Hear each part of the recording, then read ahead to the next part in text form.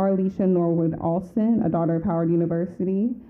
She's a professor of history at the University of Maryland Eastern Shore. She is the author of The History of Juneteenth and a history book for new readers. The Story of Ruby Bridges, a biography for new readers. And another in absentia is going to be Sheena Harris, a daughter of Florida A&M University.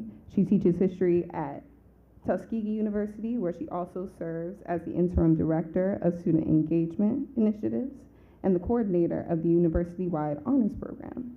She's the author of Margaret Murray Washington, Life and Times, and Career Clubwoman. But we wanted to give them a shout out, even though they're not here. Their work is still important to engage with while we're going to be doing the panel. But the people who are here are Ashley Robertson Preston, a daughter of Howard. Dr. Ashley Robertson Preston is an assistant professor of history at Howard University. Her research interests focus on the activism of Black women during the early 20th century, particularly the work of Dr. Mary McLeod Bethune. She is the author of Mary McLeod Bethune in Florida, Bringing Social Justice to the Sunshine State. And Dr. Preston's past positions in the field of public history include serving as the director of the Mary McLeod Bethune Foundation, National Historic Landmark at the Bethune-Cookman University, while she was also an archives technician for the National Archives of Black Women's History at the Mary McLeod Bethune Council House, National Historic Site. Her research has been published in the Journal of African American History and the Journal of Black Study and the Journal of Negro Education. We also have Anton Dean House, a son of Howard. Dr. House's research centers on late 19th and early 20th century United States history. Among his research areas of interest are the Black economy, racial uplift, and the new Negro movements, the African American benevolent, fraternal, and mutual aid societies, migration, and urbanization. And finally, we have Kimberly Brown Pelham. Professor Kimberly Brown Pelham is an associate professor of history at Florida A&M and a founding director of the Museum of BlackBeauty.com. She is the author of the Mary Rose Allen Journal, Personal Musings on Beauty, Wellness, and Life, Black Beauties, African American Pageant Queens in the Segregated South, Black Women in Science, a Black History Book for Kids, Superhero Like Me, The True Story of Champions Who Changed the World, and Queen Like Me, The True Story of Girls Who Changed the World. Would you please welcome our esteemed guests as they come to the stage?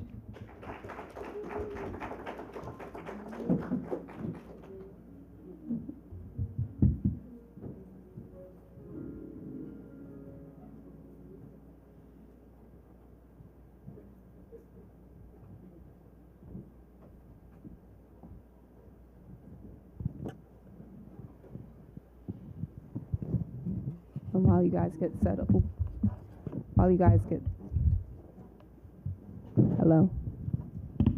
While everybody gets settled, we just wanted to remind the moderator that the format of the conversation is yours, but we do want to allow time for Q&A, and we're excited for this panel. Thank you so much.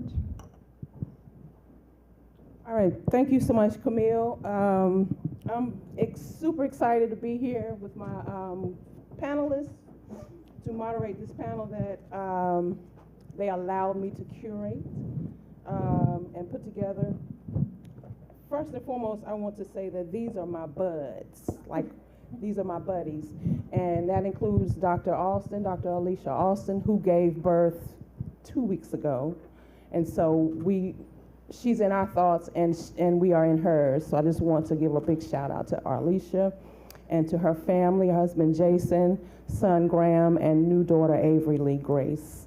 So they mean a lot to all of us. And also to Dr. Sheena Harris, who couldn't be here today, but we also want to highlight her work and her career as a historian and in the archives. So we're here today for this panel, already gathered at home, Black Scholars in the Black Archive. And one of the reasons why we gather is for the purposes of tutelage, guidance, and mentorship. So why we gather is the broad theme of the conference. And so we want to look at this a little bit deeper as Black scholars in the Black Archive.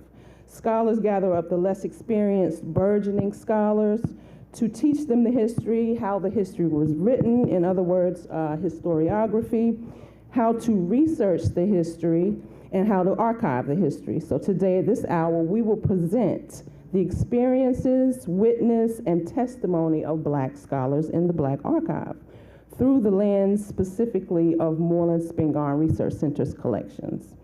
So, you know, in this year of hip hop at 50, we have, you know, I've heard people ask the question, when did you fall in love with hip hop? So I'm gonna echo that and say, and ask my panelists, when did you fall in love with the archives? And so that will hopefully open up some thoughts and some statements and some memories about when you fell in love with the archives and how that has affected you and how we are here today. Anybody can be in, we're gonna keep it organic.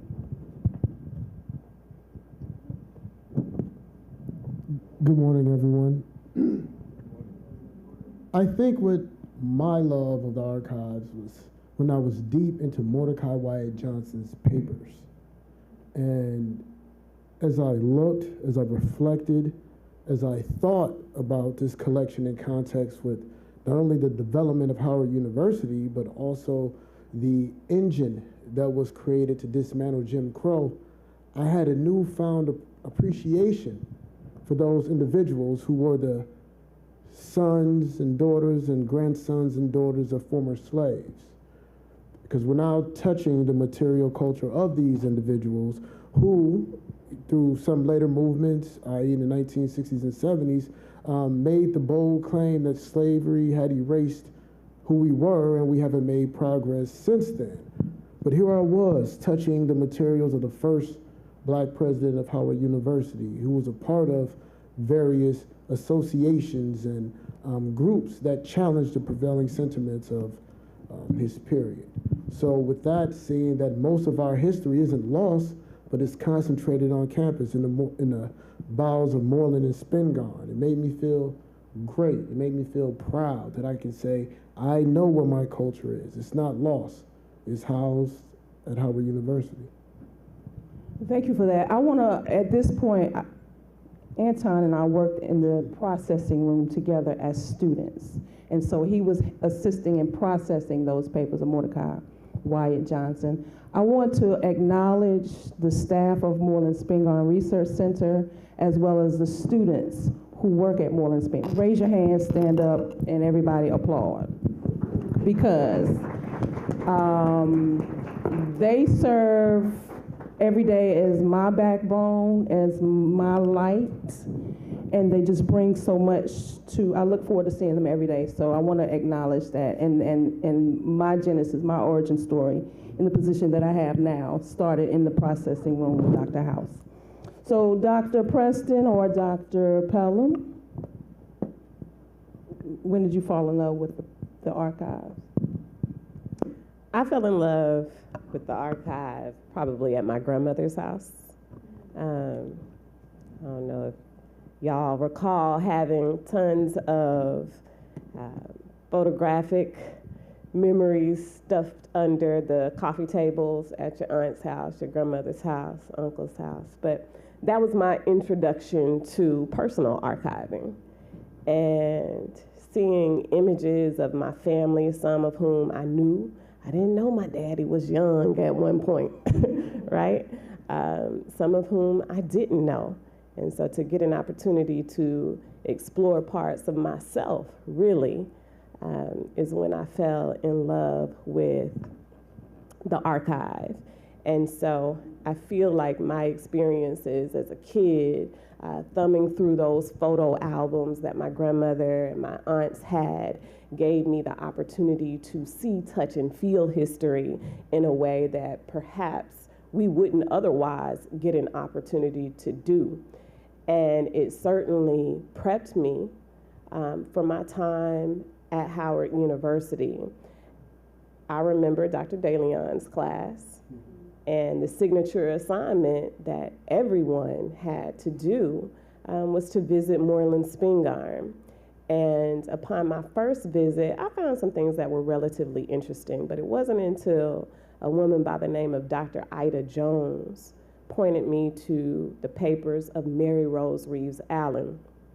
And what I found in those papers was a woman who had taught at Howard University for more than 40 years. And not only had she taught, but she contributed to the cultural makeup of the university. And I looked at some of her syllabi and some of her correspondence, and at the very top, she had this phrase that she used in the Department of Physical Health for Women, Physical Education, for women. And the motto was that the Negro woman is our standard. And I was just taken aback immediately because so much of the scholarship around Black women and notions of beauty suggests that it was the Black Power movement and the voices of men that shaped this idea that Black is beautiful, right? But you had a woman at Howard University in 1925 who is saying the Negro woman is our standard. And so I was captivated by that immediately. And now as I think about my own journey, I recognize three things. The first one is how incredibly important an HBCU is, right? Because only at an HBCU could Allen have developed those kinds of thoughts. Only at an HBCU would a Black woman named Ida Jones would have known to introduce someone like me to those kinds of papers. And only an HBCU would have valued the voice of Black women educators to the extent that they took the time to preserve her papers. So shout out to HBCUs for being living archives, and I appreciate having had the opportunity at many levels to experience the magic of these institutions. So I fell in love. Okay, good morning. I fell in love with the archive here at Howard University. Dr. DeLeon, I was in the same class, but Dr. Clark Lewis came into our class and she talked to us about public history. And I went to her office the next day and she encouraged me to go down to the Mary McLeod Bethune Council House. And I went to the house, I met with Dr. Joy Kennard, I took a tour of the home. She asked me if I wanted to work in the house or in the archives. The house seemed a bit crowded, so I said, you know what, I'll try the archives. And I started processing these different collections. I met researchers who were coming from really around the world to look at this collection, the National Archives for Black Women's History. It is one of the first archives that was dedicated solely to the preservation of Black women's history. And so you have the NC&W papers there. You have Annie Turnbow Malone's papers there. You have the Women's Army Auxiliary Corps papers there. And so I actually started as just a volunteer. I would go down for 10 hours a week, work on the collections, assist researchers, and then I was offered a job. But quite honestly, I would have done the work for free, probably for years to come, because I really enjoyed it, and I almost couldn't believe that I was getting paid to do something like this. And so I was able to learn about these different women. I mean, it really is where I became, I guess I fell in love with Mrs. Bethune's story also, because I saw a lot of myself in her. Coming from North Carolina, she's from South Carolina, from a very rural area, not coming to Howard University or the DMV with a lot of money, not having wealth, not coming from that type of background or that family. And she had a similar story, and she had a strong belief in the power of education. And so initially my thoughts were that I would do something on the Black Panther Party or something like that. But as I continued to see her story and I was in that archive, I fell in love with the archive, but also with Mrs. Bethune, and that's where I started the research. Thank you so much for those answers. You've all touched on some things that I do want to highlight. today here, and one of them including the power of HBCUs, another of them the importance of a mentor-mentee relationship in scholarship.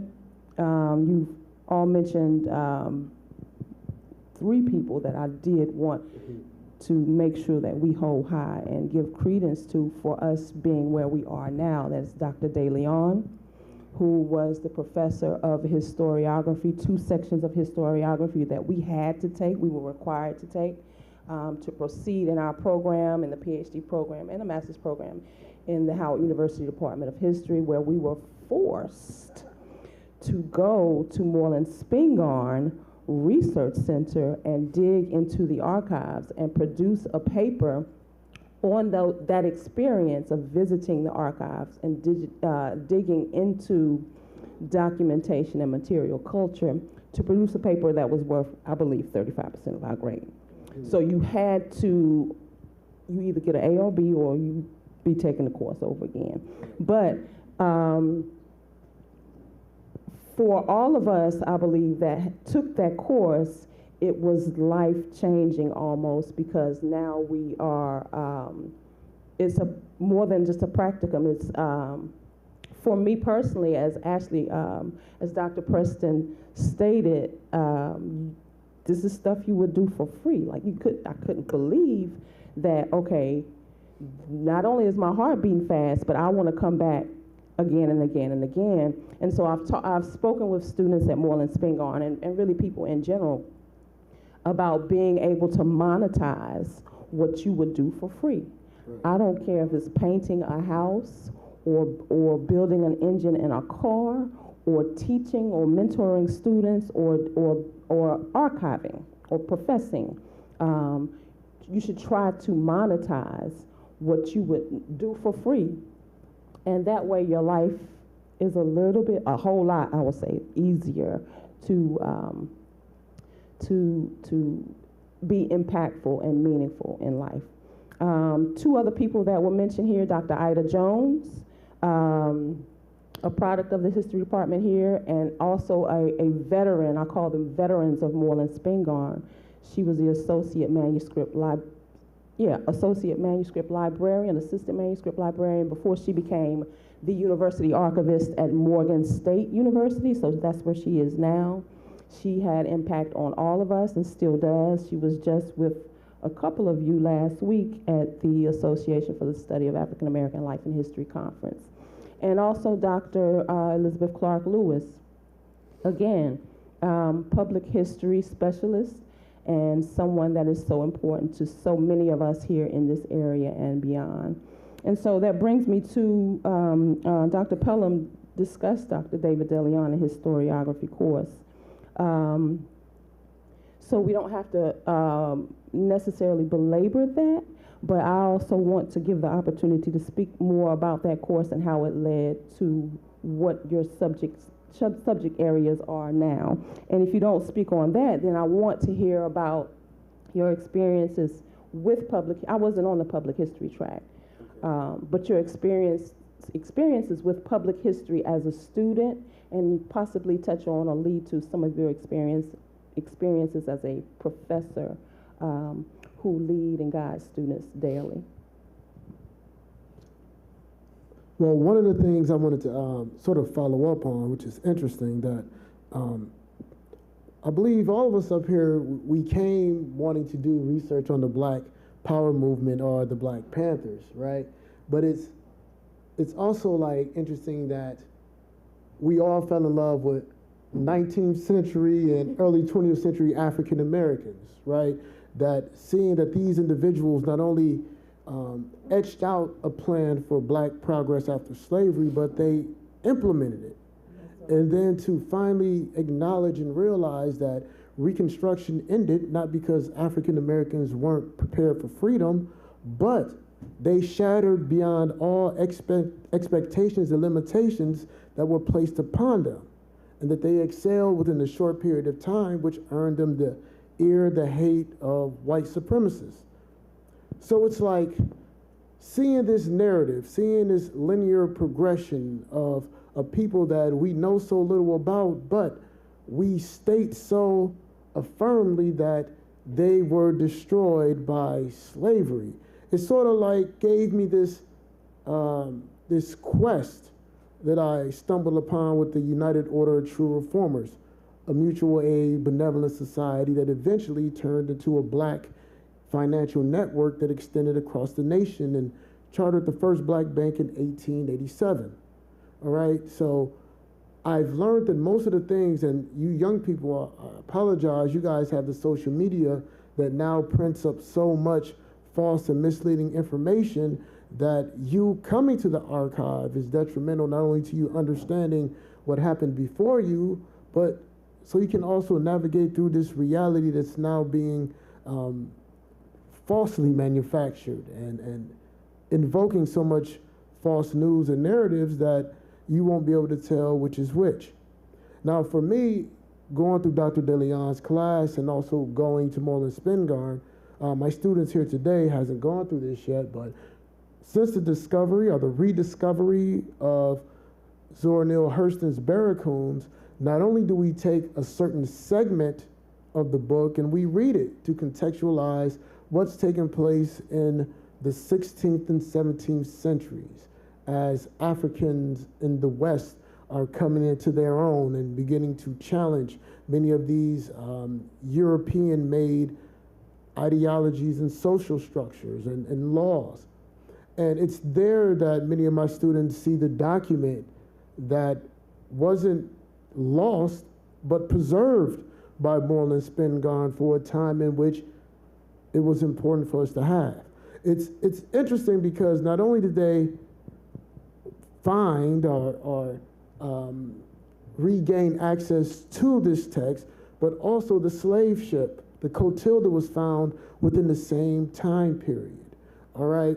So being at a space that was incorporated or signed by a president that didn't believe that we could learn or that education for African Americans was a waste of time, to gain access, preserve the text which explains what our ancestors experienced, and also to find the boat that's connected to the last Africans coming to America.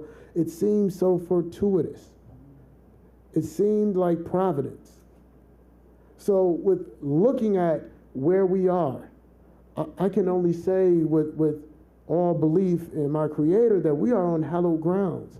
And this space that we share with all those who have come and gone and who have yet to come. So I think the archives really gives us clarity. A lot of times when we're talking about different historical figures, people like to ask, what would Mary McLeod Bethune say today about this situation? Or what would Du Bois say today about this and that? Woodson, what would Dr. Woodson say today? But when you go, he would have a lot to say.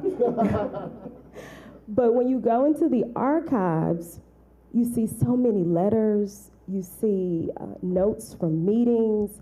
I mean, you really see what these people are saying, and in many instances, they're giving us wisdom and inspiration for the present.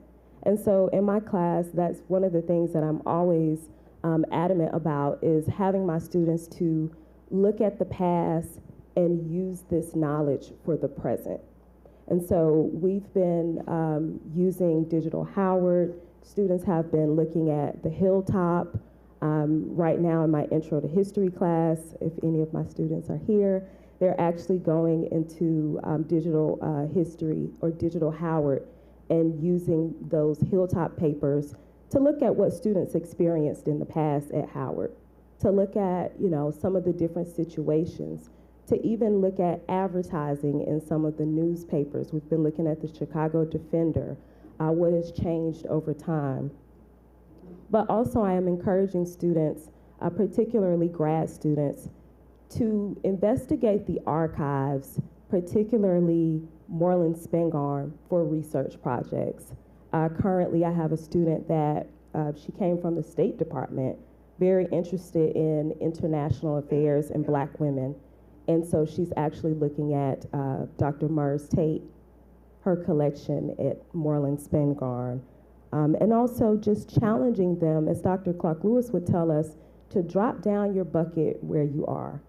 And so a lot of times when we think about research, we're looking at something that may be in Indiana, or we're looking at something where the collection may be in California. But people come from around the world to Moorland-Spingarn. People come from around the world to the Library of Congress. We have all of these things right at our fingertips. And there's so many collections that are just waiting for us to tell their stories. We've been looking at finding aids. And I tell them, you know, this seems kind of boring, right? But the archive can be intimidating if you don't know what you're doing. So we're gonna take the time to go through finding aids. You can't just show up and say, I want everything related to Carter G. Woodson. How do you find that information? And I think sometimes we skip over those things because we expect people to know. But I am very, I'm interested in taking the time with students to make sure that they're prepared on a different level in terms of going to the archives. And so those are some of the things that we're doing within the class. And also reaching out. Public history here at Howard University, one of the major things that we do is internships here in the local Washington, D.C. area. And so recently we had a student who was he was military, from the military. I can't remember what branch, but he was in my class, had never been into the archive. So I sent him to the Sumner School, and he got connected with Ms. Springle. I told her about his background. She actually gave him a collection on ROTC here in Washington, D.C. And so he's also working with the ROTC students here at Howard University. And he ended up doing his seminar paper while processing those collections. So you're processing the collection, which of course is going to help with the backlog at the site. And you're also learning while you're doing, and you're sharing that knowledge with other students. And so those are some of the things that we've been doing. So many thoughts, right? Professor Wood said earlier that we're all buddies up here. So it's difficult for me to call them Dr. anything, because that's not what I say on the phone when we're talking about our husbands. But Dr. Preston and Dr. House, as they're speaking, they are just, so many memories are coming to mind. So I'm thinking up here as a historian, but also as a friend, and our process for discovering these projects. And so the first thing that I'll say is that in grad school, you are enveloped with secondary sources. Your whole job is to read every single book, every single article about a particular topic, especially if you are in a specific class that deals with a particular time period, right? So by the time you sit in Dr. DeLeon's class, Dr. Scott's class, you are inundated with secondary sources. So when we think about the importance of the archive, this is when you move out of grad school mode, in my opinion, into expertise, right? Because looking at what other people have written about a topic is very different from putting your hands on what the primary sources tell you about that topic. And so for me, primary sources are the key to professional expertise, right? And that's something, you know, I even emphasize with my students now. You know, we define what historiography is. And when you look at the definition, it is the study of several sources about one particular topic, right? And so I tell them all the time, if you watch one documentary about Rosa Parks, that does not make you an expert on Rosa Parks. It is going through her letters to her husband. It is examining the dress that she sewed. It is looking into the oral histories that she gave, where she says on many occasions, I was not tired, right? And so this gives you the opportunity to, what Anton said earlier, what Dr. House said earlier, right? There's so much misinformation on social media and the internet. When you've gone into the archives and you've listened to that oral history yourself, where she says it has nothing to do with me being tired, it gives you the expertise to combat the misinformation that we're seeing on the internet, right? She was tired, she was old. Actually, I looked at the photo and her hair was black, right? she's not an aged woman. She is a middle-aged, cerebral human being with a background in activism and knows exactly what she's doing on that particular day. But it is archival experience that gives you the expertise to stand on that. And it also gives you the opportunity to then synthesize and present those stories. Everybody talks about the importance of, we need to own our narrative, we need to tell our stories. The only way to do that is to actually spend time in the archives, because otherwise, all you're doing is regurgitating what other people have told you about our narratives, as opposed to creating our narratives ourselves. To follow up with Dr. Brown, I would just say that the archives is sort of like the Rosetta Stone to understanding history. That oftentimes you will find a text, you will find someone saying something, or something that's being repeated throughout history, sort of like Black History Month is in February because it's the shortest month of the year, right? Until you read and understand Dr. Woodson created Negro History Week to observe 2 birthdays that African Americans celebrated as holidays, and create something for the youth to learn all year around, and then they would present to the community what they've learned, right? So if you're not going into the archives and researching what you want to know, you're being fed anything. And I think that was the blessing of attending Howard University and going through the history department, was they didn't allow us to be lazy thinkers, right? They were constantly challenging what we thought.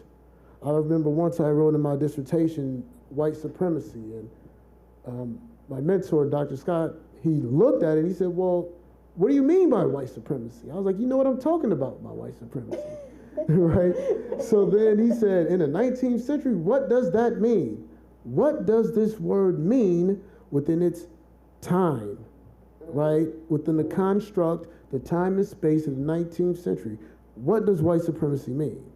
And then I went back, found out what that meant.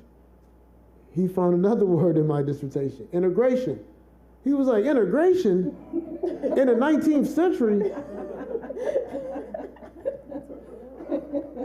And he looked at me, he was like, what does that word mean? So went back, researched, oh wow, integration is the term that's used in response to World War II. So what is the term for the 19th century? Oh, social equality. All right, so even understanding that words within a certain time period means different things.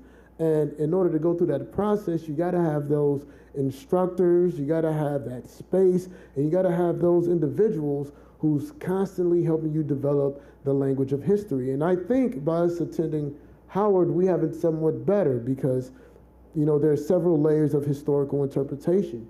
1, we have the university. 2, we have the department. 3, we have Moorland-Spingarn.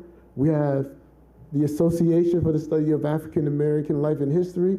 So we're constantly in this simulation or this bubble in which we're constantly thinking and speaking historically. I want to follow up.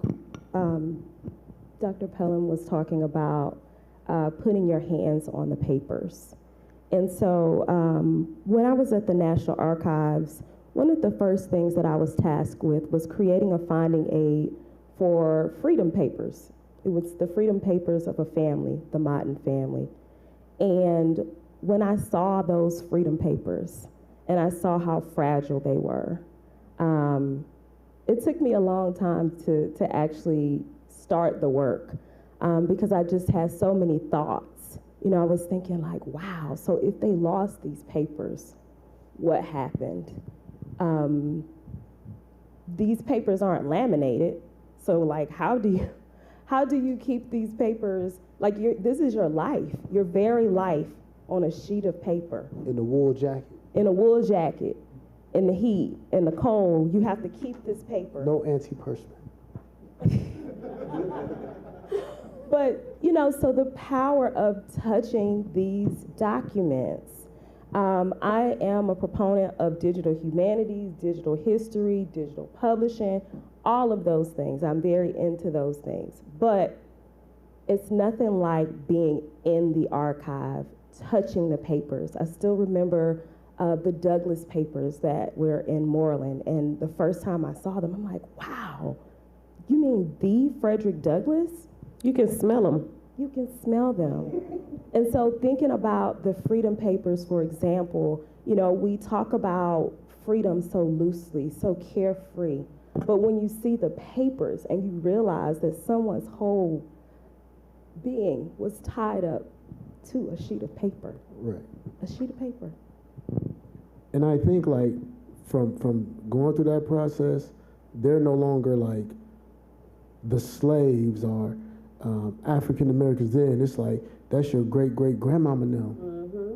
That's the people who raised your big mama. Like, so then looking at yourself in context, you're like, wow, I'm born in, I'm not gonna tell y'all when I was born, but then you start counting back and you look, because a lot of us, we was at Howard for the 150th anniversary of the Emancipation Proclamation, right? So being here within that context, it's like 150 years ago, my grandmother's like 80, right? So it helps you understand the timeline of where we've been and where we're going and why we got to keep progressing. And Dr. Wood just asked a few seconds ago about our experiences with public history. So when Dr. Preston and I were working at the Bethune House, the Archives for Black Women's History was housed at the Bethune Council House and museums. So there was a couple of things going on in one facility, right? So the house operated as a museum. It still does, yeah, it's still operating as a museum, but the archives are no longer there. The National Archives have absorbed them. And so, but at that time, when she and I were there, it was, you know, it had two different purposes. And so literally, there were days, Dr. Preston was working in the archives and I was up front doing interpretive service work. And there were days where I would go back with Dr. Preston and whoever else was back in the archives, thumbing through papers, sometimes doing my own research, and then I had a tour, right? And I don't say this with any sort of, you know, vanity, but I was good. I was good at what, and part of that came, I had just left that smell. I had just read what kind of sacrifice Mrs. Bethune made. So when people walk through the doors of the museum, I'm on fire like a preacher because I've seen firsthand that Mrs. Bethune was robbing Peter to pay Paul in order to make sure Black women had certain things. So even if it was, you know, a white couple from Minnesota coming through to get this tour, I gave it everything that I had. And so I think that sort of speaks to how special the archives are as well. And you see how real the struggle was. Yeah. Like you literally see people talking about selling sweet potato pies to raise money for the school. You realize the sacrifices that were made for you to be in this space. We're really comfortable. We're very comfortable in comparison to Tuskegee students making the bricks to build the school. That's the kind of information that you see. You see letters where they're writing, wealthy people who sometimes don't even write them back. And they're asking, do you have some money to send my school? I saw letters from Mrs. Bethune to the New York Times. She doesn't know these folks. She's writing in hopes that they'll send her some money because the lights are about to get shut off, literally. Like these are the things that are happening. And so we take it for granted But the archives, again, it gives us clarity. It helps us to really understand the sacrifices, and also it helps us to understand what we need to do to make sure that we're advancing these schools, because so much has been done for us. Yeah. Within it, to follow up with that, it's like thinking about in Up From Slavery, where Booker T. Washington talks about when he arrives to Tuskegee and all the black people who have special skills or have anything to donate to the development of this institution for the Negro children, right? Some who had children and some who did not have children. They all wanted to contribute to make sure that not only one, this black man who's coming from Hampton, Virginia, is able to lead this school, but also that their children will have a place to learn. And Booker T. Washington said one of his most prized possession, or the thing that he cherished the most, was 6 eggs given to him by an old black woman. All that she had, she was willing to give these 6 eggs to make sure that they could pay for some students' tuition. So, that was something that you guys made me think of. But also, while I'm up here, I wanted to make sure that we brought in Dr. Emery Tolbert, may he rest in peace, who had an archive in his basement. And him and his lovely wife would invite us over. They would feed us, and he would take us downstairs. And, students that had been there already, they wouldn't say much, but they would test you to see if you was really a lover of the history by your reaction when you went down there and you saw all the old Jet magazines or some of the publications from Garvey. Our World, Color, Tan magazine. Sepia. These are like the precursors to Ebony and Jet. So as we talk about the archives, I wanted to make sure we invoke our now ancestor, Dr. Emery Tolbert, who was a mentor, a sage, a guide, and someone who not only opened up his home and heart, but his archives to the Howard University graduate students. I ain't even got to work over here because they just talking like, but it's all relevant. It's all things that need to be said. Dr. Tolbert, I teared up a little bit when you just said that, because that experience, I wasn't even one of Dr. Tolbert's students, but he was always open for anybody to come and sit and chat with him.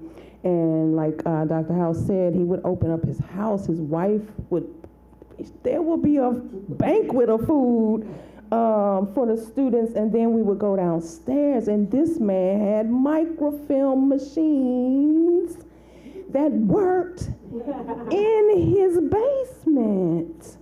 And then there were shelves and chests and all kinds of stuff. Dr. Tolbert, yes. So I want to invoke that. Thank you for doing that. Dr. Preston mentioned Springle at the Sumner House and Archives. That's a very important place as well. We got to talk about all of these other repositories that are not necessarily categorized as Black archives, but they hold so much that can contribute to the stories that we need to tell. Dr. Preston also mentioned her using Digital Howard in her classroom.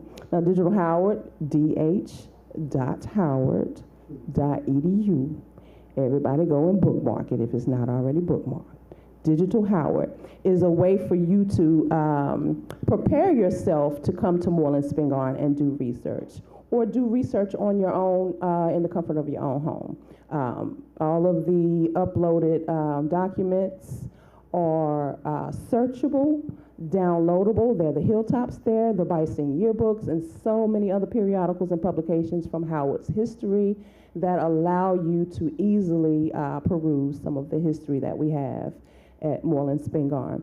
Now, the person responsible for Digital Howard and its creation is Dr. Lopez Matthews, another product of the Howard University Department of History, who I walk in his footsteps at Moorland-Spingarn. He was an archivist. He was a student processor, like, he worked in the processing room. Then he got a position. He was an archivist. Then he wrote the position of digital productions manager, because he knew that digital humanities is something that we desperately needed. And so Digital Howard was his baby, and he created that and made sure that that's available for us today. Now, Dr. Matthews currently is the state archivist for the District of Columbia.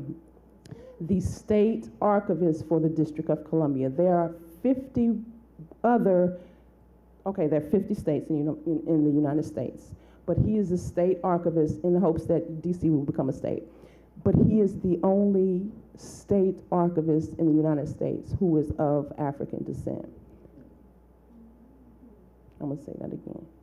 He is the only state archivist in the United States of African descent.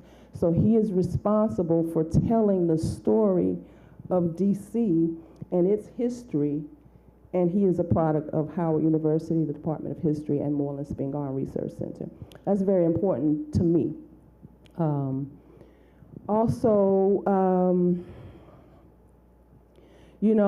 Again, all kinds of memories come back when we start to talk. Now, Dr. Brown Pelham and Dr. Preston were at the Bethune House, which is in walking distance from campus. I had spent time at Moorland-Spingarn, of course on campus here at Howard University, right down the sidewalk from the history department, but I also spent a lot of time at the African American Civil War Museum and Monument, which is right there on U Street. So I would bounce back and forth, just not even, I ain't even walked 5 miles. And I've been to all of these places where I can put my hands on the history. And so DC is just a special place to be able to access all the things and speak to many specialists when it comes to archival work. I want to make sure you understand that. So now let's go to, we've talked about your classrooms and how you introduce the archives, or maybe we've touched on it a little bit, as well as visits to archives and digital humanities. How have you all used the archives in your various publications? And that's wide open, so. So shout out to the only person on this stage who has produced a publication with an academic press. Dr. Preston and her new book, she has a few books on Mary McLeod Bethune, but the most recent is with the University Press of Florida, just came out at the top of this year, and yes. So Anton and I both have contracts, and our work will be coming out soon, hopefully. But Dr. Preston, school us. How you get it done? Ooh, that question. How do I get it done? God, really. Amen. And a good schedule. I schedule my writing days around work and my son and my husband. Putting those days on the calendar to write as if it's a meeting. And I try to stick to those things. And so the archive, this book, Mary McLeod Bethune, The Pan-Africanist, there's so many different archives that I consulted for this book. Moorland-Spingarn, of course. There are a couple of archives in Canada. There are a couple of archives in Canada that I found. One of them actually, there was a group called the Study an Hour Per Day group. It was a group of women who dedicated themselves to studying 1 hour a day. And I found them on Facebook. I saw the picture of Mrs. Bethune with them, found it on Facebook, and then I was able to find the archive, the Amherst archive in Canada, and I reached out to them, and they were able to send me the documents. And of course, the National Archives for Black Women's History. And so in this writing process, for a better picture, you'll visit different archives because all of the different archives contain different aspects of Mrs. Bethune's work. And so that's my experience. Florida, the archive at Bethune-Cookman University, the Schomburg in New York. I had a chance to travel up to the Schomburg to look at some of the papers there on Paul Robeson. And so it's a lot of work, but at the end of the day, you want to do the work because you want accuracy. And you want to do the work because you want a balanced approach. And you want to see the different aspects of this historical figure's life. And the archives in the different places will present you with different information. So that's my experience. I'd like to add the importance of building your own archive as well when you are conducting research and, synthesizing your story you're attempting to tell.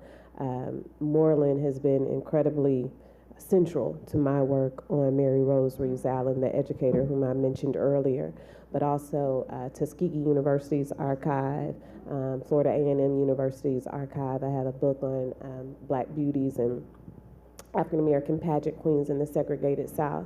And so going to these various HBCU archives to get these images of these women, and also not just the images, but the information that serves as the context and the backdrop for their stories has been important. But in addition to that, especially as it relates to, I think, African-American history and especially Black women's history, oral history, conducting oral history has been I would say the bedrock of how I synthesize the narratives that I write, because so many archives outside of Black ones like Moorland fail to lift the stories of African Americans and African American women. So sometimes we have to do the archival work ourselves and build our own repositories. And so I've conducted probably over 100 different interviews with various women in order to add to my work.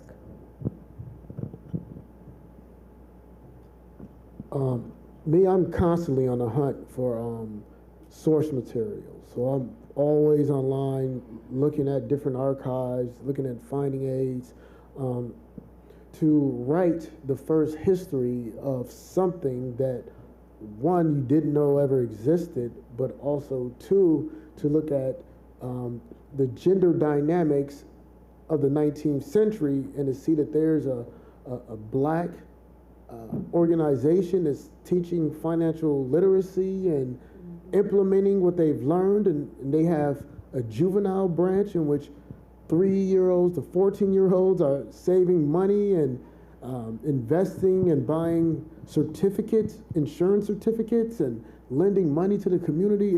It's something that's outside the realm of what we could even conceive today.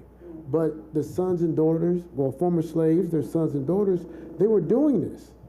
And since I've been researching and learning more about the true reformers, I see them everywhere now. There's a building on 12th and U Street that when it opened in 1903, the headline was, "No white hands participated in the erecting of this building."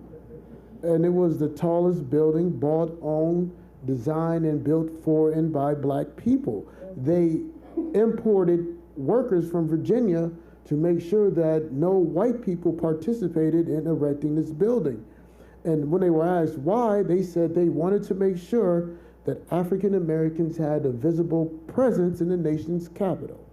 So it was so interesting to walk past this building so many times as a graduate student on my way to Ben's Chili Bowl to see that, this is the organization which laid the groundwork for the finances of banking and insurance for Black Americans in the 20th century.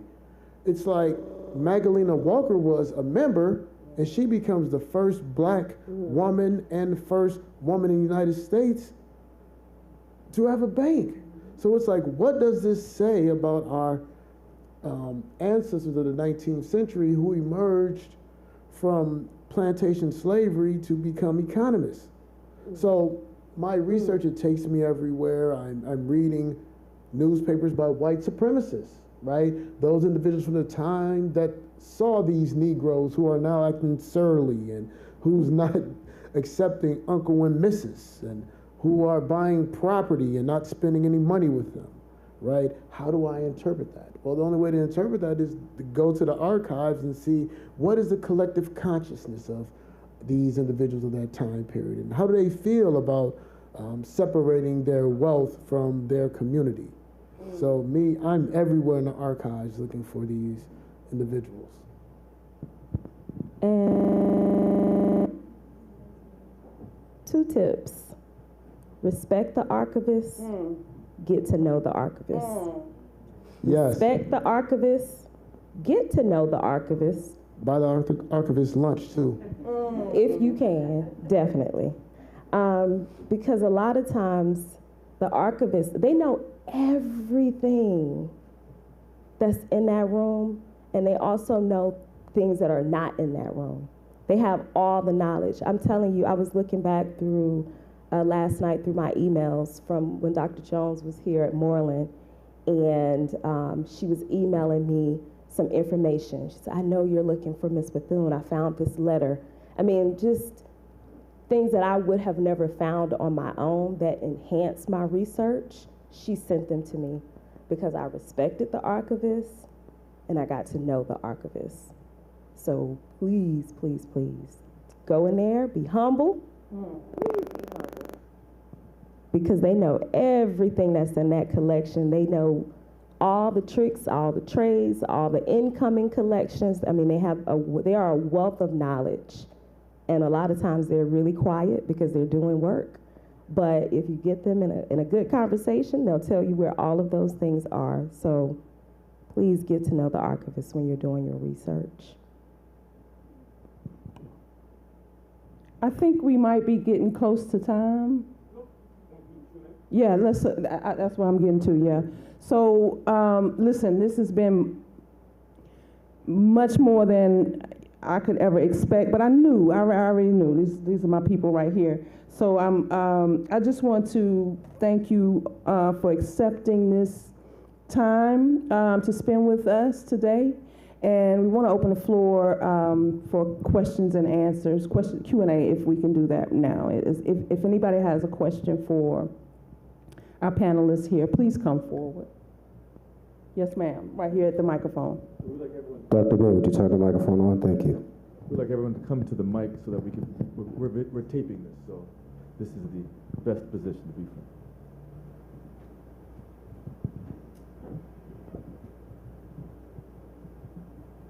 First of all, thank you for an excellent discussion.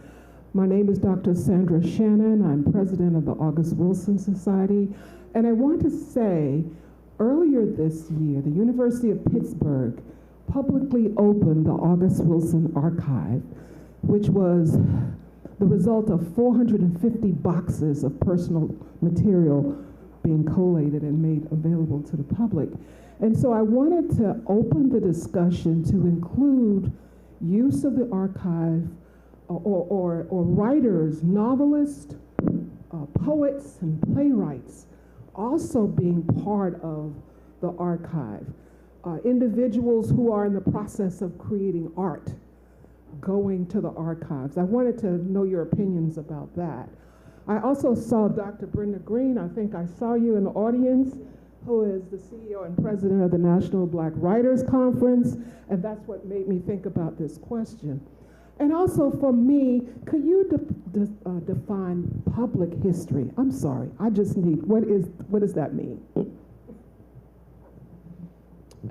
Public history includes museums, cultural repositories, any interpretation of history that brings in general audiences. So documentaries, music, plays, television, so forth and so on. I mentioned my time as an interpretive guide at the Bethune House. And one of my favorite memories of Dr. Norwood and Professor Woods has to do with a tour that I decided to put together independently on a hot summer's, were we hot? I remember having on the tank top, yeah. It was the centennial anniversary of Delta Sigma Theta. And I decided that because I was an archival expert, so I thought that I could put together a tour in honor of Delta Sigma Theta and its 100-year anniversary.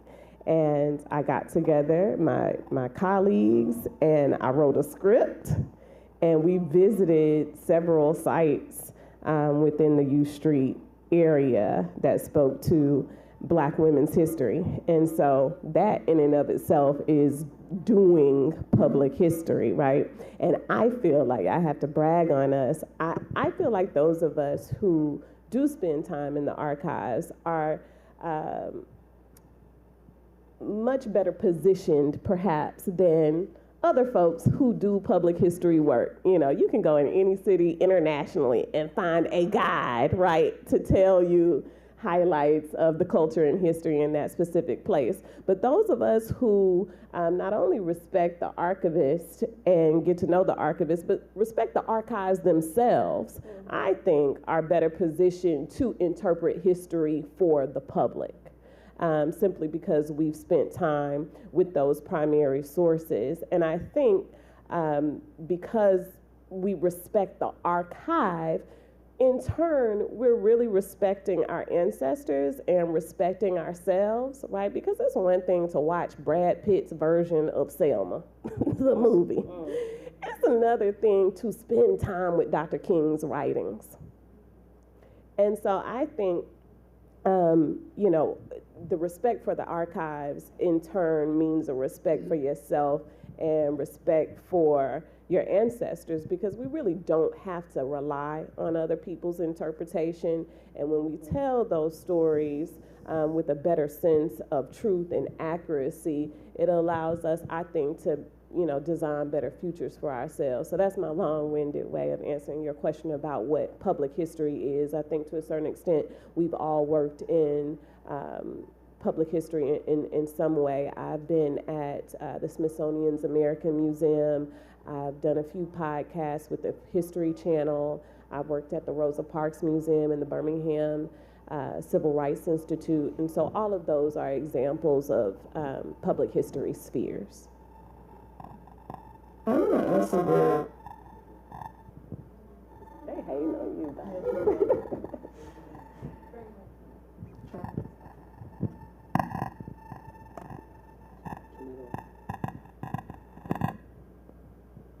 Okay, so I want to answer the question about artists and archives.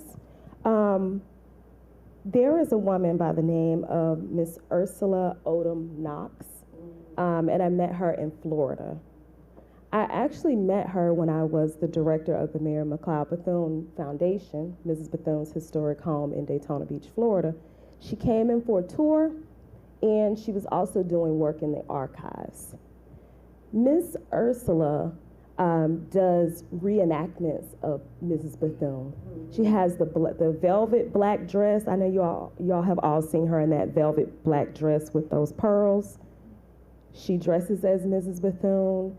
She talks as Mrs. Bethune. You have to hear her voice.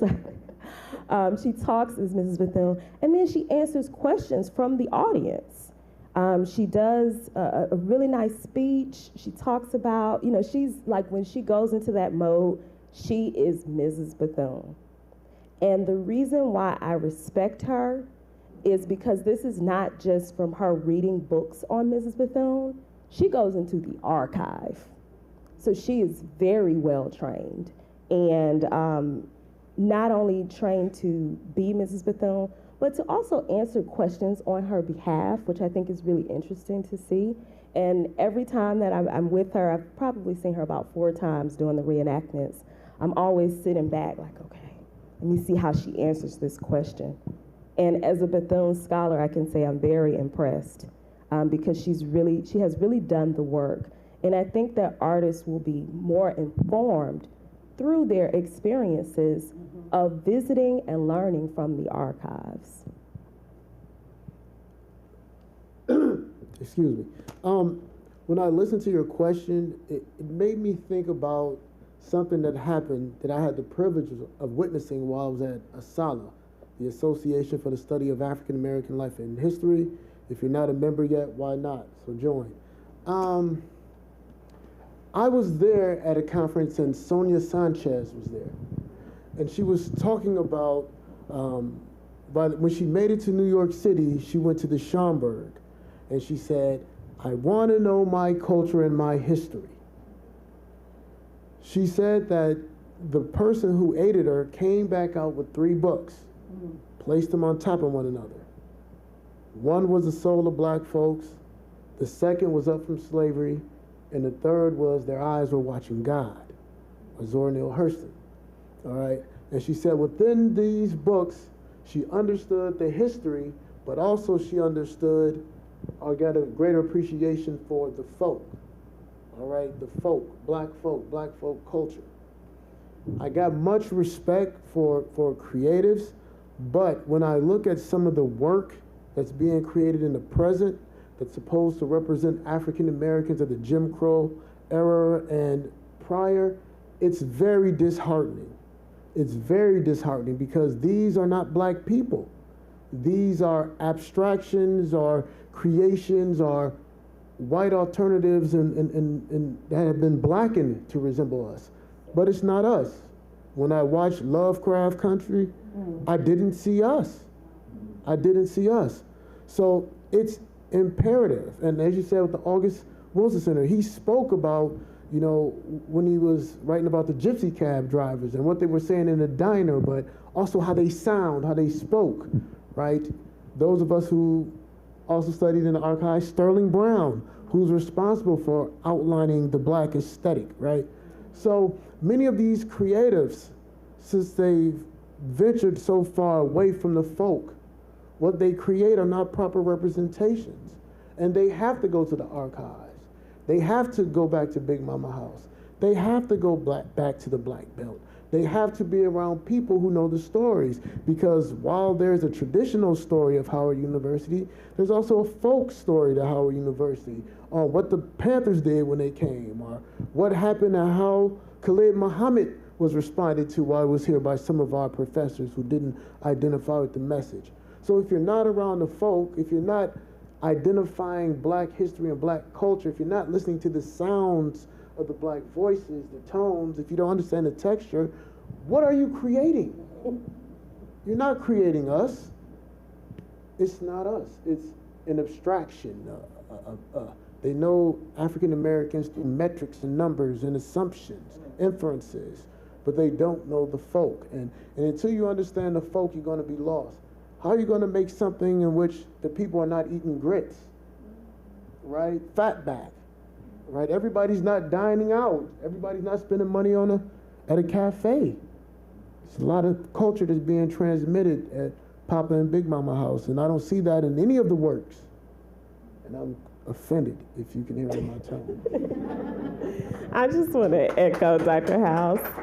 Yes, so much truth in what you said. I just wanted to add to it that as a beauty scholar, I saw that with the Madam C.J. Walker series on Netflix. Oh. How they treated Booker T. Washington, how they dealt with W.E.B. Du Bois, right, how they dealt with black women building an economy. It wasn't just Madam C.J. Walker. Madam C.J. Walker's whole platform is about uplift. That's why she builds the mansion in New York, because we couldn't go to other hotels. Right. She said, you come here. NAACP, you meet here. Right. Urban League, you meet here. Artists, you can come to my house. But it fell short. And not only is Dr. House hitting the nail on the head with, you know, artists sometimes being detached from the folk, I think there's something else that has to be said for the way in which artists get funding for projects like that. Right.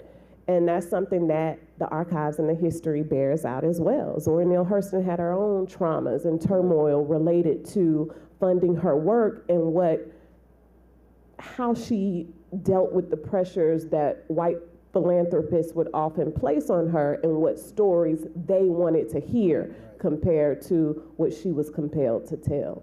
Yeah, I mean, the thing that we gotta acknowledge and understand, and for me as a historian that explains so much of the ancestors to me, was understanding how Richmond was a cradle of black capitalism, right? Mm-hmm. And in one city where it's a sizable black population, but not as big as a white population, they had 6 black banks, right? Functioning and working and thriving in the same community. So it's like, why do we have to have these narratives? Like when you go back to Madam C.J. Walker. Her and Annie Turnbull Malone, they're having this conflict just because one is dark and one is light. And it's so false. Like, excuse me for interrupting you, but they were mentor and mentee. Annie Turnbull Malone was her teacher. Exactly. But Hollywood gives you this idea that they were beefing and there's this deep conflict, and it's so far from the truth. And you have to wonder, you know, my husband is a conspiracy theorist, which I love, obviously. But he's, you know, he always, like, we watch anything, he's like, why they put that in front of us? Right. And you know, while it's funny, you do have to ask yourself, why do they put that in front of us when it's not accurate? Right. One of the things that I did with a class was, you know, we watched the episode of Empire when it was on, right? And after we watched the episode of Empire, I brought out late 19th, early 20th century stock characters, right? And they could see, oh, that's the Black Brute. Oh, that's the Sapphire right there. Oh, okay. So Lucius is really Zip Coon. Oh, okay, we see this. We see what's happening. Right? But whoever creating these shows, they expect for us not to know what's being served in front of us. Because again, we've detached ourselves from the folk and we moved and somehow ventured away from our source of inspiration, power, and refillment. We believe that since we've acculturated so much that we're supposed to abandon the infrastructure and those ideas that was preserved to get us through slavery. Think about it. Tex Avery, the creator of Bugs Bunny, was from the South, who listened to what? Burr Rabbit stories. Who was Burr Rabbit? The totem of African Americans. That's our ancestor, right? But we got to know our history. Thank you for those answers. Do we have any other questions? My friends are brilliant, and I've suggested you get you some brilliant friends and keep them in your network. Yes, sir, John Richard Kennedy. Hello, everyone. My name is John Kennedy. I'm one of the archivists at Moorland. So I got two questions. The first one didn't come from me. It's from a viewer, and they're not here. They wanted to know, you mentioned a Dr. Tolbert that influenced everyone. What happened to his personal archive when he passed? And the second question I have is, considering your research expertise are all unique, particularly the ones about women, what issues have you encountered about silencing within your research? Well, the thing with my research that blew my mind was I'm approaching the gender dynamics of the 19th century by what I was told took place in the 1960s between black men and black women. But as I'm reading the True Reformers, I see black women who are deputies, are in charge of regions of black men and black men and black women who are all working for black economic self-independence, right? I see a woman named Sarah F. Lewis, who's the director of the True Reformer building. So what I've been told and what I'm seeing with our great-great-great-grandparents is something that's so outside the box or the realm of my conventional education. So I'm walking across the yard and I see Dr. Watkins from the African American History Program and Founders. And that's the best thing about Howard. You could always go into another department and talk to a professor about something because of the open door policy and whatnot. So I'm talking to her and I'm like, yo, I'm not seeing a lot of black men who are oppressing a lot of the sisters and won't let them have a voice in the program. And she looked at me and she starts laughing. She was like, because they weren't. You don't have race women and race men who are leading the community. You don't have people telling boys and girls who identify with race women as proper representations and leaders of the black community. There is our community, and then there's the mainstream narrative of American society. So she gave me an article by Shirley J. Collins called Black Victoria, Victorian Women in the 19th Century. And it was all there. She explained everything. Black women, they were allowed to be public figures and leaders mothers as well as wives. As far as white women, if they participated in the public discourse, once they were married, they had to leave public life, right? So she said, you see something different in black communities because we created our own norms and nothing democratized our gender narratives more so in our understanding of community than what took place on the plantation. Black men and black women were both picking cotton shoulder to shoulder. They had to accept each other's children who were created by the slave master and his uncontrollable lust and his forcing themselves upon the foremothers, right? So there's this notion and this idea of us uplifting us and us progressing us. And after I read those articles, the true reformers made so much sense. You're seeing all of these gender equal mutual aid and benevolent societies that's everywhere. Now, the question is, why wasn't this passed on? Well, history is a profession in which you need what? Primary sources. If the mainstream primary sources come from elite blacks who identify with mainstream white society, these are many of the narratives that you're going to have access to. These are the individuals who are writing and who are in closer proximity to have their work preserved. It makes me think about when Dr. Clark Lewis, I forgot the name of the couple, and if you guys know, please say their name, that they were a part of the Maryland fight for integration, right? And there was an event held at Founders in the museum, and they told us, no, we weren't fighting for integration, we were fighting for our separate but equal. We wanted our money so we can keep our institutions funded. And when they told me this, it was like, yo, I never heard anything like this before. But where else would I hear it unless I'm amongst the folk, all right? So when people talk about this idea of silence in the archives, particularly as it relates to Black women, I think that they're probably in the wrong archive. And I say this because for me, Mrs. Bethune, she doesn't have a proper collection at Moorland-Spingarn, for example, but there's so many, there are 24 collections that have correspondence that relates to Mrs. Bethune, letters that she's wrote to various people. And one of the unique things about Mrs. Bethune and the National Council of Negro Women is that they actually preserved their own papers. She actually had an archive that was being built at her home, the Mary McLeod Bethune Foundation. And so I think that we have a lot of collections and a lot of women's voices that simply have not been heard because those collections have not been processed, because we may not have supported those archives financially. They may not have enough people to archive those things. They may not have enough money to digitize those collections. But the voices are there if you go look for them. And their stories are waiting to be told. Just look at the finding aids that are at Digital Howard.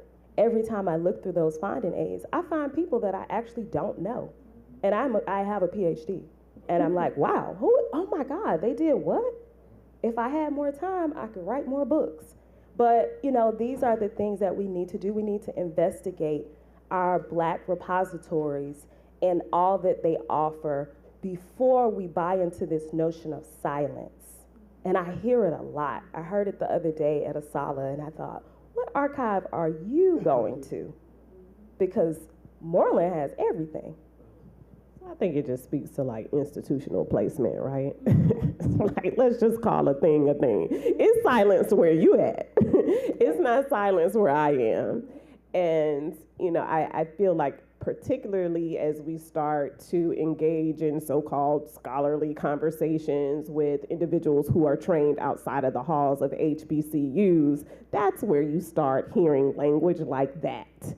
And I also think that we have to pay special attention to the reality that a book cannot become a book until you get the support of publishers that are not housed at Black institutions. Unfortunately, you know, Howard had its own publishing house at one time and it no longer exists. Bring back Howard Press. And it's a huge loss to us, because when Dr. Preston and I, you know, unfortunately we have a supportive editor, I think, but the truth of the matter is that publisher is housed at a white institution.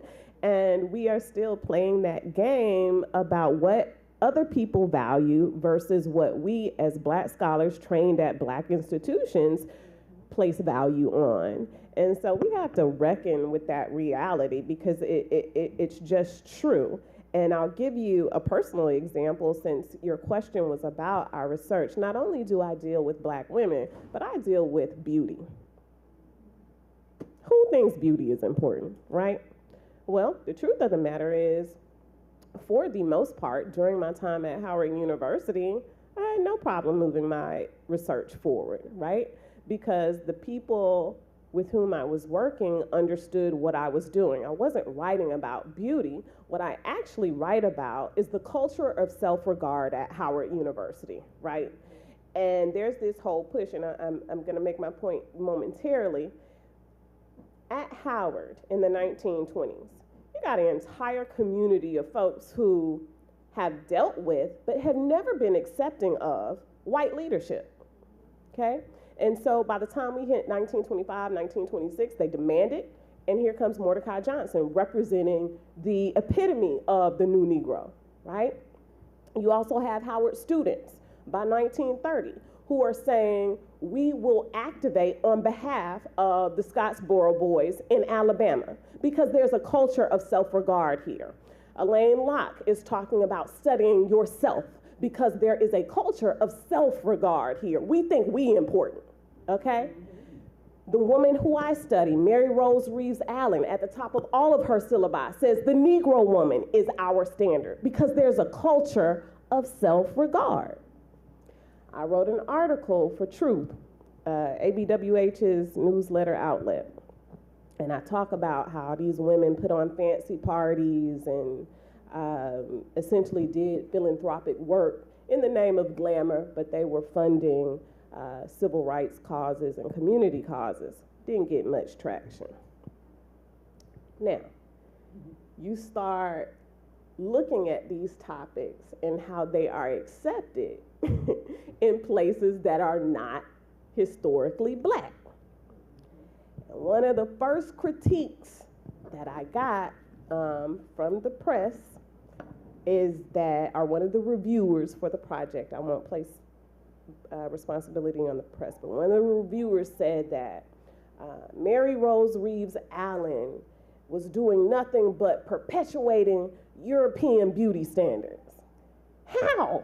If her motto is the Negro woman is her standard. But what the reviewer was sort of critiquing was his or her view of Allen's respectability politics. And if you know anything about the culture of academia right now, respectability politics is bad. You shouldn't dress for how white folk want you to dress. You shouldn't talk how respectability politics is almost like a curse word now. But that's because they don't understand the culture of self-regard at Howard University. Baby, we weren't dressing for white folk. We were dressing for ourselves for the Howard Lincoln Classic. We weren't speaking well for other people. We were speaking well because if Elaine Locke is your professor, that's how you're going to speak. Right. And so I think when we are having these discussions about silencing, to Professor Preston's point, you have to be very cognizant about where these ideas are coming from and the culture attached to those places that either create such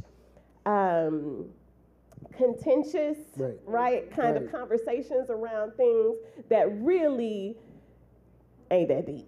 Yeah, like, and that was what I was getting to. Like, you gotta have some tension. These Black men and Black women can't be in the same group together. They can't allow Black women to lead them, not in the 19th century. That doesn't make any sense, right?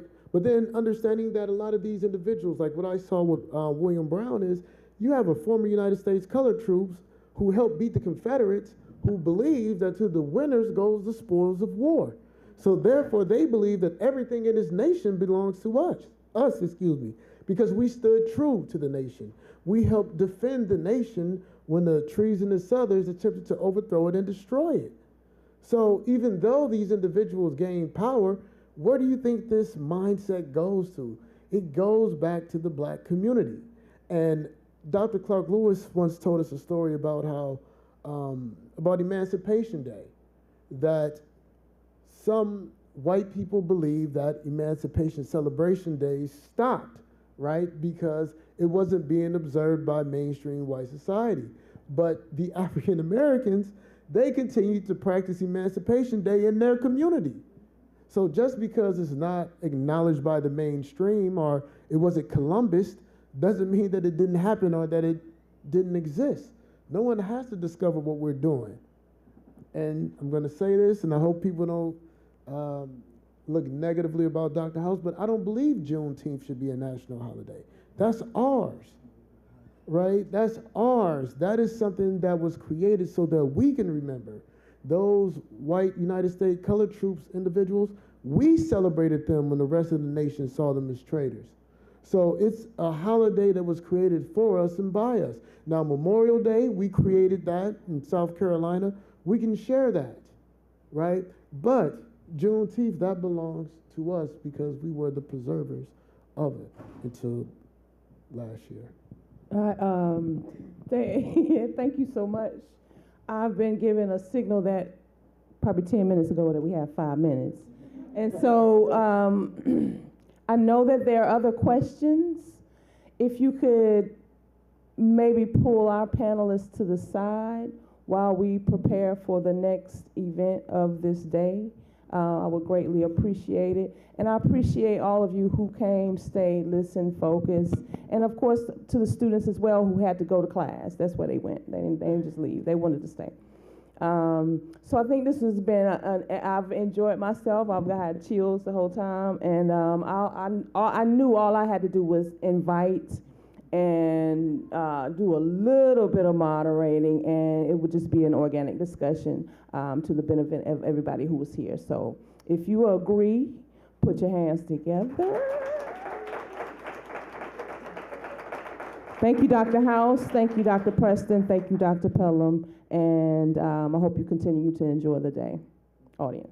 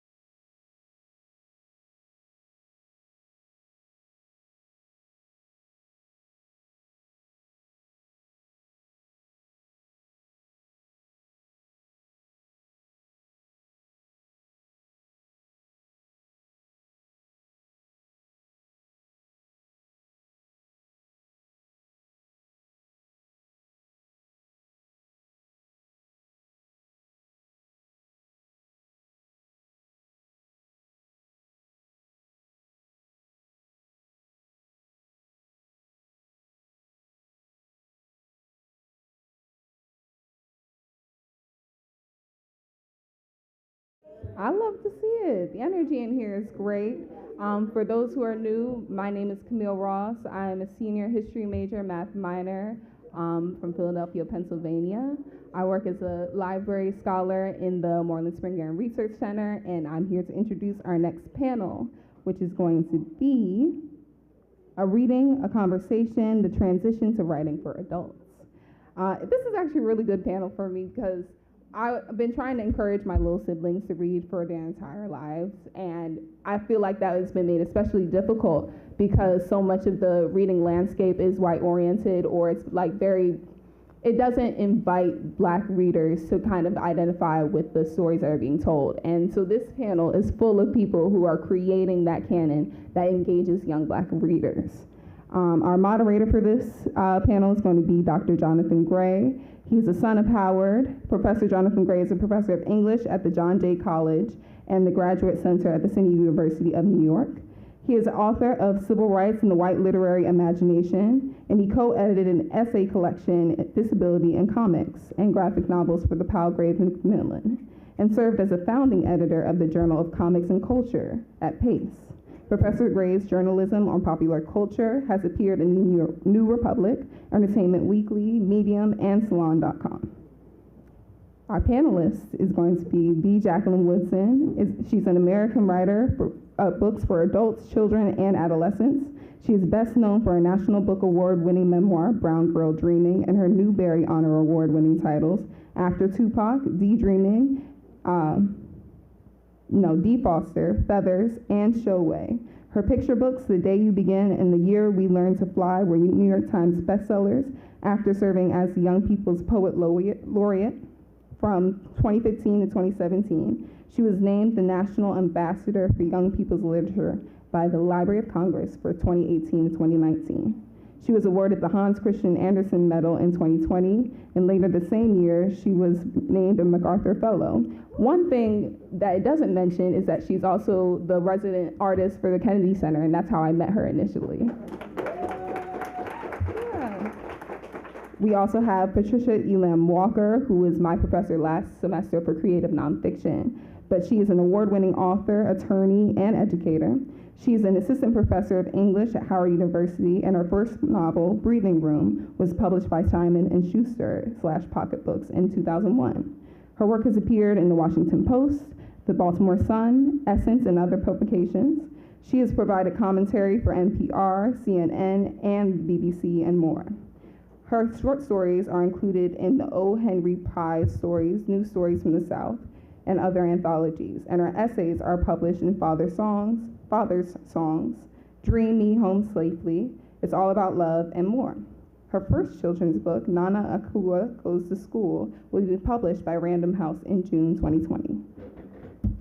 Kwame Alexander, poet, educator, producer, and author of 39 number one New York Times bestselling books, including Why Fathers Cry at Night, An American Story, The Door of No Return, Becoming Muhammad Ali, co-authored with James Patterson, Rebound, which was shortlisted for the prestigious UK Carnegie Medal, and The Undefeated, the National Book Award nominee, Newbery Honor, and the Caldecott Medal-winning picture book illustrated by Kadir Nelson. Alexander is a regular contributor to NPR's Morning Edition and is the creator and host of the podcast Why Fathers Cry, which will premiere in September this month of 2023.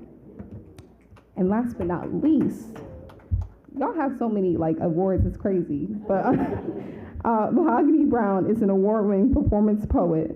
Mahogany Brown is author of several poetry collections and chapter books, including Chrome Value, W.W. Norton, 2023, I Remember Death by Its Proximity to What I Love by Haymarket, Kissing Caskets, Smudge, Red Bone, hashtag through your Twitter, love letters hashed out online. Her books for young readers include Vinyl Moon, Woke, A Young Poet's Call to Justice, which is my personal favorite, Black Girl Magic, and Woke Baby. Mahogany Brown has received fellowships from the Arts for Justice Fund, Air Serende, Kawe Khanum, Mellon Research, Rauschenberg, and Poets House, among other honors and awards. Brown is the executive director of Bowery Poetry Club, an artistic director of Urban Word, and the poetry coordinator at St. Francis College. will you please welcome our illustrious guests to the stage?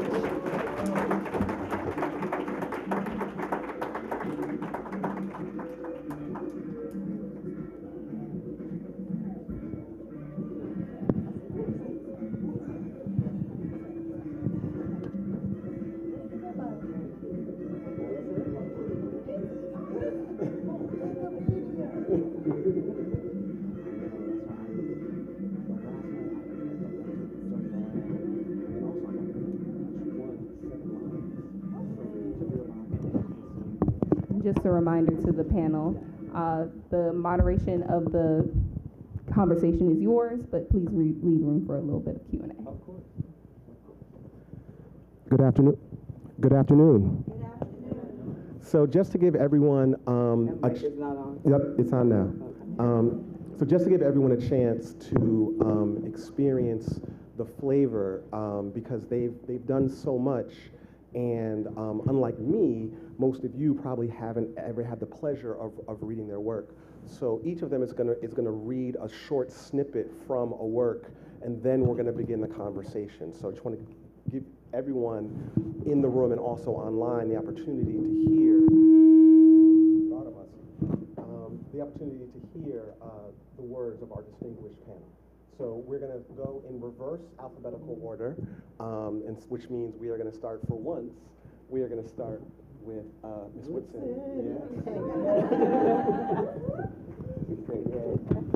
You know, I'm W. I never get to go first.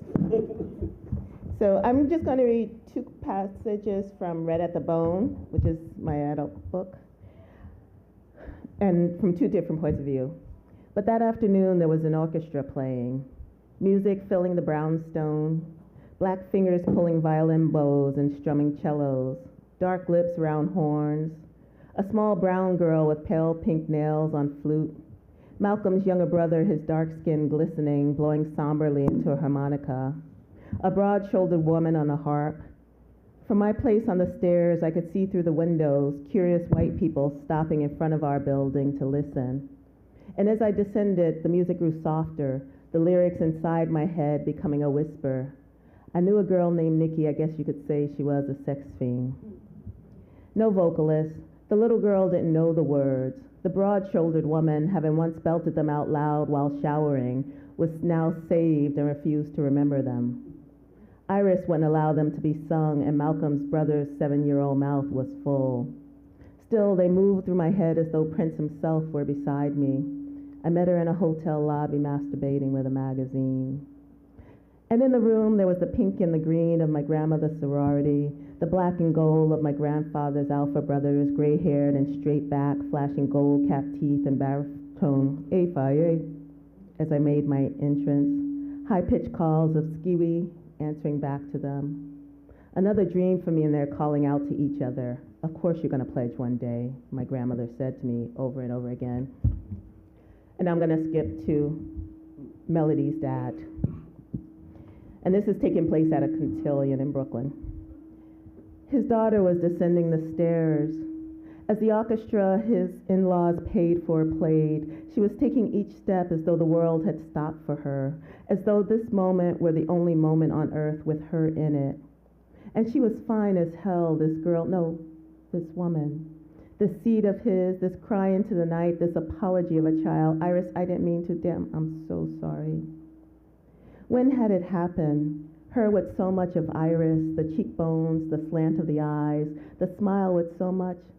What was that thing behind their smile? Some long-held secret about you. Both of them knowing you, knowing what you'd been up to, as though they could see, taste, and smell it on you. Aubrey had seen that smile so many times over the past 15, 16 years. Where were the years?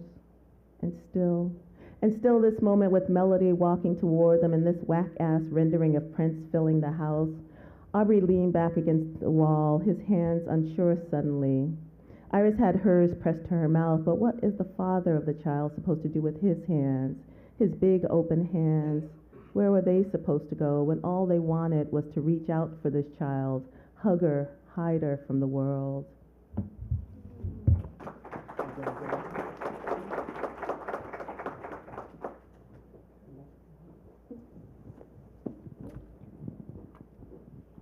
Good afternoon. That was wonderful, Jackie. I have to tell you all, I'm an associate professor now because I got tenure this summer. I just have to thank you. Okay, so I'm reading an excerpt from my novel, Breathing Room, and this is from the diary of my 16-year-old character, Zadi. Octavius took off his shoes and his shirt. That was when I saw all the muscles in his chest and his tattoo, which was sexy as hell. He looked at me and said, "You know what? You look like a dark-skinned Aaliyah with your hair like that." I have to tell you, this takes place in 1998. Then he said, "What you gonna do, stand over there all day holding up the wall?" For real, I was just standing there like I didn't know what to do, which I didn't. "No," I said, and sat down next to him, but with a little space left in between us. I took off my boots. We sat there for a few more minutes. I looked at my watch a couple of times and thought about how if I was in school, I would be just getting out of fourth period Spanish. Then he lay back on the bed. "What you gonna do, just sit there with your sweater on?" I took it off and threw it onto the chair. "Come here," he said. It sounded pretty sexy, but I was thinking, why couldn't he come to me? But I lay back on the bed beside him. I felt a little cold lying there in just my bra and my Parasuco jeans. He leaned up and reached around me, took my right hand, which was by my side, and put it around him. Then he slid a little closer to me and said, "For real, you never did this before?" I felt like I could have started crying, but I didn't. I didn't know why he didn't believe me, but I said nothing. Then he said, "For real?" He was like, "Oh, shit." Then he kind of laughed and told me about some friend of his who said there ain't no virgins in D.C.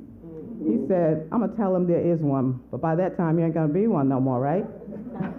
I'm going to show you everything, so you'll be an old pro after this. I'm not going to hurt you." He sounded so grown, I had to remind myself that he's only a year older than me. He'll be 17 in July. R. Kelly was singing "Like a Hotel Room, I'm Checking Into You." It was off the hook perfect. He kissed my neck and stuck his tongue in my ear. It was kind of cold at first, like when the doctor checks your ears with that instrument. But then it got warmer and started feeling good. He kissed me again and sucked my tongue real hard. At the same time, he was trying to move my legs apart with his leg. I could feel his thing press into his jeans. I kept my eyes closed because I didn't want to look at him. And even though he shut the blinds, there was still a lot of light in that room. "Move around the other way," he said in a different voice, like he was the director for real. I didn't know what he meant, so he helped me move around until he was on top of me. My cheeks hurt from him sucking my tongue so hard. Then he started rubbing my breasts real fast like he was washing them. I tried to get into another position so it wouldn't hurt so much, but he was trying to unsnap my bra. I reached behind and did it for him. He was panting real hard by then. He put his head down and started kissing and sucking on my breast. He kept doing it and breathing loud. He did everything too hard, and I couldn't help saying, "Ow!"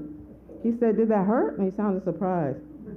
From then on, he did things softer, and it felt pretty good. He kissed all the way down my stomach and started to open up my jeans.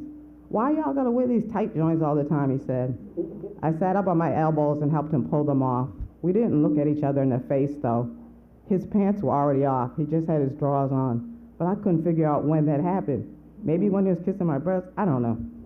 "Damn," he said, "your body is vicious as shit." I felt good when he said that because I work hard to have a nice body. Next thing I know, he was on top of me again, trying to push himself into me, even though we both still had on our underwear. I didn't want him to forget about the condom, though. He was kissing my neck, or I should say, practically biting it. And he told me to kiss his neck, so I did, and it was nice, us both doing that together. Then I could feel him pulling my panties down. "Here we go," I told myself. He got them down to my knees almost, and couldn't get them off because our legs were mixed together, and he was trying to get his off too. I had to reach one hand over and pull them down. Then I ran one foot up my leg to pull the panties all the way off. I could feel him in between me then. I don't know how to describe it because it's not like anything I've ever felt before. He was breathing extremely hard, like he was lifting heavy furniture.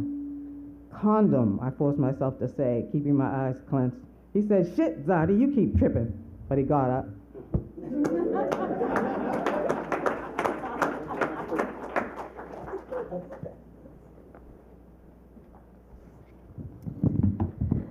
Hi, my name is Mahogany L. Brown, and I'll be reading from Chlorine Sky. Me and Laylee ain't talking, 'cause she thinks she cute. Must be pretty boy Curtis all in her head, all in her mouth, making her forget her home training. making her forget her daddy got a gun for a living, and her mama gone. And this is why I think she ain't got no sense no how, 'cause ain't nobody but fast girls checking for Curtis. And he keep her name close, and she don't come home the same way no more. She must think she cute. Must think I ain't. Like she's Zendaya, Sky Storm, Megan, Nicki, Beyonce or something. Like she long curly hair, movie star perfect. Like she perfect pink nail salon pop queen perfect. Like she all new Macy's rack and Adidas shell toe perfect. Like she Glossy magazine cover most beautiful girl perfect. Like she ain't never had a bad day in the sun perfect. Like she ain't never had a bad picture kind of perfect. Like she got a life don't nobody judge 'cause she's so perfect. I mean, look how she keep me waiting. Like I'm supposed to wait on Curtis or something. And I hate his light-skinned self. Especially because he ain't funny as he think. Especially when he call me black and ugly and stupid. And lately stay grinning like he the sun, like we ain't friends. They boyfriends see lately, and it's like they see the best parts of their favorite movie. And their favorite movie got their favorite soundtrack. And their favorite soundtrack make them feel strong. And they swing their arms around and show off to whoever is looking. I mean, sometimes I get caught looking. But I ain't got nothing to say. Not lately. She act like she ain't never looking. She must think she cute. But she ain't just cute. Lately, pretty. And their boyfriends at the skate rink forget their home training around her. So when Curtis say the things I've already said about myself, and she laugh, I know deep down inside, she ain't never care about me at all. Lately, the sun, and she called me best friend, called me smart, called me her ace, called me her right-hand sis, lately called me my name. Ain't never called me nothing but my name. When everyone else called me nothing, she say best friend, like sis, partner, friend, and she laugh bright. Because lately the sun, now I know she just said them lies to keep my shadow all up and around her sunshine smile. Like that time we skipped school for the pool party, and all the girls wear their bikinis, but I got my one-piece on with a white t-shirt on top. And the boys just looking like their mama ain't taught them nothing worth knowing, and lately got that good hair. So she don't care if it's wet and loose. But my hair ain't close to being good. So I keep it in a real tight ponytail. Until the sun gets so hot, I jump in to cool my sadness down. It's like I already know. So I let my shoulders sink low like my heartbeat, and I watch lately how she walks and everybody stops, and I'm trying to learn, 'cause ain't nobody got time for the kind of shade I got. But everybody got time for the sun. Lately smile at Curtis. He only a little bit cute. But he ain't funny or smart, so that's how I know her grin is a lie. And I pretend I don't hear his slur. I pretend I don't see his hazel eyes when he say, lose her, ugly, black ass, and lately laugh. Laugh like a knife in the back, or laugh hysterical like the girl running from the scary man in a hockey mask, or laugh like kids being followed around the mall by security, or laugh like I do when my sister Issa makes me the butt of the joke. See, I laugh and laugh, she laugh and laugh and laugh, and she say, shut up, Curtis. But it sounds like, come here. I dunk my head underwater slow and wait, just wait. I wait even longer for her to say anything like, don't talk about my friend. I don't care how pretty your eyes is, but she just say, shut up. And she laughed. The kind of laugh that make me forget we even friends. The kind of laugh that makes me forget we even. And I think I could stay here, where it's all blurry aqua blue. I think I could stay here, where my eyes don't hurt so much. And it don't feel like I've been looking at the sun all day long.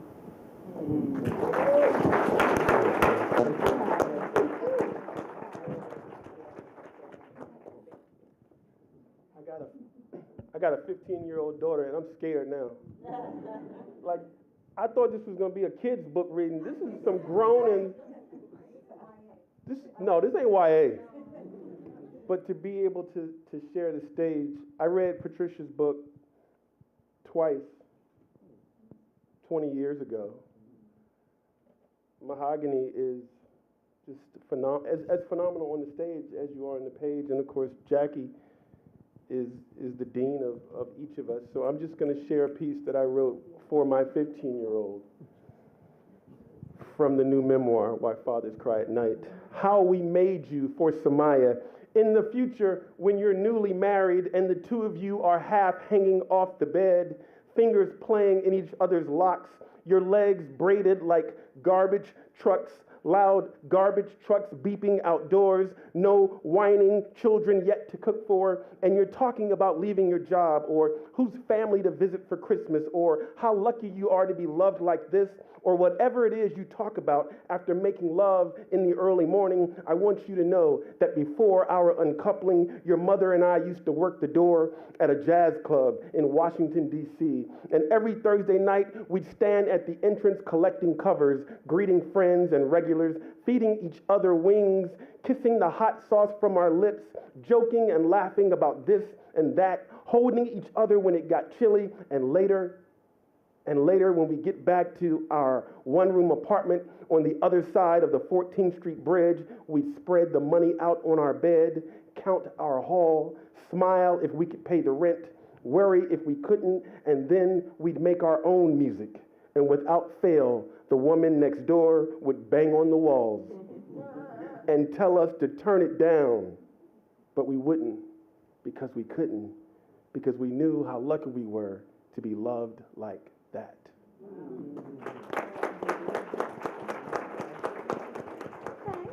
right. So I think it's important to hear these authors in part because their personality comes through. And what's interesting is I didn't ask them; they selected their own writing, but the thread of desire works its way all the way through, and you can see how much that shapes and inspires the work. But unfortunately, we're going to go in a slightly different direction because each of you is both a writer for adults and also a writer for children. And we are in the middle of a moment where children's writing is under attack and being censored, and the kind of wonderful recognition that we see in your work is being pushed to the margins. So can each of you talk about how this unfortunate cultural moment is shaping the work that you're trying to do and the light that you're trying to shine on, on all of us?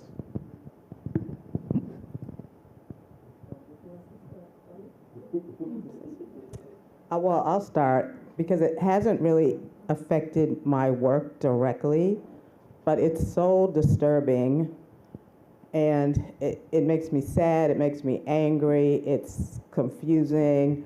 The argument that I keep hearing is that white children should not have to read something that will make them feel guilty or responsible. And it makes me wonder, okay, where's the concern for the black children who you're, denying their history, their stories to? Also, it's clear to me that it's important for white children to know, this history and to be able to learn from it, especially in terms of how to do something different, never mind, this idea of they're gonna feel guilty or whatever. And I think back to when I was I think I was just like 13 or 14, and I remember being at a funeral of one of my uncles, and after the services, people were milling about, and I was kind of bored, and I was a big reader. And I just kind of went through his bookshelf, and I found this book called The Story of O, I think it's called. If anybody knows that. It's a very racy book about sex, essentially, about, all kinds of sex. Anyway, and so it was beyond my years. But I started reading it, and the language was very flowery and beautiful, and I was into it. And someone, an older person, was very disturbed that I was reading it and went to tell my mother, she's reading this, she shouldn't be reading this book. And my mother was like, it's a book, it's words, it's reading, she can do it. And I'm so grateful that my mother was a librarian, so that has a lot to do with it. But she felt that way. There was a lot of things she didn't want me to do. There were things we couldn't watch on TV, but we could read anything. And that was a gift to me. And I just think it's a shame that, this is happening and we have to figure out how to stop it. So that's what I'll say initially. Yeah, I can speak to it because, so Brown Girl Dreaming, banned. Red at the Bone, that I just read from, banned. Each Kindness, challenged. The list of my books that have been challenged or banned is very long, and it is, we are living in this moment where our history, people are trying to erase our history and trying to clear it out of classrooms, trying to clear it out of libraries. Teachers are getting fired for having these books in their classrooms and libraries. Librarians are getting fired. Like, we're in a crisis moment in terms of trying to hold on to our history in literature. And we know this isn't the first time it's happened, but it's the first time it's really been legislated like this, where it's against the law to read books that are talking about the civil rights movement or talking about the many, many race massacres in this country. And I think because publishers are predominantly white, they haven't had to deal with this before in the way Black folks know this story. Like, the story of our history's erasure is not a new story for us. And the question is, what are we going to do, especially in terms of talking about institution building? How do we keep these stories from being erased? How do we continue to get these stories into the hands of the young people we're speaking to, of the adults we're speaking to? And I've been thinking a lot about the Black churches and how this has always been a place that, you know, I grew up Jehovah's Witness, so I didn't come through the Black church, but I know that historically this has been a place of salvation in many, many ways, including coalition. And so thinking about what the movements can be toward something like Black churches, where, because publishers are lost, you know, teachers, jobs are hard to come by. So I don't blame a teacher for saying, I'm scared to bring that book into the classroom because I could lose my job. And we are at a crisis moment where action needs to be taken. So I don't spend a whole lot of time thinking about the nonsense around banned books and the people who lack the imagination and the vision to understand that all books should be for all kids. But here's what I do. There's a school in Texas, a district in Texas, that banned The Undefeated, a book I wrote and Kadir Nelson illustrated.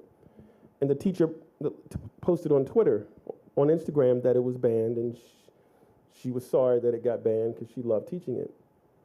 So I called her librarian and said, I'm coming down to your library. I want to surprise your teacher. I'm going to read from The Crossover, which was another book that I had written that everyone knew about.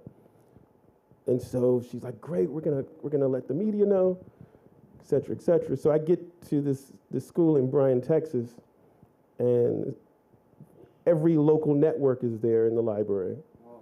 The superintendent's there, the assistant superintendent's there, and the library is filled with students, and no one but the media and the superintendent know that I'm coming because I'm going to surprise this teacher.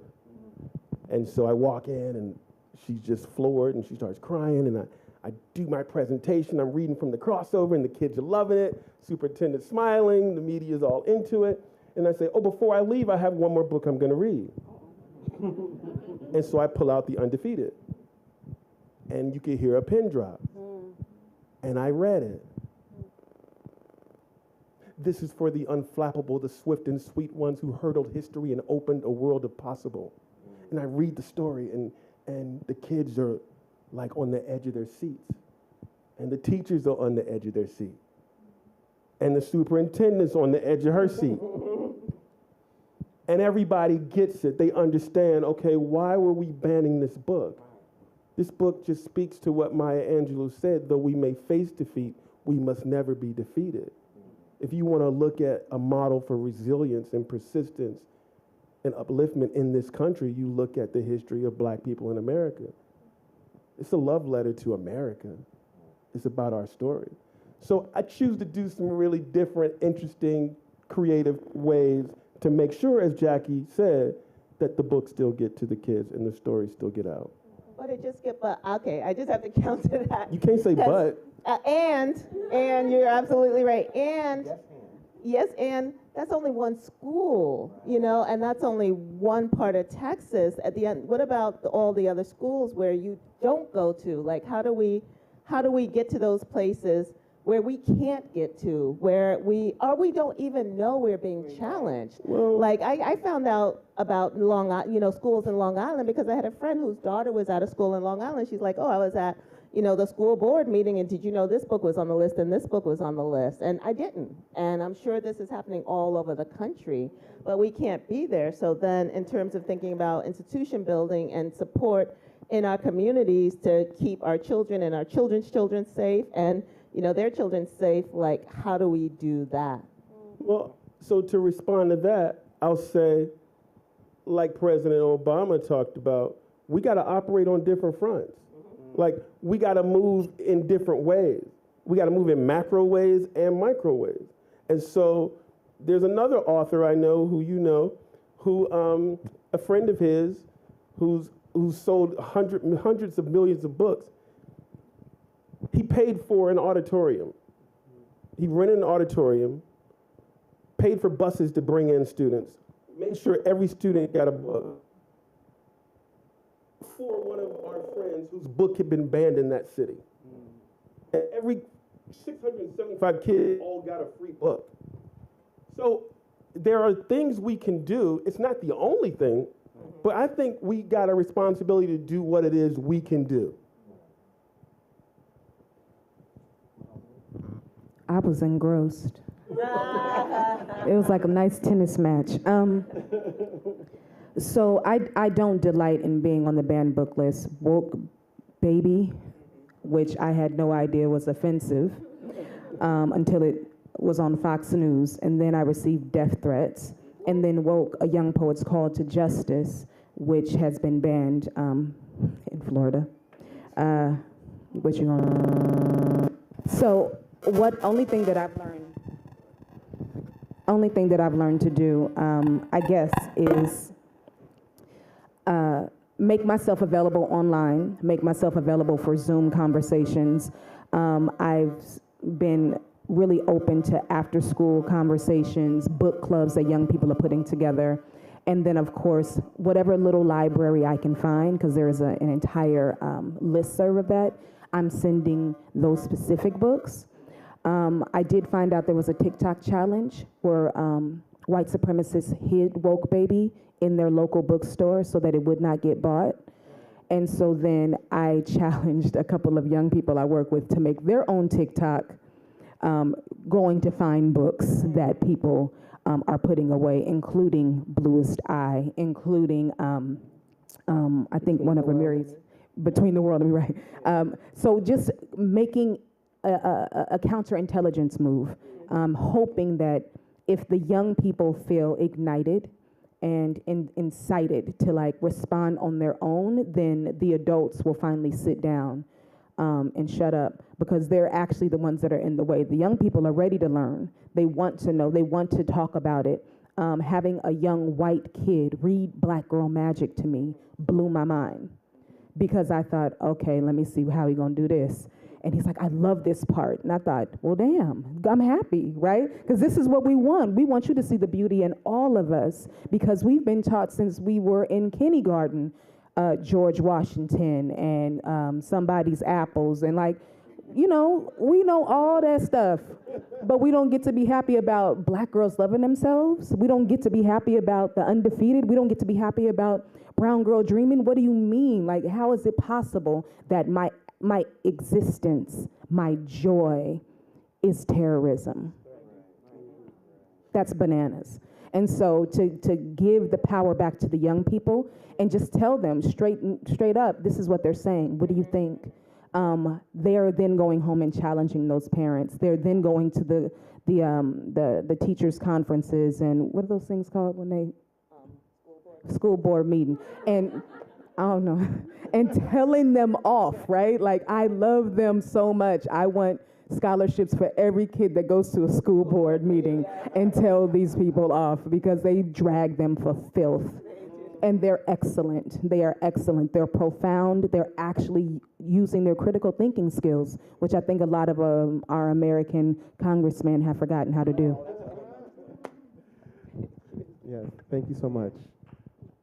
Okay, so each of you in your own way whether it's on campus, whether it's through literary imprints, whether it's by being the poet in residence at the Lincoln Center, whether it's through all of the things that you be doing. Each of you is contributing to building out institutions. So can each of you talk about your work, because we're blessed to hear your creative work, but I think you could speak more about behind the scenes how you're laying the groundwork for those to follow you. Oh, I'm happy to start. So I created a residency for people of the global majority called Baldwin for the Arts. It's in Brewster, New York. Our phenomenal executive director, Christine Platt, is right here up front. If you have any questions, also the author of Afro Minimalists, Frankie and Rebecca Not Becky. So prolific, both writer and executive director. And what I wanted to do with Baldwin for the Arts was create a space for Black and brown people to come and do their work. Writers, composers, visual artists. It's absolutely free. We pay for your transportation to get there. If you have to fly, we pay for you to fly. And we give you a week. Right now it's a week. Eventually it's going to be up to 4 weeks, we think, to come and do your art. No strings attached.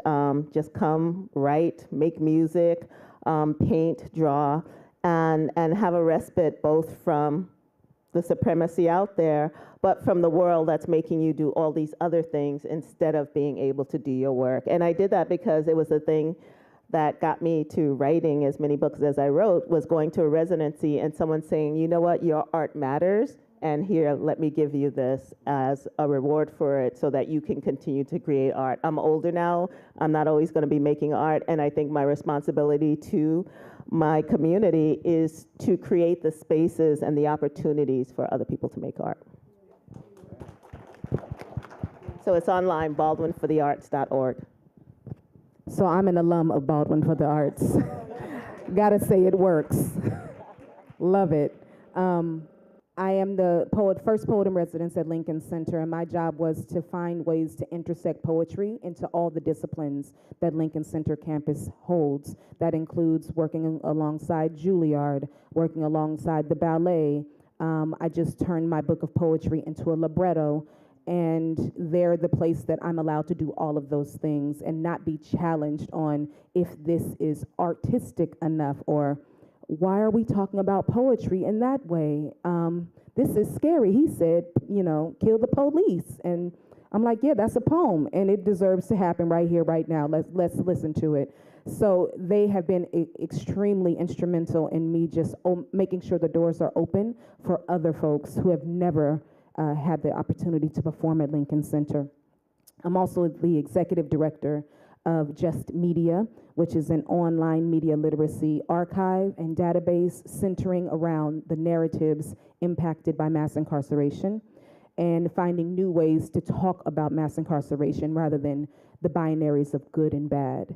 But how do you talk to a young person who lost their parent for this many years, and then how they are now resisting the shadows of shame thereafter. And we do it through film, we do it through visual art, we do it through sharing and panel work.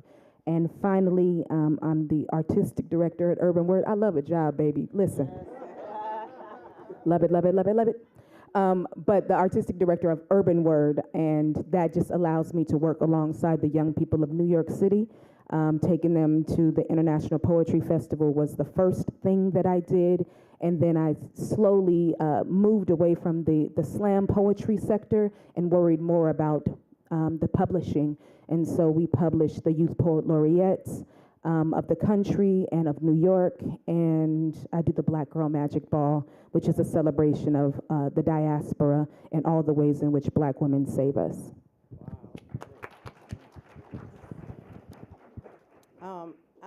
I am a big supporter of the Hurston Wright Foundation, which is located right here in DC. It was started by writer Marita Golden, and I was on the board when that dream of hers first became a reality, and I think I've served in like almost every capacity there. And just, I think it's the only Black organization giving, prizes to Black writers in a big way. I believe, and it's just grown. The thing I really appreciate about that organization is Marita has turned it over to younger folk to take it other places, and it's really wonderful. The Legacy Awards are coming up very soon. They have programs for college students. They have writers' workshops every summer. So I encourage all of you to check out that organization I think it's at hurstonwright.org.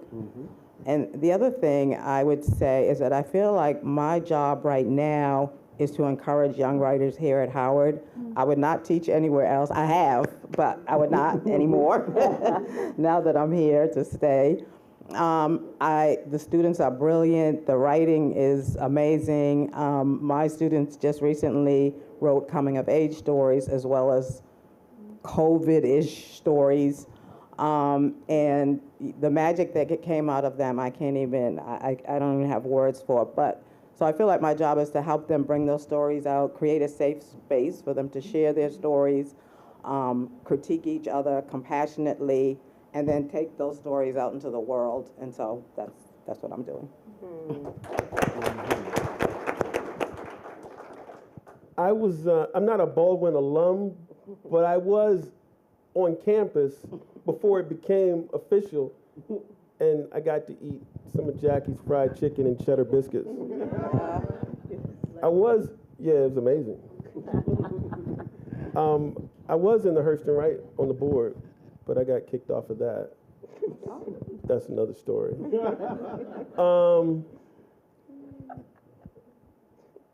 I ran a publishing imprint. An imprint is a publishing company, a smaller company within a larger company. And I ran an imprint called Versify at Houghton Mifflin Harcourt, which is now at HarperCollins. And I grew up in publishing. My father was a book publisher. And I studied publishing. I studied imprints. I wanted to know why companies like Strivers Row and Harlem Moon and a number of other companies were no longer around. Why did they only last 5 or 10 years? Why is Howard University Press no longer really functioning? It doesn't exist. Right. When it published, for one thing, in 1978, Woody King, big-time theater director, held a festival of black poets at Lincoln Center and published a book that Howard University published. So I wanted to know why all these companies are no longer around, and they were so, necessary and significant in getting our stories told. And so when I had the opportunity to found my imprint, I started using what I had learned. And so here's the only thing I'll share with you about that experience in institution building. Is that Houghton Mifflin said, Kwame, we're so excited you're doing a black imprint. And I was like, and I think Jackie and I probably argued about this. I was like, I'm not doing a black imprint. They were like, no, we're excited you're publishing black authors. I was like, I'm not publishing black authors. Like it was like a constant back and forth.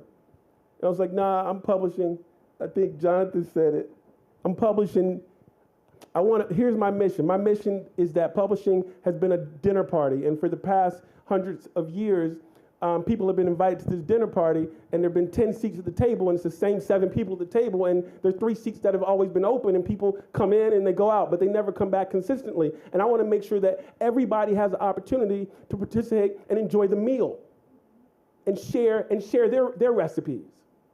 And it's going to be non-traditional. They were like, what does that mean? Does that mean black? I was like, no. It's non-traditional. We publish in everybody. And so on the first list, my editor, my executive editor, who's a really good friend for the imprint, she was like, Kwame, who are the black authors we're going to publish? I said, we're going to have 2 black authors, and then we got this white guy, and then we got this Jewish woman. And she was like, really? I was like, yeah. And we published Lamar Giles, who's amazing. We published Ashley Woolfolk, and these amazing black writers, and our whole staff was black. Sierra is here. She worked for us. And here was my point. One of the reasons that black imprints had failed is because it's not enough to just publish a book if you don't put the marketing and the sales dollars behind it to make sure people know about the book. right?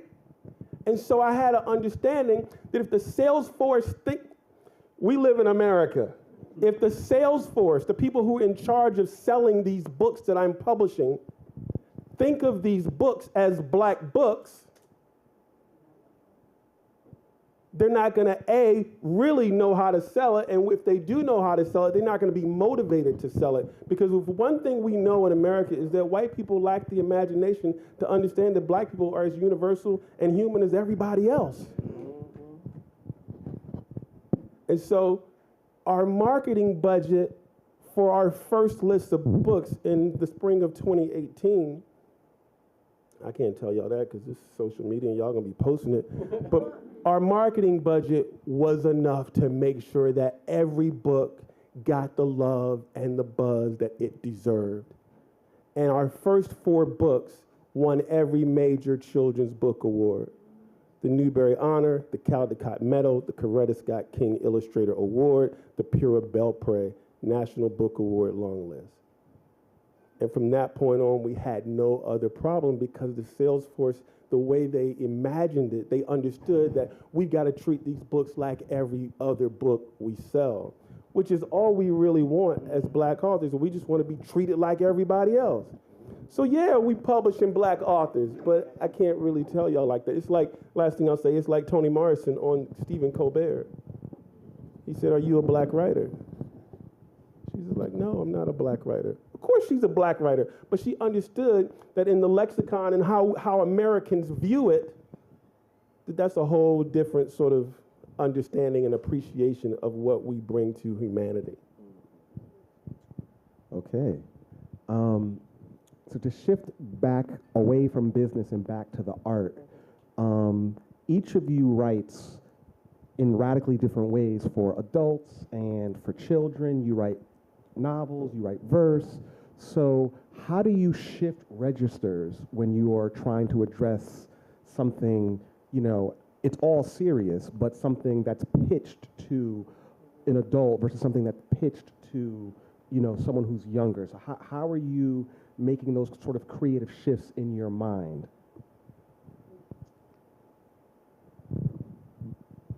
I don't mind starting. I think it was Amy Kerr who said, when you write, you should write remembering the child you were, because the essence of childhood doesn't change. The technology changes, the fashion changes back, but what we want as young people, to be loved, to feel safe, all of that stays the same. And when I'm writing so I write picture books, middle grade, young adult, and adult. And when I'm writing picture books, I'm writing poetry. I'm thinking about the line breaks. I'm thinking about when you look at a book like The Other Side, that summer the fence that stretched through our town seemed bigger. We lived in a yellow house on one side of it. White people lived on the other. And Mama said, "Don't climb over that fence when you play." She said it wasn't safe. So line by line, it gets revealed, because that's how young people read. They read line by line, and each line is an image, which is what poetry is and what film is, right? Line by line, frame by frame. When I'm writing, and so I know that my language is going to be simple, my line breaks are going to be very intentional, and I'm going to paint an image in each line. When I'm writing for adults, I know I have all this white space. I know I have all this space, and that my reader is going to meet me halfway with coming to me from their adult experiences. So my mind shifts to thinking about, who am I having a conversation with in this moment? And for middle graders, I can do something different there too, but there are certain rules, and you break the rules. And I know we don't have a lot of time for that, but I am usually writing more than one book at a time. So I'm writing a picture book and an adult book, or I'm writing a middle grade and a picture book. And I know to shift my mind, like, okay, now you're talking to your much younger self. Now you're talking to your 12-year-old self, and this is what you understood then, and so on. We need that workshop. I have a difficult time jumping between the various ages, and it's because of my editing team that I'm able to understand, oh, that is not what I would say to middle school kids. This is what I would say to high school kids. And I didn't know the difference until the second YA novel. Whereas my picture books, they were easy because it was poetry, and writing and poetry is second nature for me, whereas writing in YA, you have to find a bridge between. They hate me. They hate me. Can we have a mic? Thank you. Jesus. So it became clear to me that while poetry was super easy for me to write, because that is my love language, that's how I got into writing. When I am writing for YA, the bridge building between the has to exist, and I don't know why. I don't know. I actually forgot my train of thought, so I'm done. So I'm fairly new to writing for children. I started as a lawyer, but I was always kind of writing on the side, and I got to a point in my life where I felt like, why can't I do what I love doing? So I recovered from being a lawyer, and wrote my novel. Went back to graduate school, and that's where I wrote Breathing Room, and and then went on to write short stories and essays, etc. But was always thinking about writing for children, mainly because, as I said earlier, my mom was a children's librarian, and she loved children's books. She gave children's books to adults. She read them all the time. She made sure she was ahead of the Boston Public Schools library programs and made sure there were multicultural books for all children.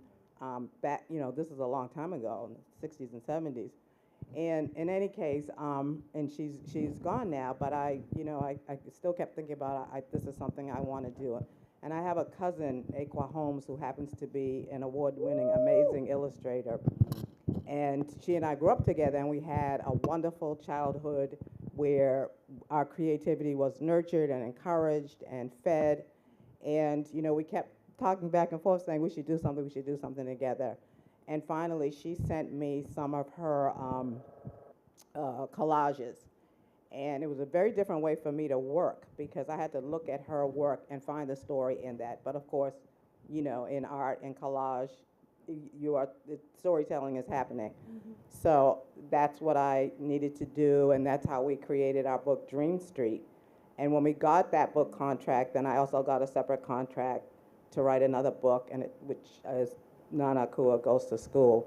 And that was a different process too, because I found out that I had to write words that were illustratable, which I did not have to do, with an adult novel. And so that was challenging for me, but I appreciate that experience so much, and I really hope I get to continue doing it. I'm working on another children's book now, and I just recently did a baby board book, which was a lot of fun as well. I just love, seeing the words illustrated and what the illustrator can bring to the project. So that is a different shift too. And I think with, there are similarities in that you have to have an arc, you're telling a story, something needs to happen.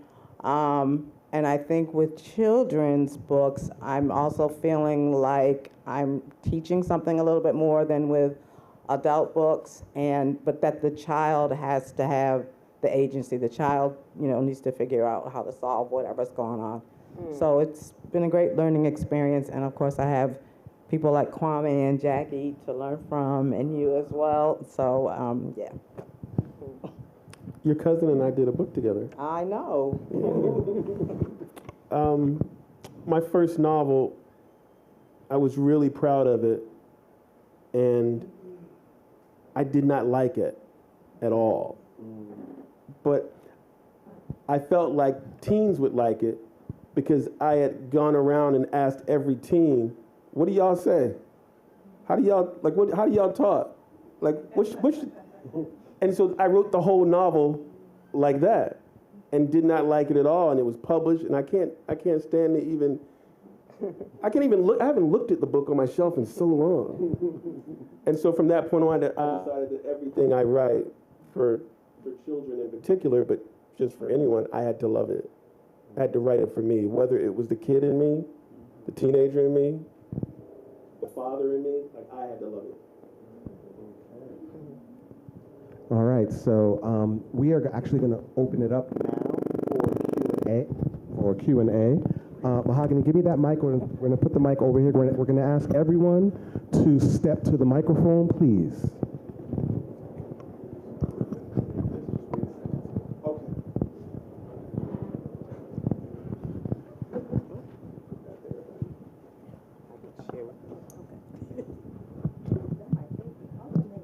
know. So you got that slam poetry voice, and the mics are the mics are intimidated by you. Yes. Questions? No Okay, I know questions. Okay, we can keep talking. And nothing y'all can ask us is wrong. So. Exactly. Hi, it's not working for me either. But I was just curious outside of. There you go. It's on. Outside of a formal bio, and you may have already covered this, so forgive me if you have, but like outside of like a formal bio describing your work, like how do you describe your work in conversation? I just say I'm a writer. Yeah. You know, a white woman asked me the other day. She was like, "Tell me about your work." I'm like, "No, I'm not giving you an elevator pitch." Like, I was so mad at her. I was like, "Google me." Like, so I do just say I'm a writer. Right. I would say I write for liberation. Nice. Yeah, I just say I'm a writer and an educator. Yeah, I just say I'm a poet. Black poet. Yeah.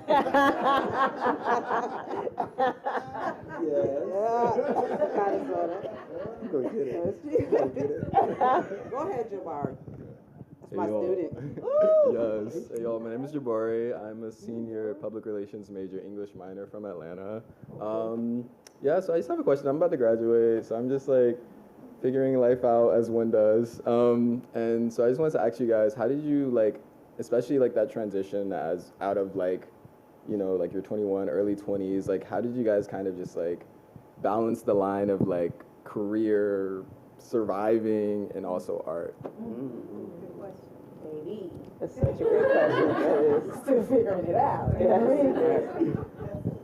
I will say only that I moved to New York at the age of 23 for a journalism internship, and I stayed because I was braiding hair and a bar back. And when I could quit one of them jobs, I would, because I was writing more articles and then I was writing poetry. So the more art that I could do and earn a living for it allowed me to quit the other jobs. And I have an argument with my partner all the time about this, where he's like, well, if you're doing this job, that means you're just a barback. And I'm like, nah, I'm a barback who writes poems. You know what I mean? Like, I don't wait for the golden check to come for my passion. I'm going to work towards my passion. And in turn, that's where most of my poems came from when I was an operator at Sprint, back when they had operators. When I was working at the Children's Hospital, between braiding hair, between slanging tequila. So whatever you need to do to get your art forward, it is okay to have it's okay to have a job that at least takes care of your emotional stability, where you're living, because like those things, that starving artist life is not cute. I don't abide by it. I don't think it's a vibe at all. I think the best art comes from a fed soul. Right. Yes. Yeah, I'm just going to quickly add on. What you're doing now is actually really important. Everyone who knows you and who loves you should know what you want. So if they're like, oh, he wants to work in film. My cousin's friend just said, you know, I mean, you're in Atlanta or you're from Atlanta, which there's, you know, just using film as an example, there's so many opportunities there. But if everyone you know, who you know loves you, doesn't know that you want film, those opportunities are going to miss you, right? So you have to be a little bit shameless. And no, but seriously, like, yo, I'm trying to do this thing. This is the thing I want to do. I want to work for Google. Oh, for real? Okay. Everyone should know that, right? And so, especially because, I mean, you're part of the Howard Mafia. So if everyone knows, then eventually those doors are going to open up. So. Also, I just have to say it's so important. Same as Mahogany, I worked as a word processing secretary. I worked with runaway and homeless kids. I did everything I possibly could to make money so that I could write. Like writing was always the end goal, and I worked around it. If I worked in the day, I wrote at night. If I worked from 4 to 12, I wrote in the morning, and I kept a very low overhead. because I think one of the things that happens when you're a young artist is you're afraid of being broke. You want to go out and eat with your friends, but you also have all this fear, like I got to make money, I got to make money, I got to pay my rent, I got to do this. And I lived very low on the hog just because I knew I didn't have, the income wasn't guaranteed. And I had jobs full time until about my 7th or 8th book. And then probably by the time I got to my 15th book, I was working part-time. I was teaching. And it really wasn't until around probably my 17th book that I was able to write full-time. And that's with speaking engagement. So I still had, I still had to have some income. And then I think, I would say the incentive now is like people, like, what keeps you writing? I'm like, I get a letter every month in the mail. It's called the mortgage. But it is like, you really have to not be afraid of being broke. And then you have to be sensible about it. Because I think people is like, and we also have these parents. My mom was like, oh, you want to be a writer? Be a major in journalism. I'm like, I don't want to do journalism. And she's like, well, that's where the money is. I was like, nah, not so much. Now look at, So do what you love doing. That it's so important because you might not get another chance. And if you love it enough, it's going to work out. How many books are you? I have 40 now.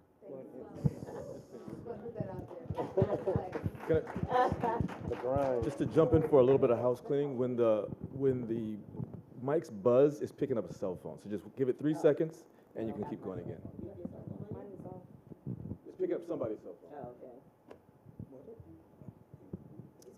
Hi, my name is Maya Clayton. I'm an English and Psychology double major from Chicago, Illinois, with a concentration in pre-law. Okay. And my question was just how you guys went about selecting your mentor as far as who you were going to trust to have your best interests, especially throughout undergrad, because I know that's definitely something that I'm finding difficulty with right now.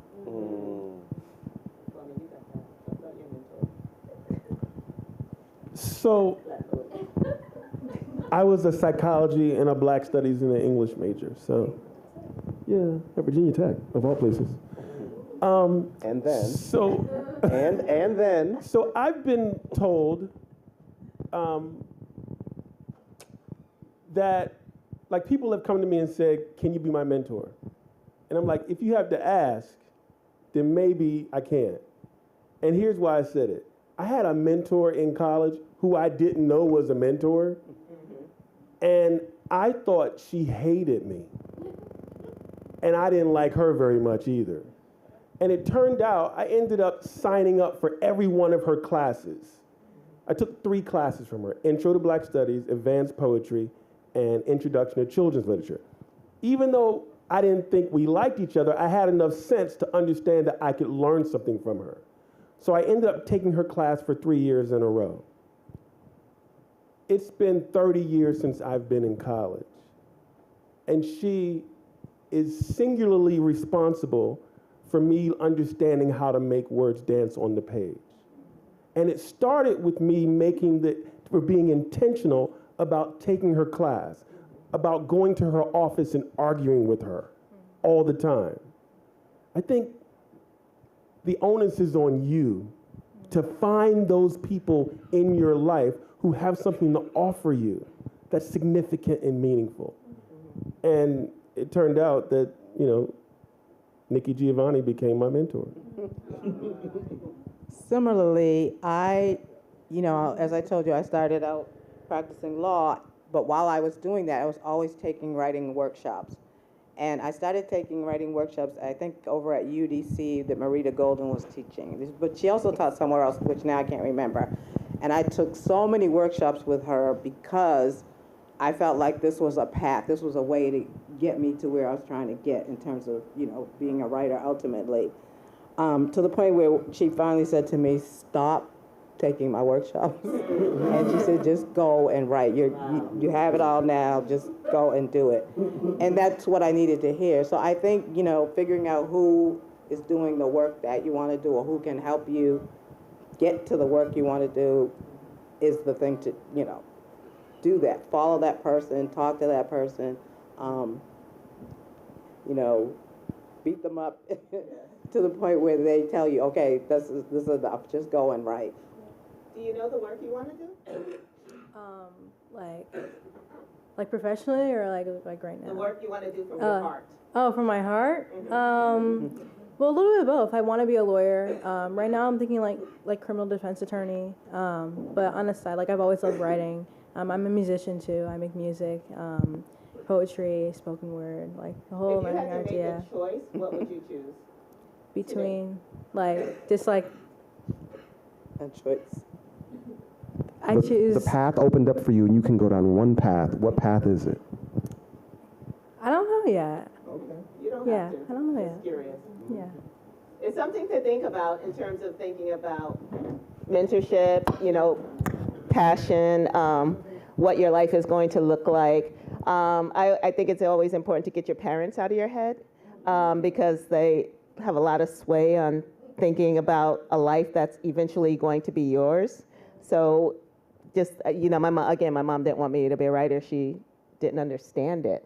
But it wasn't for her to understand at the end of the day. It's funny because I didn't have any mentors coming up, and I was a mentor to others, being a workshop facilitator. And I wasn't until I was, I guess, 40.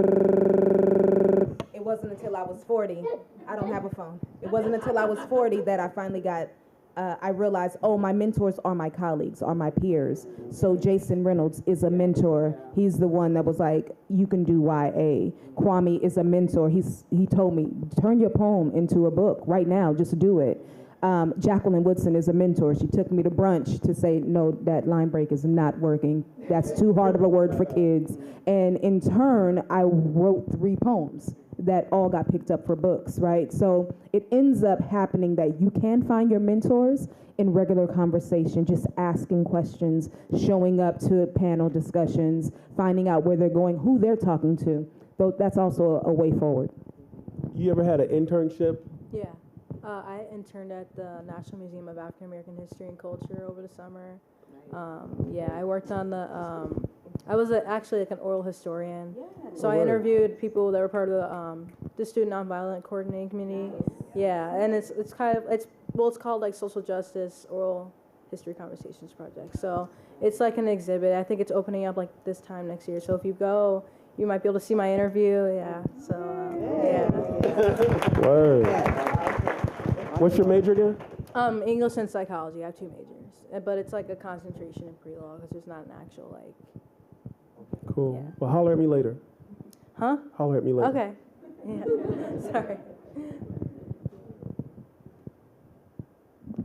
Hello. My name is Sasa Akil. I am a fine arts major concentrating in ceramics. I am a senior, and I'm from Wheaton, Maryland. I've had the great pleasure of meeting some of you beforehand. And so I have a bunch of questions. I'm like choosing which to pick. So right now I am along with being a student, I'm a practicing artist and a poet. And I find that in a lot of these conversations with people like you, who I aspire to be like, you talk about the publishing world and the ills of the publishing world, but then you also have all of these amazing books that you've managed to publish within the system that is not necessarily for us and certainly not by us. And so I guess my question is, how do you navigate that? And have there been any specific challenges for any of you in the many, many books that you have written? And how do you handle those spaces and people trying to censor your voice? Aren't you a youth poet laureate as well? Okay. Yes. I'm telling everybody business. I just want to first say I love Howard students. I know my daughter is one. She's not here. But I just love how you all show up and let us know who you are. The introductions are so fire, so clear-eyed. I'm not going to say articulate because we hate that word being used for us. But you're just so clear and grace to you. Kudos. I would say that don't worry about the publishing world. When you finish that book, holler. That's all. The hardest part about getting published is finishing the book. And a lot of people don't get to that point. And when I say finish, I mean that book has been written that, I rewrote Brown Girl Dreaming 30 times before, and it took me 3 years before it was that book you see out there. So writing in and of itself is a process. The publishing is the easy part, and then you're gonna have, you know, the Howard Mafia helping you with the comms part, helping you with the, you know, meeting people at bookstores and getting your book into the stores and doing the readings and all of that. But right now, it's about getting those stories on the page. I would say that the way that many of us have been able to be successful at this is because we share information with each other.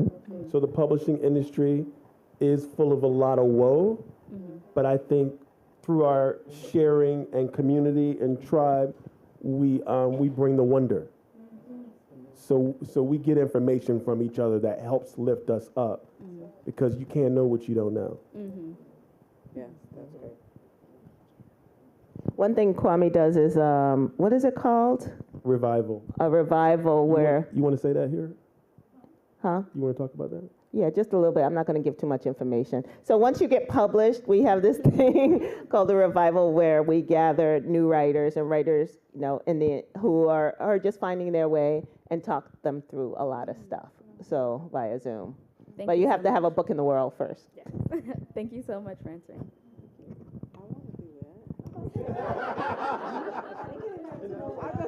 See? That's why he said. I didn't get invited to the revival. That's why he said, "Do we want to talk about that?" Oh, see, he tried That's why. I'm gonna tell y'all about the revival. Christine, why you ain't telling Mahogany? Okay, Kennedy, go ahead. Hi, my name is Kennedy White. I'm a junior physics major, math and English double minor from Savannah, Georgia. Yes. And I know y'all were previously talking about the Baldwin for the Arts, and then the Hertz and Writers Foundation. And so the question I have is, how do you guys prepare yourselves to be in like a writing mood consistently enough to maintain your voice, especially since you were talking about how you're writing like 2-3 things at the same time. Like, how do you maintain that, especially with like life hitting you?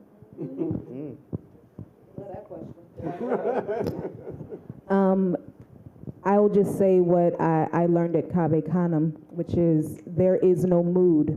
Yes. If you are a writer, you're writing. Yes. And you write whenever you make time.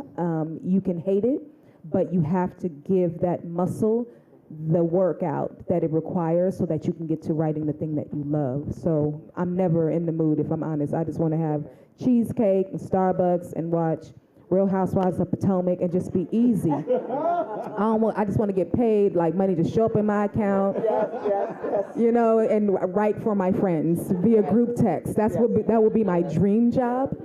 But that's not how life works. So I write every day, even if it sucks. Yes, I would second that. You have to show up and just do the work, even if you're not in the mood. You know, you have to show up and do it. Because even though you're not in the mood, once you get into it, you will get in the mood. Get in it, yeah. It's like the gym. Yeah. Exactly. It is. So, but the It's a thing is, muscle. like, if you were a dental hygienist, you couldn't just say, "Oh, it's Wednesday. I don't feel like dealing with these teeth today." You would have to be there dealing with them teeth. So the writing is the same, right? If you're not writing every day, if you're not pushing through, because you push through, you know, in your other job, right? You know, you don't want to be a bar back every single day, but you gotta do that thing to get to the next thing. And so, but before you get, before you get to that professional level that they are talking about, pulling teeth and all that, and you're just talking about writing as an avocation or something you do on the side or whatever, I think one of the surefire ways to get excited about writing is by reading. Yeah. That is the thing that can get you engaged and excited. Go read the next Percival Everett novel. Oh, no. Okay, who else? You could sign up for poem a day. You ain't got to do a poem a day. Like, just Right. have some inspiration. Right. Sometimes you just need a little bop.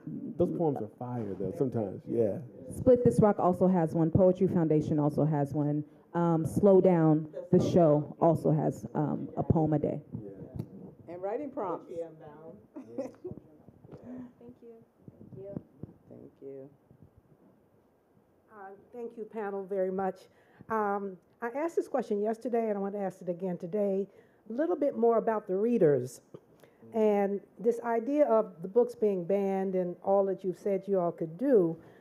What I have experienced, mainly through some book festivals, is this rise in this young adult and children's literature market. Huge. Now, yesterday's panel talked about how some of those things are happening, but I'm thinking and seeing readers, multicultural readers, despite who they are. So if you ban those books, is it your view, or you think that that actually is going to cause more of a rebellion among the readers, the students? I mean, reading, the right to read is an independent act. I mean, I was one of those children that had the flashlight under the sheets and waited until people went to bed so that I could read the books I was told I couldn't read. But I'm wondering if what I've seen, like Jason Reynolds was at Mississippi, and the kids had their books in hand and were clamoring, and it were kids of every race and creed. So I'm wondering if you see in your readers, or you think that there is the resistance on the part of whoever, but there's also this flourishing and expansion of a reader's market for this body of literature in particular, young adult, children's pictures, because people, I mean, same thing, I mean, I'm from Kansas, same thing at Kansas Book Festival. The children's books, huge audiences, lots of kids with books in hand, waiting to meet the authors. So your experience with the readers themselves, and is this battle against the kind of, you know, racism that's going on? So that's my question. That's such a great question, and thank you so much for asking it. There is definitely a resistance. Young people, as always, thankfully, are pushing back, have historically pushed back. I think the issue is for the kids who depend on classroom libraries, who depend on their school libraries, who depend on public libraries, like I did. We had some books in our household, but we had library cards. That's how we built our library. My mom wasn't going into bookstores and buying us a whole lot of hardcover books just because she couldn't afford it. And so those are the kids I'm concerned about, the kids in Florida, the kids in Texas, the kids in Virginia who don't have the financial means, or if they have access to their school or public libraries, the books aren't there for them. And so that even more so than kids showing up at book festivals and being able to buy books, or publishers giving books away, are the ones who don't have the actual physical access to literature because it's been removed from the places where they can get it for no charge. I've been surprised to have people of all walks of life, even in Florida. Who knew? The babies love Woke Baby, and so they all walk in doing their Woke Baby hands, and I'm okay. So I'm like, if the kids are still into it, how do I service them properly? And so that's how Woke Baby Book Fair came to be, and all the books that are banned are included in that book, all multicultural books, all books with LGBTQ focus, activism focus, and environmentalism. I have all of it there, and I just travel that because if anything, I'm trying to relive scholastic book fairs. But this feels more like I'm responding to the banning of the books. How do we find out where it's going to be? WokeBabyBookFair.com. Okay. Thank you. Hi, I want to first thank the panel for such wonderful contributions you've given this afternoon. My name is DeAndrea Johnson. I'm the Writing Programs Manager for the Hurston Wright Foundation. So I want to thank you, Tricia, for giving us a shout out. Yes, the Legacy Awards is coming up October 26th. And so one of my questions, oftentimes with workshops and et cetera, people would like advice.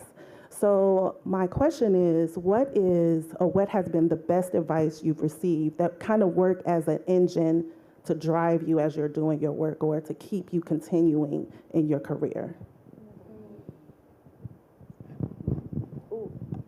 don't compare your journey to someone else's.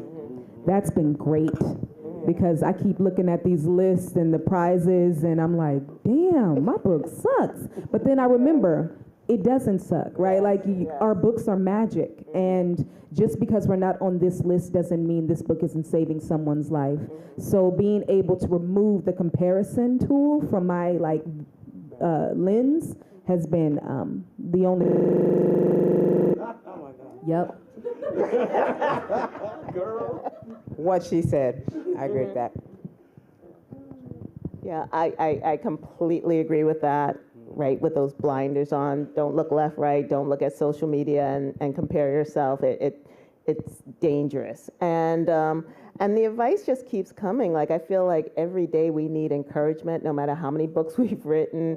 And just being able to talk to friends and hear that they're having similar experiences, or being able to advise them or have them advise you, like that kind of stuff keeps you going, makes me say, okay, I'm doing the right thing. Let me go on. And I need to say that to myself every day. So it wasn't just one piece of advice, but it is the daily reminder of why we're here doing this work. I think for me it was my father told me to always act like I belong in the room. And over these past 23 years in this industry, publishers have constantly tried to challenge my worth. And it's been a battle, but I know my worth. And so I'm willing to fight. Yeah, know your worth is a really. Thank you so much. Hi all, my name is Cece. I'm an emerging screenwriter and filmmaker and mixed media artist, but I started writing last year with Stream of Conscious Narratives. And so you guys have spoken about the transition between young adult and adult writing, but could you speak to the difficulty, if any, you experience when trying a new writing medium and trying to find your voice in the new mediums? I'm gonna just jump in. I don't believe in genres. Yes. All of my stuff be everywhere. Yes. So Chlorine Sky, I made it in a YA novel in verse. It was an option for a play by Steppenwolf. I wrote the play that is now going to be touring. It did Chicago. It's going to Wisconsin next. We're coming to DC. But then also, like, my book of poems, Chrome Valley, I made that a blues jazz libretto. So it is not just this book of poems, but you also see these blues singers and Sean Mason playing the keys and drummers and saxophonists creating a score to the poetry. So I'm really interested in writing that bends genres.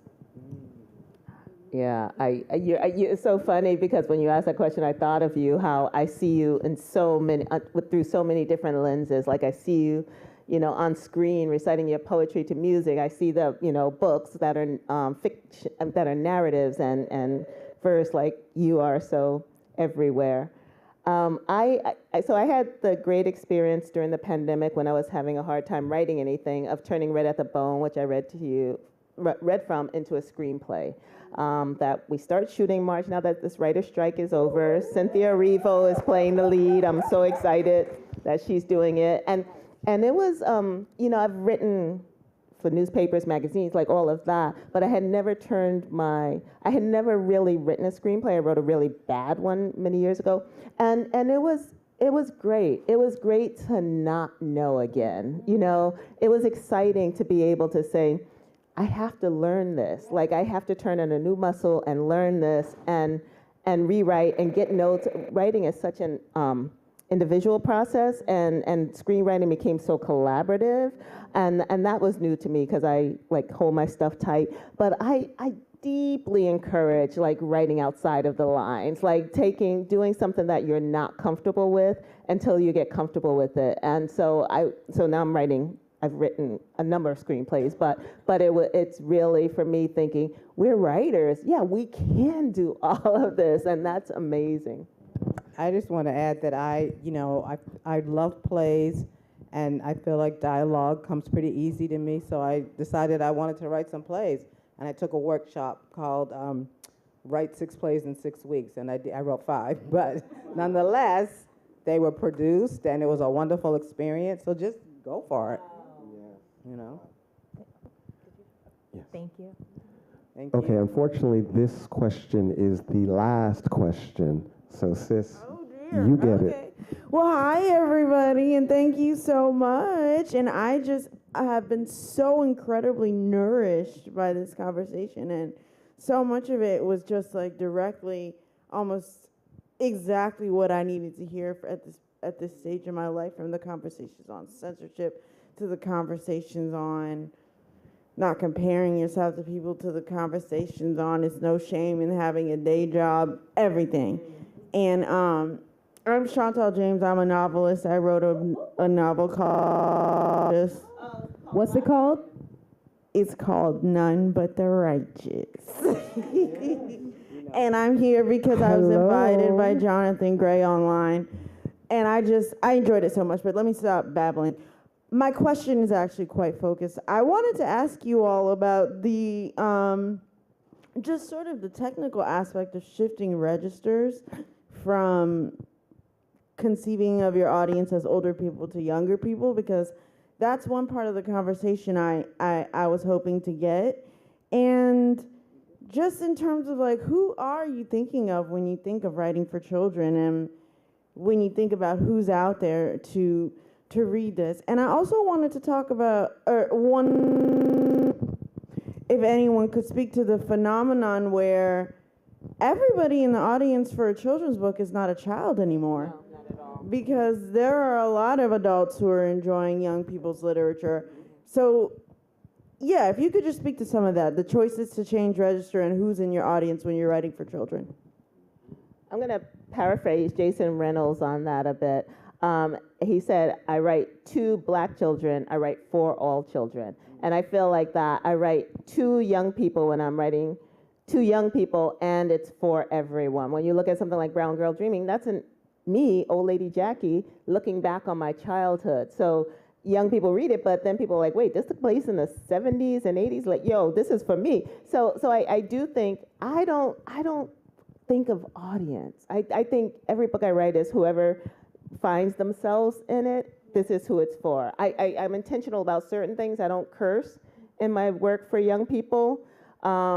I curse like a mad woman in my work for grown-ups, not so much. But like, so I make some choices, and those are just aesthetic choices for me. I think sometimes informal language can break the dream of fiction. Like you're reading something, and then you're like, oh shit, she just cursed. Like now where am I? But when I'm writing, I'm just thinking again about me as a young person and what I needed, and try to write to that. And try to answer the questions I still have about that time through the narrative.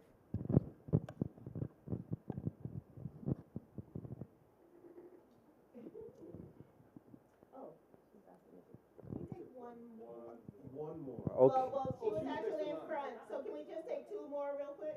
Can you ask? Okay, I'm good. So do me a favor, sis. Both ask your questions together, and then we can wrap it up. So go 1 and 2. Okay. My name is Deidre McCann. I'm an attorney turned book writer turned script writer. And since you said do not be ashamed to put yourself out there, my first short movie is coming out October 21st called He Only Hit Me 4 Times. It'll be premiering in DC at the Arc. But what I wanted to ask was, I wrote 1 book, and I'm just wondering, how do you get I self-published, how do you get it out there when you write your first book? How do you get it out?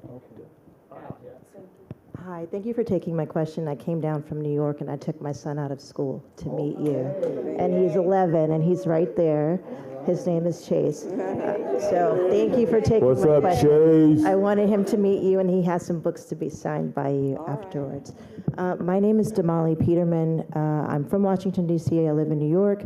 I am an adjunct at the law school where I went to school. And my first book went to auction and was bought by Penguin Random House. It's being published in June 4th, Negotiating While Black, Be Who You Are to Get... And Be Who You Are to Get What You Want. And it also went to auction in the UK. So it was my first time coming out with a book, and I was very excited about it, and now the world is pulling me in different directions. And so I want to know from you first, can I come to the revival? And June 4th, 2024. And thank you. And the first question I have is just advice you would give to new authors who the publishing house is putting all the resources into to be all the things that you are. And two, for my son, who I brought here because he hasn't been in an all-black environment, and even though I went to Spelman and Howard Law, would you give to my 11-year-old son who loves writing and improv and also is on varsity as a 6th grader, and he just needs to hear from you, you know, how to follow your passions? Thank you. Okay, how come you're not letting Mr. Chase ask us that question? I honored his choice. I asked Chase if he wanted to come with me, and he said, no, thank you, Mom. Okay.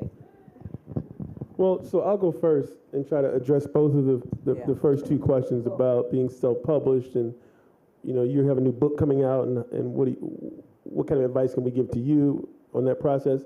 My first 14 books I self-published, and all the things that I learned, calling bookstores, having my friends call bookstores to say, do you have Kwame Alexander's book?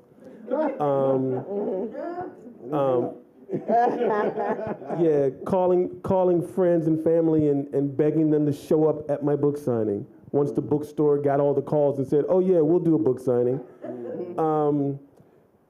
All these things that I learned, I ended up having to apply them and utilize them when I got published by Houghton Mifflin and HarperCollins and Little Brown.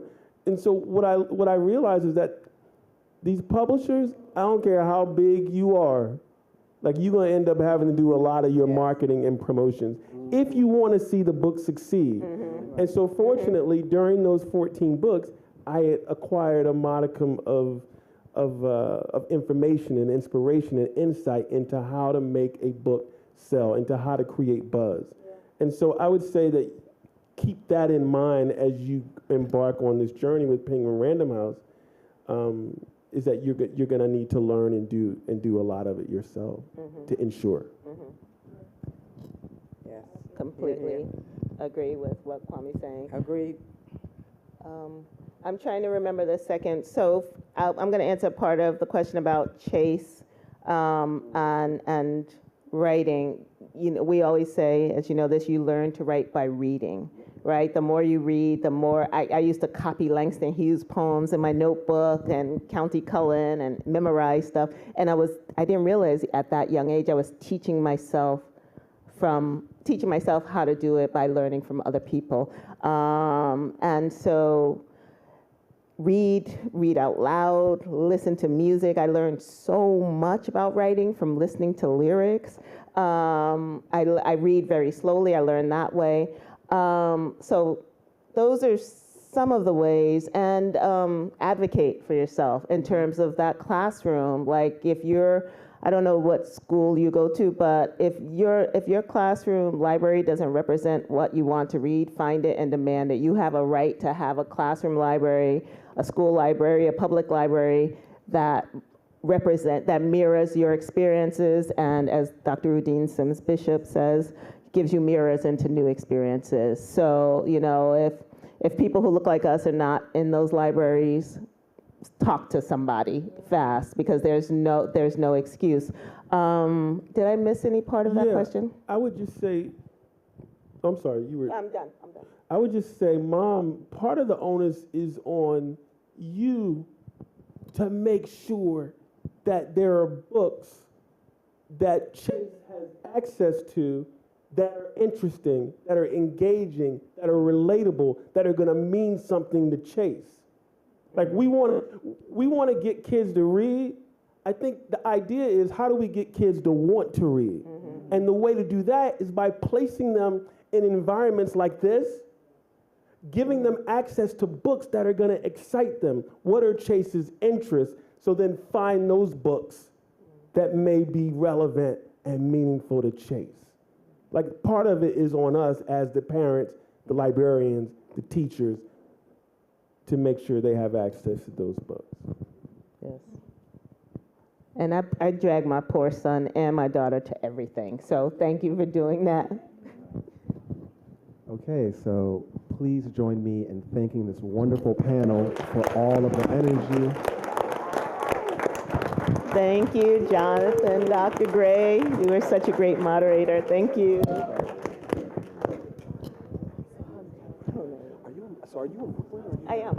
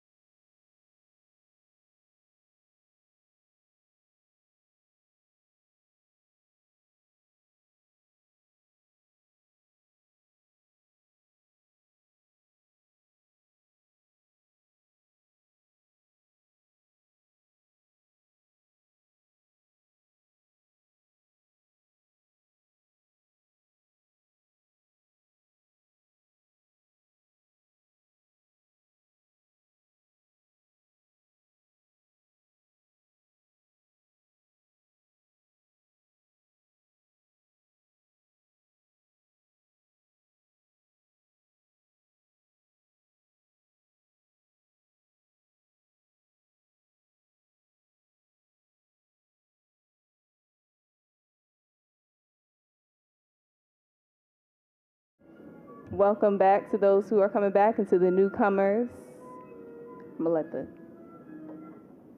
There we go. Welcome back to those who have been here, but to the newcomers, my name is Camille Ross. I'm a senior history major, math minor from the city of brotherly love, Philadelphia, Pennsylvania. I'm also a library scholar in the Moorland-Spingarn Research Center, and I'm super excited for this next panel. We have two estimable scholars up here of what I consider a fascinating subject about slave revolts. I'm taking a class in slave revolts right now, and one of my favorite sections from a class I've taken with a couple people in here, Abolitionist Resistance with Dr. Wright Lewis. We read Vincent Brown's book, which is about Tacky's Revolt. So this conversation is called Writing Tacky's Revolt, the Story of an Atlantic Slave War. And our panelists are going to be Vincent Brown, a Charles Warren Professor of American History and Professor of African and African American Studies at Harvard University. Professor Brown is an author of The Reaper's Garden, Death and Power in the World of Atlantic Slavery, and Tacky's Revolt, the Story of an Atlantic Slave War. He produced Herkovitz at the Heart of Blackness, an audiovisual documentary broadcast on the PBS series Independent Lens, and the short video series The Bigger Picture for PBS Digital Studios. We also have Professor Monique Bedasi, or Bedasi is how you said it?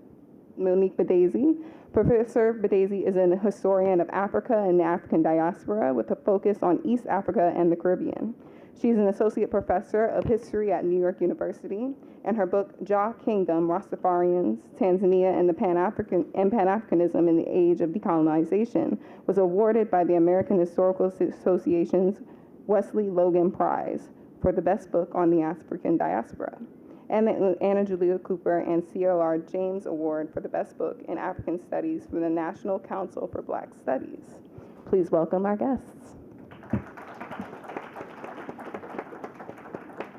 And if y'all haven't been here before, please leave room for a little Q&A at the end, but you're free otherwise. Thank you. Thank you very much for that introduction. I just want to say it's fantastic to be here. I want to thank everybody that Professor Talton keeps thanking session after session after session for making it possible for us to be here. I've never spoken at Howard before, even though DC is my ancestral home. My mother and father grew up in this area. My grandfather was a DC cab driver. My grandmother lived most of her life in PG County. My aunt had a restaurant over by Walter Reed Hospital, so I do feel like DC is home. And even though it's my first time speaking here, I do feel like it's something of a homecoming. So I want to thank the organizers for inviting me here today.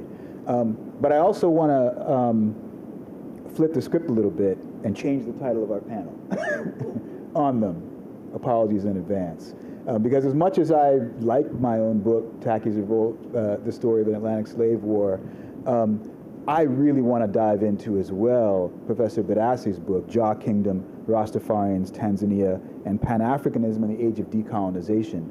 Because when I read it, I was sorry that I hadn't read it before I wrote my own book.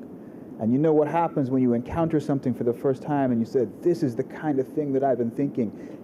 This is answering questions that I had that I'm not sure I had great answers to. This is something that I wish I'd been thinking with all along the process of writing the book that I wrote.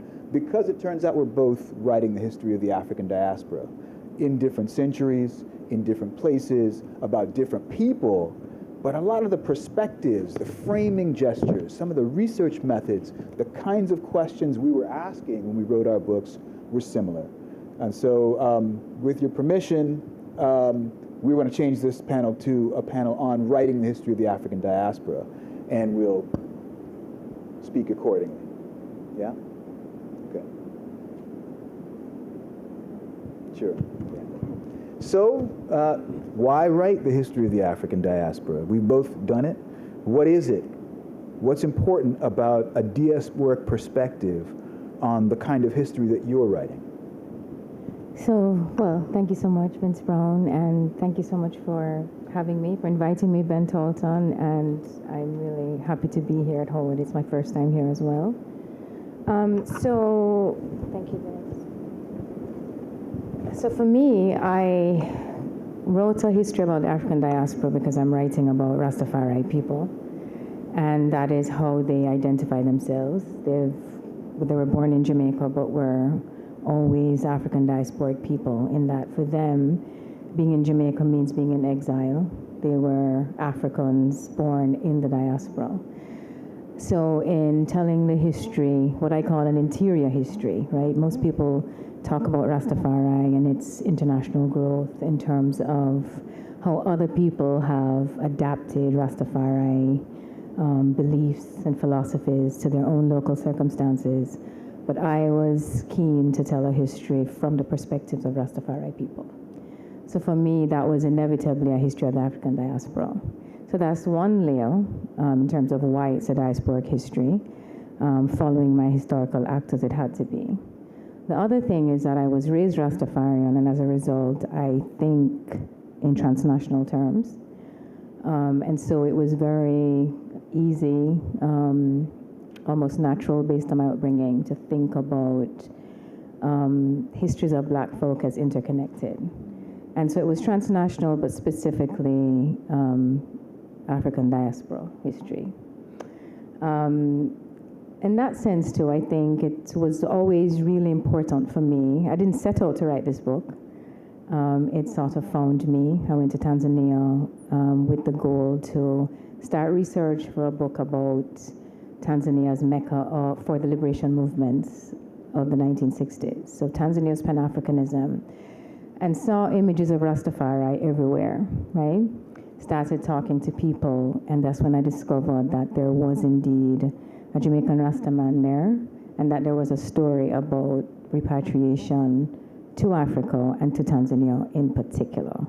So for me, in terms of why writing diaspora, it functioned on those layers, but started primarily with the historical actors who became the center of the project. Fantastic, fantastic. And I have a similar, it's going to be revealed over the course of the conversation why we feel like these two stories, as different as they might be at first, are very similar. Because I wrote a book on the largest slave revolt in the history of the 18th century British Empire. What historians know as Tacky's Revolt happened in 1760 into 1761 in Jamaica, at a time when Jamaica was the most profitable British colony in the Americas. Now, one of the reasons why I wanted to write this as a diasporic history is because it compels us to reframe our understanding of slavery and slave resistance. What I mean by that is not so many Americans, excluding you all, even know that there were more than 13 colonies in the British Empire, right? Because we know about the ones that became the United States.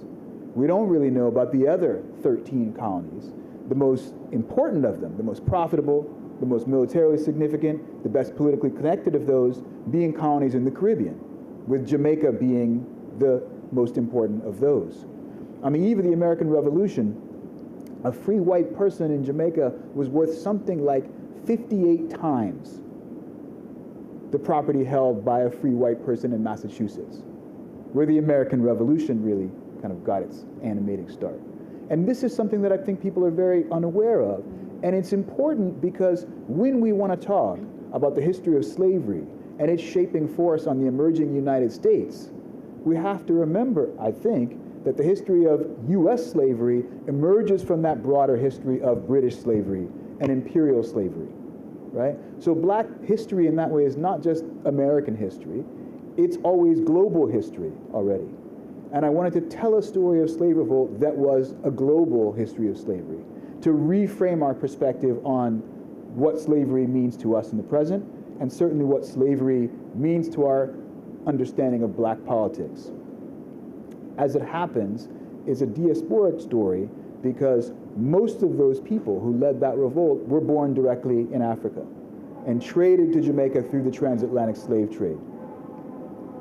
Something like 50 to 75% of all of the enslaved people in Jamaica in the mid-18th century had been born directly in Africa.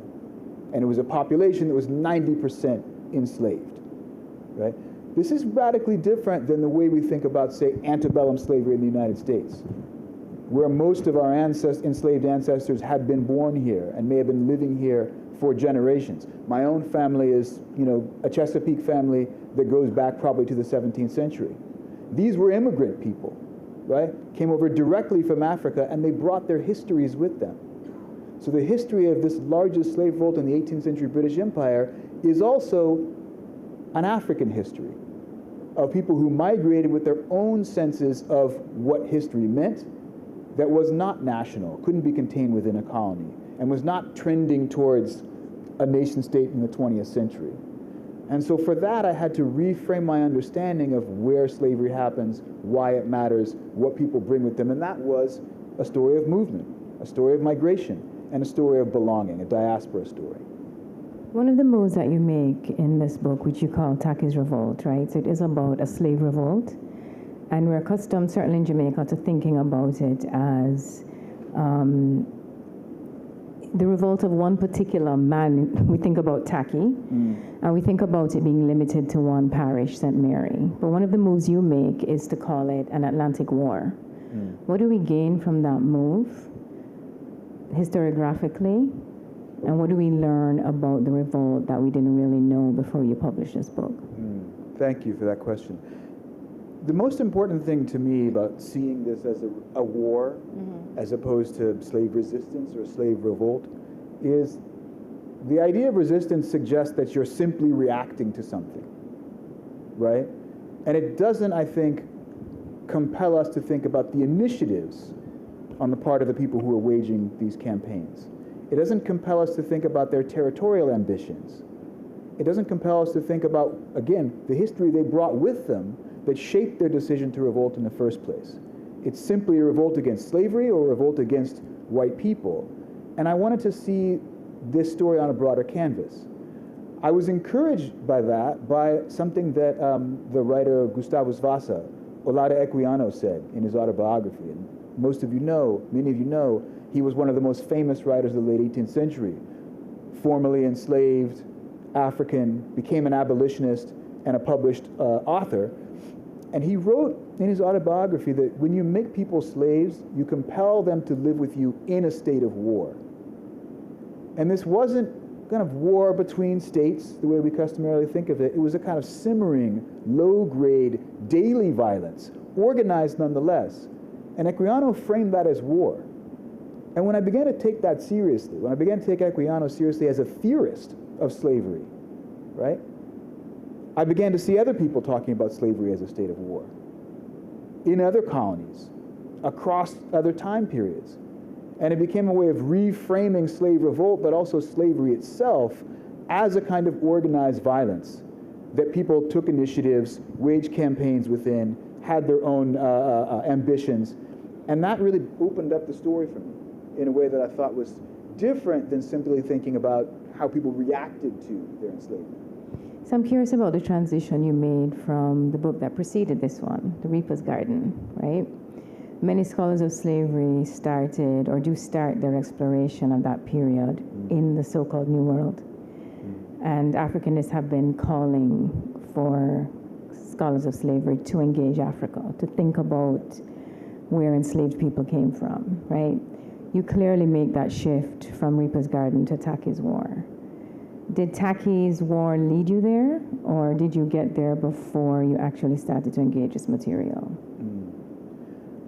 I think at the heart of that question is the presumption that historians can learn something along the way, that they can take critiques from scholars working in other fields and learn new things, reframe their work, seek out new sources. So what Professor Badassi is saying is that for a long time, people working in historiography of Africa, like herself, had been pushing people who worked on the Americas to take African history more seriously. And not just Africa as a kind of, relic of the past with its cultural legacies, but really African transformations as they were happening at the same time as transformations in the America. So that Africa wasn't just the background to the Americas, but a place whose history was integrated into what was happening in America, right? And I mean America in the broadest sense, in the Pan-American sense. So, as I said a moment ago, right, if 50 to 75% of these people have been born in Africa, and they're leading a slave revolt in Jamaica, having had that experience of being in Africa. Their initiatives, their plans, their tactics, their strategies were something that must have been developed in an African context. And that meant going back and learning as much as I could about the kinds of conflicts, kinds of transformations in the parts of West Africa where these enslaved people were taken from, to see if I could get into a sense of like why it is they rebelled in the way they did. And as it turned out, I had to learn a lot about different transformations in state history, in military history, in social history in West Africa, not just to know about their cultural ideas again, but to know about their specific experiences that they came to Jamaica within their minds. And you did so brilliantly, let me just say. And that takes me to a really, what I consider to be important part of what you're doing with the text, your attention to cartography, your desire to remap the war, right? So it's not limited to a parish. So you remap on various levels, right? We learn that the war was not limited to a parish. It was a much larger and longer war. But it also, your approach also opened us up to think about the revolt within an Atlantic context, and to think about how it also stretches to include Africa. Can you talk to me a bit about your concern with mapping and remapping? I can, but I'm going to throw it back to you for a second as well. Because one of the things that I love about your book is that you take this idea of diaspora, people migrating, forming, belonging, thinking through how they're going to relate to each other as they move to new places, right? And you make it material. You start with this idea of repatriation, which many people have kind of not taken seriously. From Marcus Garvey on through Rastafarians, have not really taken the idea of repatriating to Africa as seriously as they might. And Professor Badassi does. So she looks at a repatriation movement to Tanzania, and she materializes the idea of diaspora through repatriation. I want to know a little bit more about like why you did that, and I think that's going to help lead me into why I mapped the story in the way I did. Okay, so the book is about repatriation, Rastafarians repatriating from Jamaica to Tanzania, right? And I do so within the context of decolonization, and I argue that it is important part of the Pan-African politics of decolonization. And so it's a mostly intellectual history, right? But also translates this dream of repatriation into a lived reality. So we get to see what actually happens on the ground when this imaginary, this idea of Africa really becomes much more than a dream, right? And so I coined a theoretical framework called Trotting Diaspora to sort of hold all the different components of this that I find to be important. So trod in the Rastafari lexicon means to travel, to journey, both spiritually, intellectually, but also a physical journey. And so I wanted to say through Trotting Diaspora that one, I'm taking this journey into account, right? Movement is really important. So to think of diaspora and diasporic histories in terms of movement. They were moving between, right, nation states, right? But their experience transcended them. So it's beyond, it's between, it's within. Also wanted to make sure that diaspora functioned as the root, that Africa functioned as a root of diaspora. And this was in the vein of Michael Gomez talking back to many of the works of the 1990s that severed Africa from diaspora, right? And then onto that, Trotting Diaspora also encompasses what I expect to be the complexities of translating a diasporic dream into a lived reality on the continent. So whereas previous works would see the difficulty with translating such dreams, once you get on the ground in Africa, as evidence that such imaginaries are inane or pointless, or from a kind of black nationalist era long gone, right? I normalize that translation to say that makes sense. It doesn't mean you throw it away.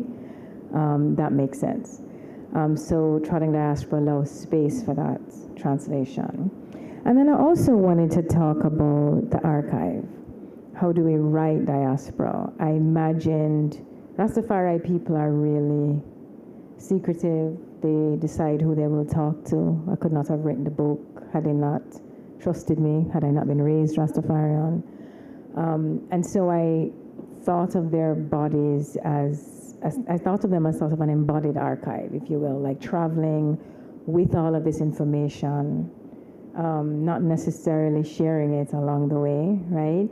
So on one hand, that was the piece about the archive, but it was also about what I learned about how you write diaspora, right? So that if I'm going to privilege my historical actors, it means I have to take their lead in terms of how to document this history. And so I had to follow them around the world to 12 different archives in 5 different countries. Also had to conduct interviews because the repatriation happened within the context of state-to-state interaction, so Jamaica and Tanzania, but also with the Rastafarians petitioning the Tanzanian government, but also with their the fact that they corresponded with Pan-Africanists around the world, the fact that they corresponded with not just musicians, but freedom fighters from liberation movements. So in that sense, I ended up writing a history that I wanted to hold all of that in a theoretical framework that spoke to the relevance and importance of Pan-Africanism at a time when people thought the nation state had triumphed as the route to independence and that Pan-Africanism was no longer relevant. And I also wanted to say that though many people assume that Rastafari travels only through culture, through popular culture, that I wanted to tell an interior history, that I wanted to take seriously their ideological commitments, their religious commitments, their political commitments, as a way to argue that they were a part of an important radical tradition in this moment, in this historical moment, within the context of a much wider geopolitical landscape that had Black people globally under pressure. So in this idea of trotting diaspora, this is when I read it, I thought this is actually what I'm trying to do, because I'm looking at the itineraries of these people as they're moving around and the way that you did. So it's not just diaspora as a dream, it's not just repatriation of the imagination, it's actual material itineraries where you had to follow people through, as you said, different archives and different sources. And I had to do the same kind of thing, because when I realized I was no longer just saying, okay, there are this many numbers of enslaved Africans in Jamaica, and just using a database to kind of try to understand like the population, when I decided I wanted to follow individuals where I could, I had to trace those itineraries. And I had to figure out how it is that the map actually could hold these journeys together. And so cartography became a method for me, because I knew what I was trying to do is unite places that are usually held apart. So the history of Jamaica might be seen to be independent, as the history of the United States often is seen to be independent. But if people are bringing their experiences from one place to another, journeying across that map, it's uniting those histories. It's making African history into Jamaican history. And so I wanted to pull the map together, right? By tracing those people, by trotting diaspora in that way. The second thing that you mentioned that really strikes me is that this is a way of understanding Pan-Africanism. And one way would be just to look at Pan-Africanism as a political movement that's pretty well defined. Another would be a kind of broader thinking about Pan-Africanism. It's about how it is that Africans make belonging in any kind of context where they're all coming together, forced together as they were during the transatlantic slave trade, and having to make a way to form units in a slave revolt, to come together when they may have had conflicts in West Africa that follow them to the Americas. When they speak different languages, when they worship different deities, when they recognize different symbols of political authority. How is it that they come together and make belonging in order to stage a revolt against plantation society. So this is a kind of proto-Pan-Africanism that I'm looking for, that I'm trying to ask about. I think the question is crucial because hanging over the numbers, the population numbers, when we think about Caribbean slavery, or when we think about slavery in Latin America, are the fact that so much of the population is enslaved, so much of the population is black, so much of the population is African-born. So how is it that in a territory where 90% of the people are enslaved, they don't just take the state like that? Right? You would think it should be easy. If everybody's black, everybody agrees that slavery is awful, right? You could just overthrow it. You have to understand how difficult it was politically for people to come together, even to overthrow slavery in those contexts. Not only because of the extremity of the violence, which was there, but also because of the complexity of the politics, which leads us to think about Africans, again, their priorities, where they come from, how they make belonging, and how they decide to take the initiative and strike out at a particular moment and not another. And this encourages us to take black politics more seriously than I think we often do. And you're in the 18th century, they're not black yet, right? So well, slave traders will call them negros, right? So like, but in terms of their own for some purposes they're black, and for other right. purposes they have other identifications that are far more important to them. Yeah, as you say. But I want to stay with cartography a little longer because one of the really important things that you accomplish is to say, even though you call it Taki's revolt, you're really arguing that it's greater than Taki. And so on one hand, you are arguing against the larger historiography, and I mean larger, not black people historiography, whether it be European or American historiographies, right? That you're saying if we limit this to the story of a slave revolt, we don't think about it or remember it the way we remember a great battle, a war. So one of the things you did was to associate the war and the capacity to wage war with their African pasts, right? But you also, I mean, I want to say that for black people, we love a slave revolt. So in changing it to a war in that sense, right, I think we would always see that as great to remember Taki. But you also point out that this is not Taki's war, right? And we love a hero as much as we love a slave revolt. So talk to me about what I think is a really brilliant move that you're taking on. You're not just saying, okay, there were men and women participating in this war, and that the war continued long after Taki was removed.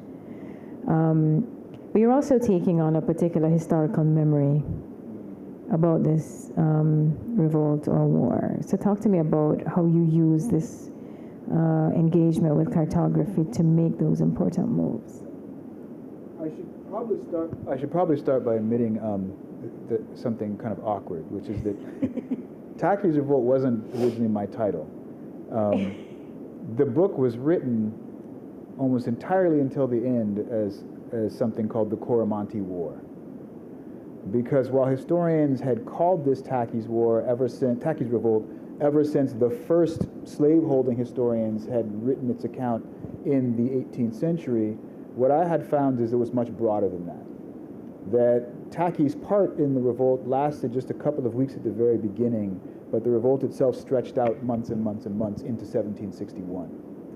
But that the people who organized it, who had come from what was then called the Gold Coast, roughly what's now Ghana, right, organized it as a kind of ethnic revolt, and I use that term very lightly and advisedly, organized it as kind of an ethnic revolt, and Taki may have not even been the principal leader. So the Coromantes, these people who organized it, comprise a much broader set of actors who were important than the principal leaders that most people had identified. But ultimately, the press decided that it needed to be called Taki's Revolt because that's the way people recognized it. So in some ways, I have a book that's living in tension with my own title. Not upset about that because people recognize it, they find the book, hopefully they read the book, and they discover that there's much more going on than a revolt led by this single person.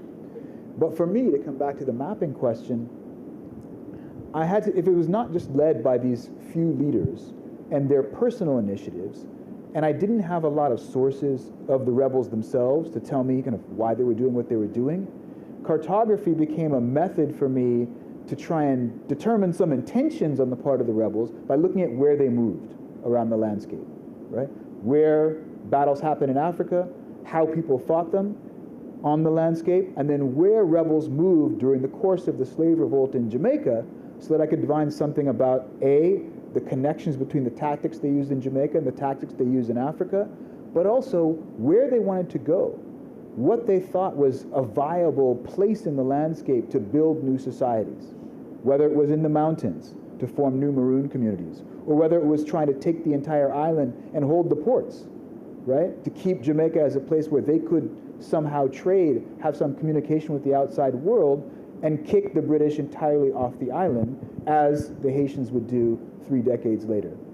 So in some ways, seeing the landscape in its entirety and the way people used it was a way of seeing that broader war beyond just the reaction of one person or a particular person or even the particular ethnicity, but seeing how their initiatives might have played out on the landscape. That's what I was trying to do with that. Yes, and you did it well. So I want to shift gears a little bit to talk about why we write diaspora, for whom, and in particular, my next question for you is the uses of the histories we write, okay? So there is a move to make Taki a national hero in Jamaica right now, and they've been celebrating you with much pomp and circumstance and claiming you in Jamaica, as we love to claim people. And so are you concerned about the uses and misuses of your work? And should we claim Taki as a national hero? What are your thoughts on the uses of history in our contemporary moment? And we have the expert on how we commemorate slavery sitting here. Sitting right here, yeah. Well, I mean, as a lot of you know, there were 7 national heroes in Jamaica, starting with Marcus Garvey, who was the first established national hero. There is 2 who were formerly enslaved, Queen Nanny, and also Sam Sharp, who led a major slave rebellion in 1831 into 1832, what we often call the Baptist War. And there is a movement to try and make Chief Taki, as he's called, the leader of Taki's revolt, into one of these national heroes. And there's been a campaign, a quite active campaign, partly led or at least instigated by an activist named Derek Black X Robinson, who has been, for the last 15, 16 years, walking around the island wearing a 30-pound chain to try and commemorate the history of slavery, to commemorate the history of Taki's war, and advocate for Taki being made a national hero. So I didn't know this while I was writing the book, but Black X found me when the book came out. And we've been corresponding for the last few years. Mostly as a result of his efforts, Jamaica actually established a national Chief Taki Day, hopefully Black X thinks en route to making Taki a national hero, in April, and then I was invited down to speak this last April for the 2nd annual Chief Taki Day. Now, this goes back to the awkwardness of my title, right? I wrote a book that argues that this may not have even been Taki's revolt. That making Chief Taki a national hero might in some ways underplay what I think is the full breadth and significance and consequences of this event. It's in some ways to wrestle like this, what I think is a much larger event, into a national origin story by making a founding father out of Chief Taki, right? As opposed to recognizing the processes, the ongoing processes of exploitation, of migration, of warfare, right? Of racialization that this story really tells. Now, it turns out that Taki's revolt had consequences far beyond Jamaica. So making Taki a national hero in some ways underplays the role of Taki's revolt in convincing the British that the slave trade might be a security concern, after which they began to pass some of the first kinds of taxation and legislation to regulate the slave trade, intervening in planters' untrammeled authority to organize the slave trade as they wanted, and leading down the road to abolition. At the same time, there were people in Taki's revolt who wound up in Saint-Domingue. And so I think we can say, without too much speculation, that the story of Taki's revolt was known in Saint-Domingue when the Haitian Revolution started 30 years later. We know one of the principal leaders, Boukman Dati, right, was from St. Anne, Jamaica. And if he was alive in any time in those years after Taki's revolt, he would have known about it. I found one source from 1807, in fact, where there was an uprising on a plantation. Some very newly arrived Africans rose up and attempted to stab their driver. And so the planter, an overseer, corralled these people, probably tortured them, interrogated them, and he made a pretty startling discovery. Apparently they all knew about Taki's revolt that had happened 30, 40 years before. And they had been told, these brand new Africans, by people who lived on neighboring plantations, suggesting, even proving, that there was an oppositional political history being taught and learned among the enslaved in Jamaica. That's a political history that Boukman would have known when he got to Saint-Domingue. That's another thing. The other part of this is that, this is Jamaican national history, surely. But a lot of those people who were involved in Taki's revolt were not executed but exiled to other colonies, especially to British Honduras, right? What's now Belize. And sure enough, there was another revolt in 1765 in Belize, in British Honduras, involving some of these people who had been exiled from Jamaica. Tracing the records, I know that there were at least 2 boatloads of people who were exiled from Jamaica after the revolt and ended up in South Carolina and Virginia, just 15 years before the American Revolution. So this Jamaican history is the history of Central America, it's the history of West Africa, it's the history of North America, it's the history of the Chesapeake as well. But we don't normally think of it that way when our starting point is American national history, is the 13 colonies. Nobody associates the history of Virginia with the history of Jamaica in the same period, and I think we should. Yes, and then, I think I'm more comfortable saying this than you just because I'm Jamaican. That I think Jamaica is as guilty as the U.S. in being really insular and in being rabid nationalists, right? So I think I'm thinking about the 18th century and then what happened between all that happened between then and now. And so nationalism took root. Jamaica as a nation state has as its basis a Creole identity. So Taki, Marcus Garvey as national heroes, it's symbolic. What then? Those are my questions. And you mentioned the Maroons earlier. There's also a move by the Maroons to claim indigeneity, which I find utterly confusing, right? Because on one hand, it's in terms of resistance, right, in terms of an African presence in Jamaica, but now it's indigeneity. You can't have it both ways in my estimation, right? So I guess it's happening on all these levels. So yes, we're in the US writing against that very America-centered historiography. And we're writing diaspora in a way that centers different places based on what we're talking about, right? So in this case, Jamaica. And a very swift move to use this history. In a way, it ignores the argument of your book, right? To try to use Taki in this way.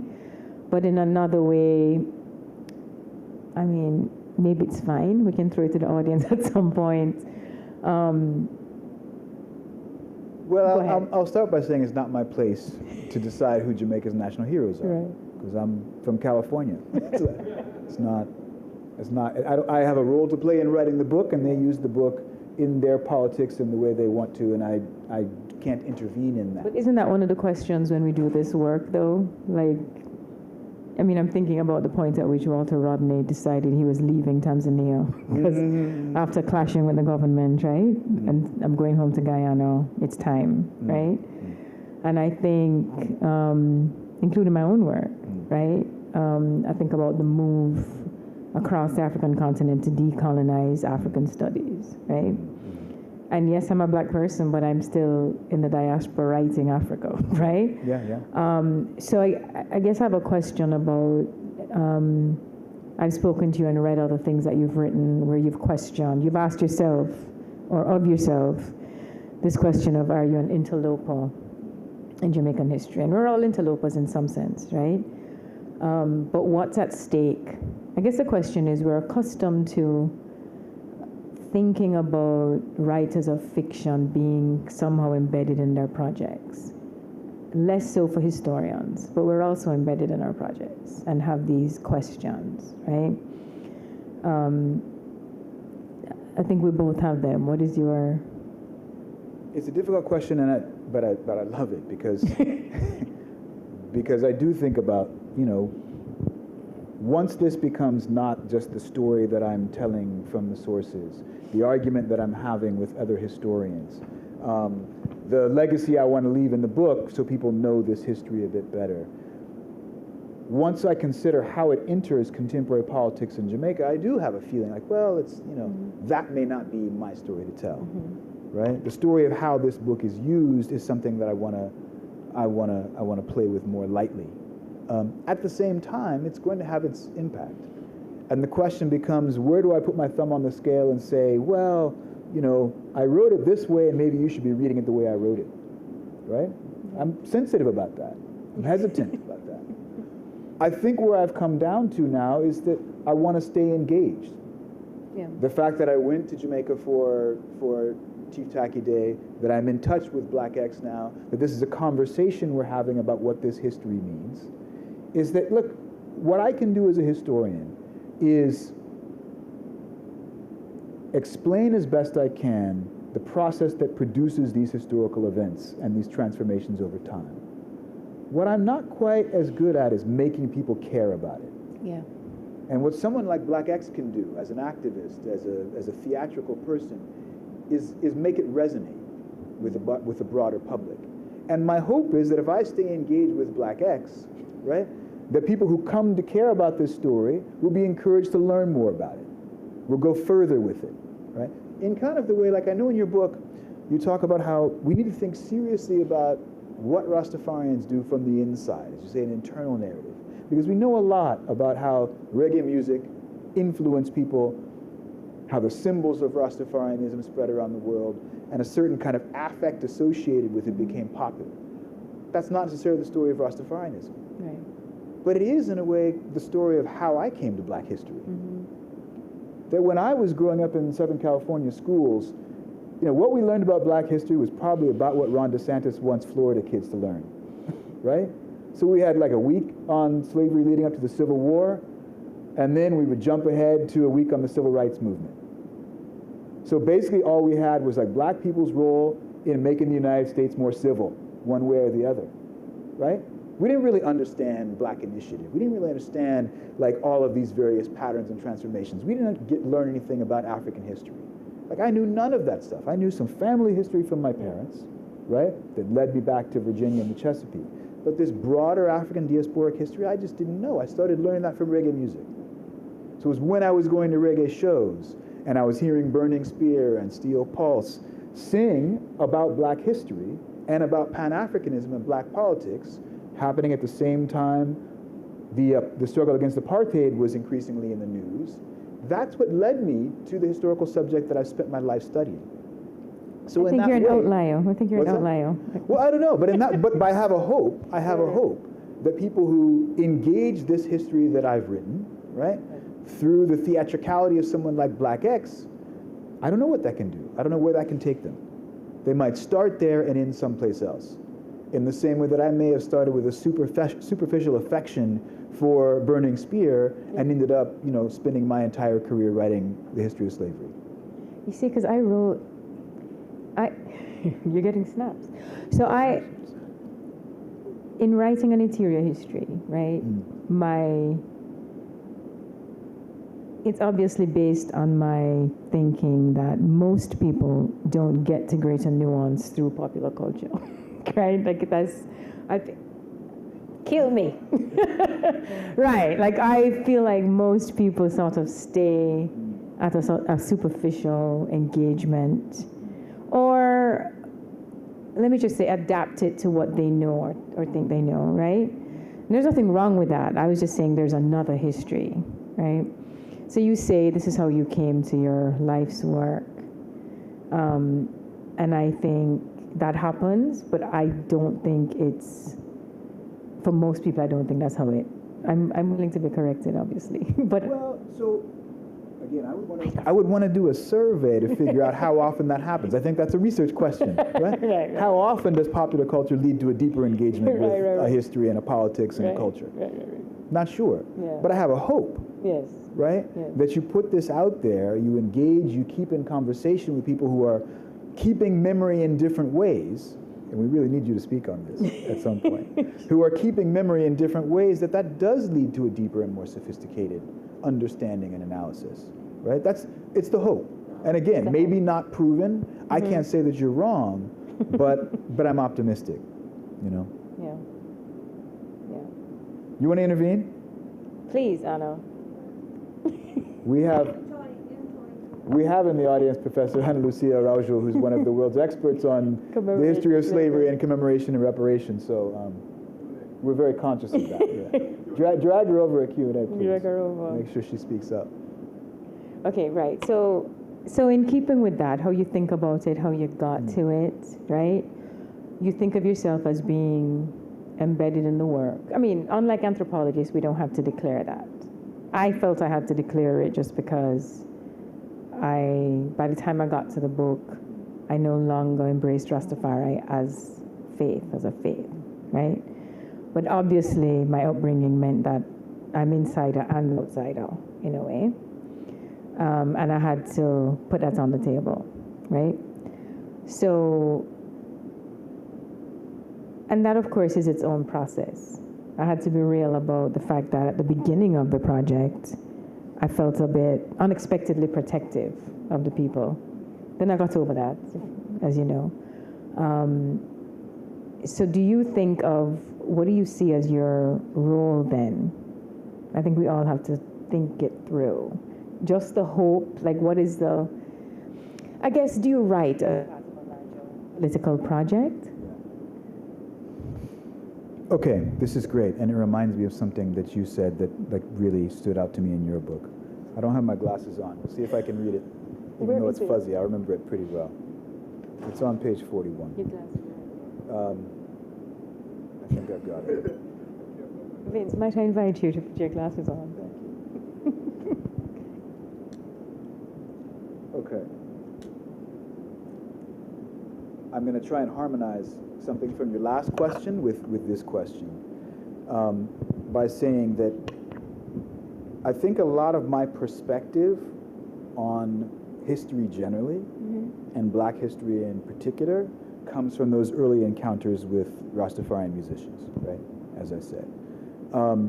It's a framing gesture. I myself have never been of Rastafarian faith, but Rastafarian perspectives on the world, I think, became similar, shaped my perspectives on the world very early, and they continue.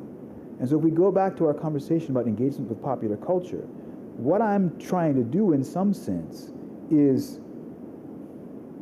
document, amplify, prove the truth of a perspective that I learned from popular culture. So when you say, for example, Rastafari posited that capitalism was inextricably bound to slavery, and in the colonial and post-colonial periods remained an exploitative, individualistic system that thrived on the destruction of those of African descent globally. The capitalist way of life was captured in the term Babylon, right? They're saying this before Cedric Robinson, and I'm learning it before I read Cedric Robinson. And when I read Cedric Robinson, it was a more sophisticated, detailed, analytical, theoretical argument, illustration of this thing that I'd already learned from popular culture, right? That, in some ways, is my political perspective. It's a political perspective I share with people whose religious faith I don't share, right? Yeah. Does that make sense? Yes, absolutely.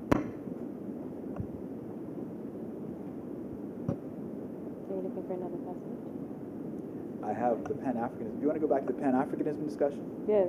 I also, you got to get this book, Jaw Kingdom, by the way. If you're interested at all in Pan-Africanism or diaspora, this has to be on your shelf in your reading list, and you should also read it. Not just have Not it, just but on the read shelf. it. In part because, we think of these political philosophical ideas mostly in terms of their status as ideas and not as things that people are actually doing. And so when you talk about how to Rastafarianism, Pan-Africanism meant that all black people came from Africa and they saw themselves as part of a global liberation struggle that linked them to Africans on the continent and across the diaspora, right? Once we understand that, you see their experience makes clear that repatriation, and not just popular culture, constituted the most meaningful vehicle of Rastafari's international growth. Now, here's the question. Can you have Pan-Africanism without repatriation? Absolutely. And so how does that work for Rastafarians then? If they're Pan-Africanists, repatriation is fundamental to the way they think about Pan-Africanism. But me, you, none of these people really have to go back. No, I mean, so repatriation for Rastafari people doesn't have to be. You think about it, what's wrong with my microphone? Philosophically, Rastafarians want repatriate as in return to Africa psychologically, intellectually. So it's a complex ideology, include these different levels. Microphone person, what's happening? So most Rastafarians don't repatriate for very practical reasons. Some do not have in the same way actually to physically repatriate. So I'm not saying it is the most important aspect of Rastafarianism. I'm saying it's one aspect. Okay. Explain to me something else. There's a discovery in your book that shocked me, surprised me, right? And I think it relates to the conversation, the argument we're having, right, about popular culture. So if one thinks about someone like C.L.R. James, right, the Pan-Africanist Marxist, who was disparaging of early Rastafarianism when he first learned about it. And he writes about this. And it's no surprise that a Marxist like James would be disparaging of Rastafarian cultists, he called them. But then you discover that later in his life, he carries on this long-running correspondence with Rastafarians. And donated money. Yeah, talk about that a little bit, because this again is how we can understand a perspective on the world that may have its religious aspects, but also have its material aspects, and also have its political framing that runs across the popular, the academic, the organizing tradition. So would you talk a little bit about that? I mean, one of the things, can you hear me, Ben? One of the things I take on in the book, right, is, well, I refuse this rigid dichotomy between cultural nationalism and Marxism, because I think our historical actors in that period also refused it. So on one hand, people evolve, right? People grow, people learn. C.L.R. James in particular lived such a long life. And I think he was, based on his exchanges with one of my Rasta men, Ras Bupe, I think he was really impressed with the level of engagement and action, right? Ras Bupe, the Rasta man, lived a life of the mind. Along with C.L.R. James, they had planned a kind of book project. They're very, he read widely and so connected with C.L.R. James. And I think C.L.R. James was very impressed with the fact that they actually were, actually embarked on this political project. I mean, he would say, Ras Bupe would write to him in all of the Rasta religious language, and I hope you're safely in the bosom of Jah and all of this. And C.L.R. James would say, okay, that the religious part of it is not really my business. I'm not, not into that, right? But he would donate, I think, a total of £1,200. They stayed in touch. I think he was really, he shared a commitment to African liberation, right? He admired what was happening in Tanzania and Julius Nyerere in particular. And I think that he was supportive of the quest of black people to be free, and was open enough to say, to sort of separate. I may not share your religious commitments, but I understand this move toward the liberation of black people. Can we go into the weeds a little bit on your sources? Because I think one of the reasons why you're able to tell us something new about C.L.R. James, who we think we know pretty well, right, is because of how deeply you were engaged with these sources. Can you talk a little about how you found the things you found? You know, what leads led you to places that surprised you? Yeah. Because when we talk about writing history, often the idea is that kind of history is just out there kind of waiting to be told. And we don't think as much about like all the difficult creative work that goes into reading sources, finding sources, you know, bringing them forward and making arguments and stories out of them. I have that question for you too, though. I don't want to forget to get back to it. So I mean, that was important. I've been accused of being a conservative historian. Oh, me too. Right. Because at a time when people are committed to destabilizing the archive, I am not, and I have no shame about that, right? In the same way that people are committed to destabilizing certain canons, and I'm not either. We critique them, but we have to read them, right? So the journey for me started after I met with Raspupe, this Rastaman who, along with another Rastaman, led the repatriation. I sat with him in his house for about 3 hours, which was kind of surreal, right? He was a very regal, he passed about a year before the book came out. He's this very regal Rastaman who was living in Tanzania, had founded a school for Tanzanian children, and just had that, I kind of describe it as this, a kind of, if you know Peter Tosh, he has that song, I Am That I Am, that Rasta men who get to a kind of what the Buddhists would call nirvana, have this kind of presence. So he always think of him as sort of sauntering toward me when he opened his door to walk to the gate, and just made me think of a man who had never wasted time doubting his purpose, right?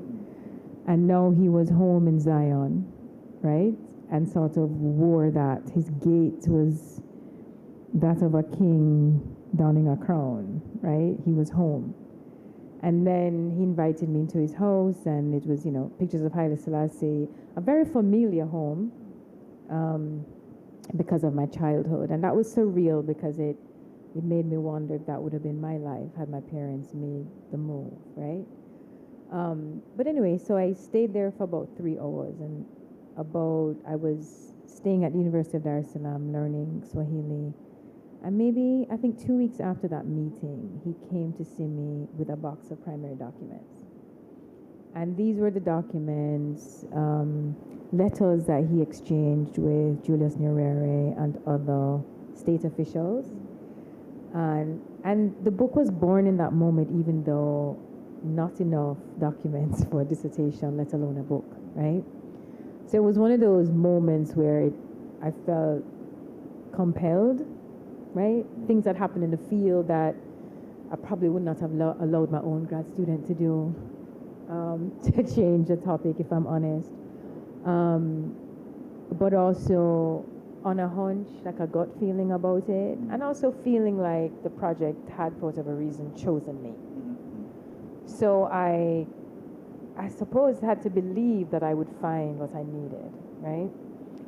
And that kind of led me on this search. So I, read all those primary sources, saw that he was corresponding with all sorts of people. So I started in Tanzania with the state officials. Some of those documents were still sealed. There were 70s, 80s. So in those cases, I would track down the officials to interview them, to kind of corroborate what I was learning from the Rasta men, but also, and woman, but also from the letters and other documents. And then I figured out that it was a real trod, right? Because they stopped in London and a few of the people repatriated left from London, not Jamaica. And they were part of an organization that was supporting the repatriation. So I had to go to the UK to find those papers. Then on a hunch, I went to Trinidad to look at CLR James's papers because I was shocked to learn through letters from Ras Bupe that he was in touch with CLR, close to him, and also receiving support in various ways from him. And so I went to the archive in Trinidad and literally screamed in the archive because I had a whole file about the repatriation in CLR James's. And that was just a hunch, honestly. If I'm honest, I don't have any other way to explain it. I just went. And so I started to pick up different aspects of the repatriation in different places. Then I realized that based on some things that Julius Nyerere had said to Ras Bupe, that the relationship he had with Michael Manley had an impact on how he responded to Rastafari people. And the fact that he had traveled to Jamaica and was warmly received by Rasta people. His visit was comparable only to the visit of Haile Selassie, right? So because of his socialism, because of his stature, they admired him. So then I went home to Jamaica and did research there as well. And then, the wider context of, how Rasta was being surveilled. So there were documents here in the U.S. as well, the State Department. And so that's how it became, I think of you as a historian trotting diaspora. And Trotting the archives. I was also trotting the archives. And I think of it as having been led by these historical actors, because I wouldn't have been able to write it had I not followed them to every stop on the trot. Let me ask you about your conservatism. Yes. Why not just write a story about how difficult those archives are to penetrate, what they won't tell you? Why not write a story about those archives as colonial representation that can never yield the kinds of stories that we desire from them? Instead, you press through, right, going from place to place and repository to repository, looking for things, following hunches. Why do that instead of say, look, these are colonial archives, right? We're never going to learn what we want to learn from colonial archives because they weren't created to represent us. Why'd you make the other choice? Well, I have a combination of documents. Some are not colonial archives, right? The documents between the Rastafarians and Tanzanian state and among Pan-Africanists are not colonial archives. But the colonial archives, I think we have all of these meditations on what's not in the archive, and they're important. But I don't think that we have exhausted those archives. And there is as much through the erasure, right? The silences in the archive yield as much, I think, right?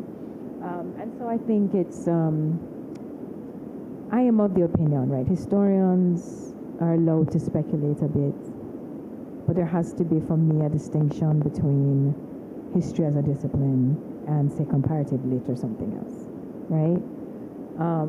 I think I have no shame in saying there's some parts of the story I cannot recreate, and I think that's okay too.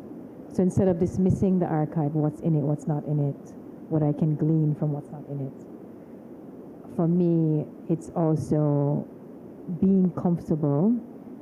I mean, sometimes I talked about, or asked you about being an interloper, but sometimes I think I have respect for when my historical actors want some things to be private, right?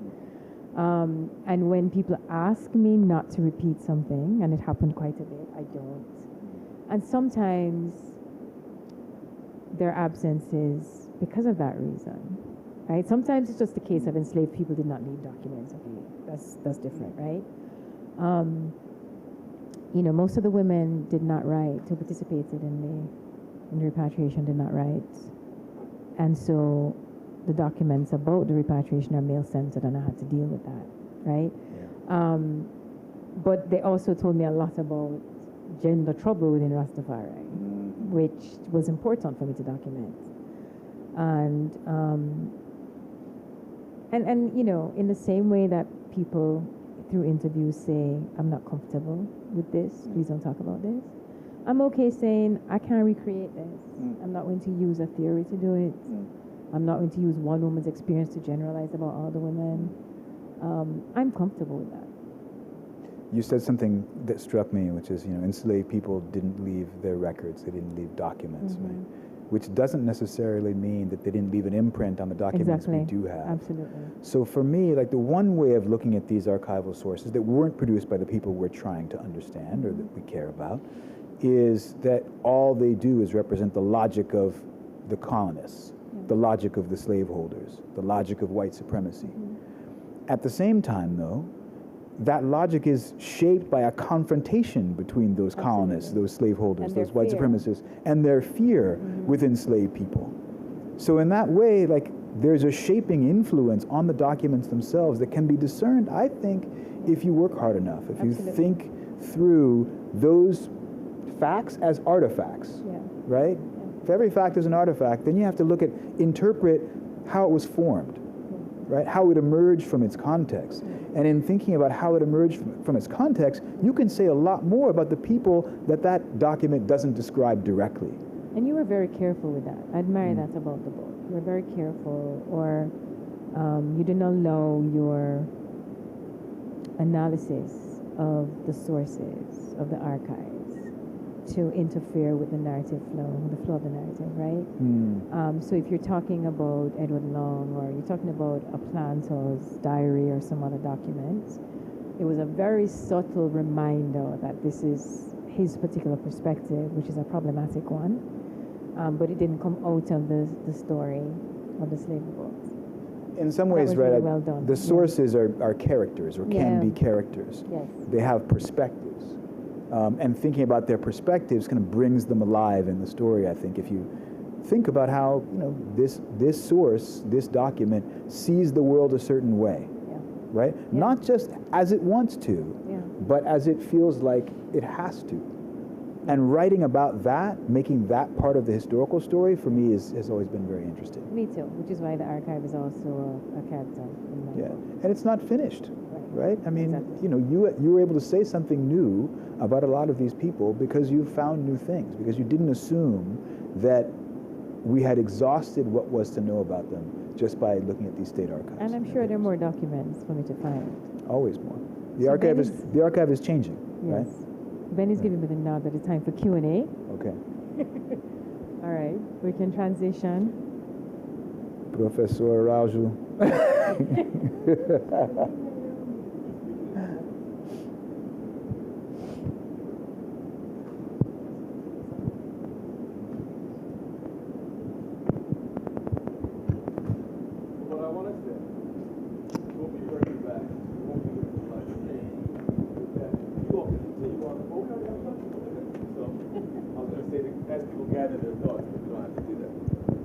Oh, we got it. Oh, okay. All right. See that? Almost spoke too soon. There we go. Right. Thank you so much for a really wonderful conversation. It was great to see you together, and the kind of push back and forth that you're having just now, I think, is quite important in thinking about history, the archive. I have a few questions, but I'll try and limit it to a general idea. But the first thing I thought was really interesting was that, Professor Brown, you spoke about taking Black politics seriously. So the fact that people are not blank slates looking to be emancipated into the political condition of 21st century bourgeoisie. So point being that I've often found, I personally, we can have this argument another day, but think that Black Jacobins perhaps has been a disservice to Black people and our understanding, the framing of Black Jacobins as, you know, the way in which we have to understand the greatest revolution in the history of the Black world as a Black Jacobin movement. undermining the fact that people are coming from various political traditions. You're thinking about your Bookman, Cecile Fatima, all of those different cultural and political traditions that are not deemed as legitimate because it has to be understood through international Marxist revolutionary history. So I'm interested in when you are going through this work and trying to think through and take seriously Black thought. Black thought is not simply, but Black people also contributed to enlightenment, but actually how are Black people thinking through these different things? So Hilary Beckles talks about, some rebellions or uprisings in Guyana, for example, that leads to the rise of a Santahene kingdom, for example, right? Kofi and the Santahenes, right? So they're thinking about African political institutions, not because all of them were from the same kingdom, but they're using something that they came back from, right? And I find that often in the archive, people are always erasing that to shoehorn, but we were modern too, but particular Euro-American modernity. So I'm just thinking through, or would like to hear, what does it mean to take Black thought seriously when we are invested in the archive? The second thing is around this question of Blackness and Africanness and Black consciousness at that time.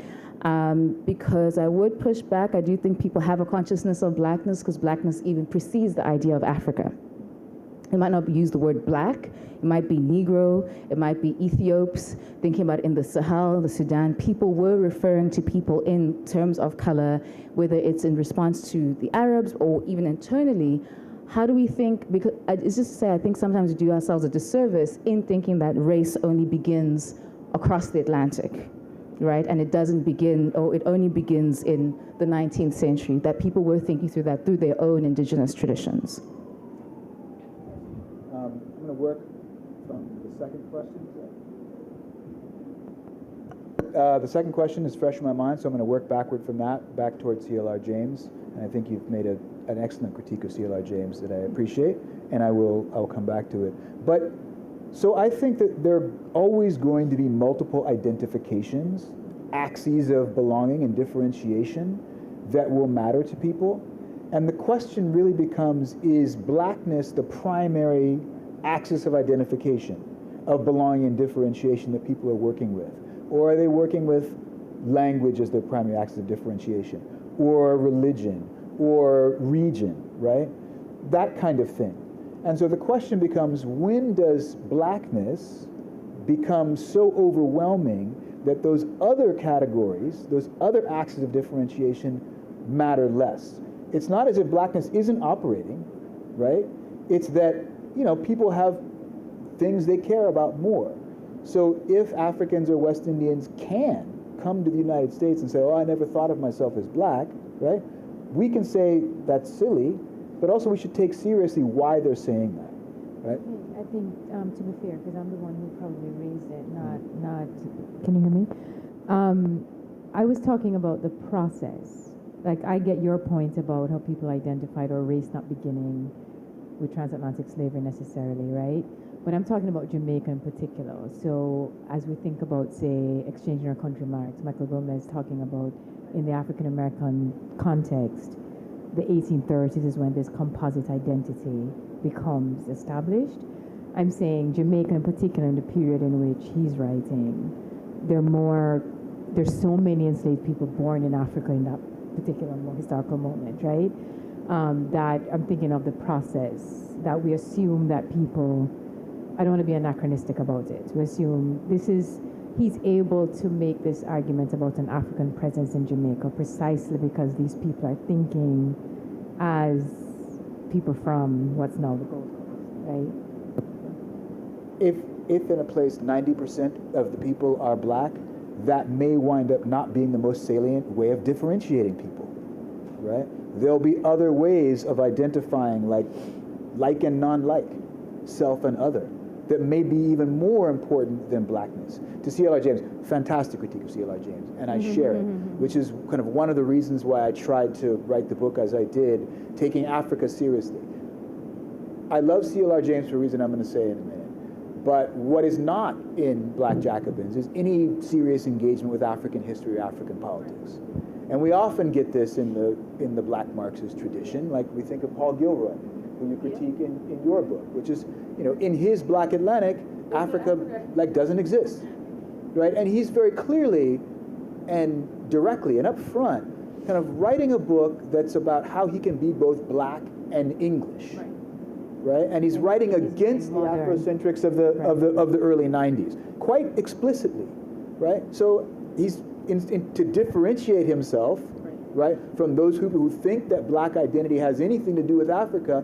He's trying to say something completely different. So there are a lot of these writers who think in order to be modern, they have to excise Africa. And what I'm trying to do in this book is show, as other writers before me have done, people like Linda Haywood and John Thornton or J. Laurent Mattori, that African history is coeval with American history. It doesn't exist before it. It's not anterior to it. It's part of what's going on. And so I'm trying to do that. But why I still appreciate C.L.R. James is because that, for me, was the first book that put slave revolt on a geopolitical scale, that showed it as a kind of world history, right? Not just the history of a plantation, not just the history of race relations, not just the history within a particular nation state, but as a world history. And that framing gesture is something that I still admire and I've tried to emulate in my own work.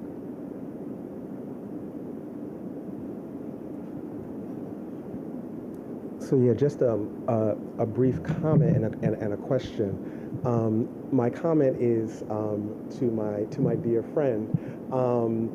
I think a lot of people in this room are the people who are introduced to blackness through popular culture, and it's an itch.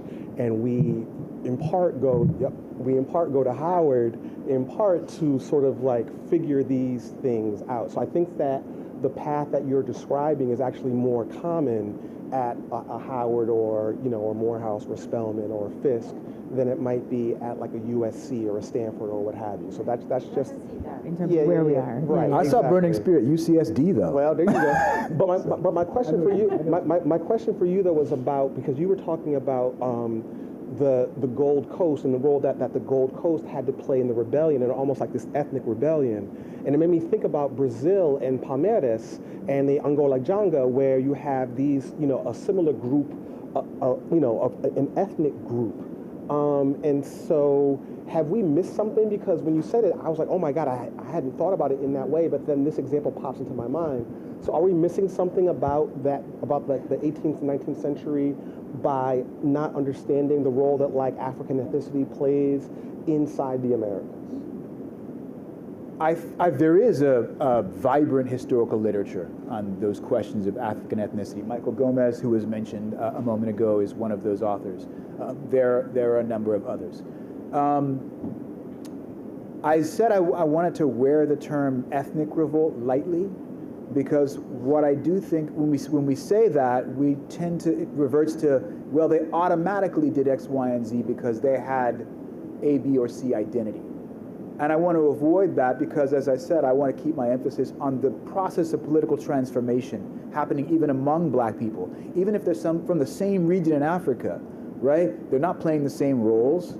They may not, worship all the same deities. They may have different ideas about how society is to be organized. And they got to struggle over that and work that out in the context of slavery, which already makes it radically different than the life they would have known before. And if we just say, oh, well, they're all of the same ethnicity, or all speak the same, or they're from the same region, we can short circuit that analysis of how difficult and fraught it is to make politics among black people in a slave society, or anywhere else for that matter.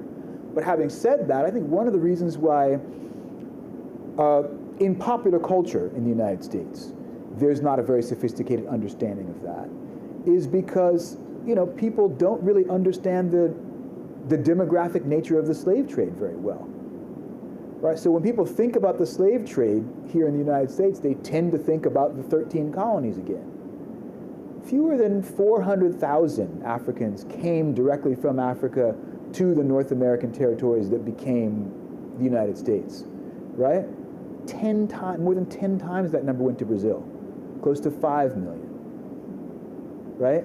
So, we're talking about a scale and order of magnitude, and they come through the mid into the later 19th century, whereas those numbers really taper off toward the beginning of the 19th century in the United States. So kind of we're talking about a confrontation with the African presence that's far more obvious in a place like Brazil or in a place like Jamaica in the 18th century.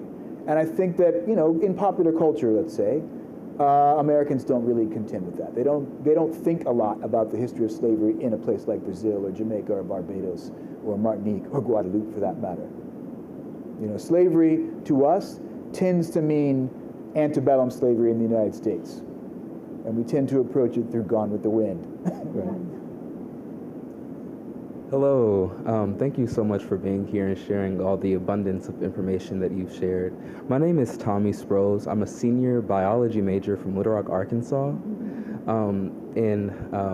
As writers, we understand the importance of having written documentation of our history. And I know you talked about Rastafarianism, which made me think of a lot of African traditional religions and African diaspora traditional religions are often oral histories.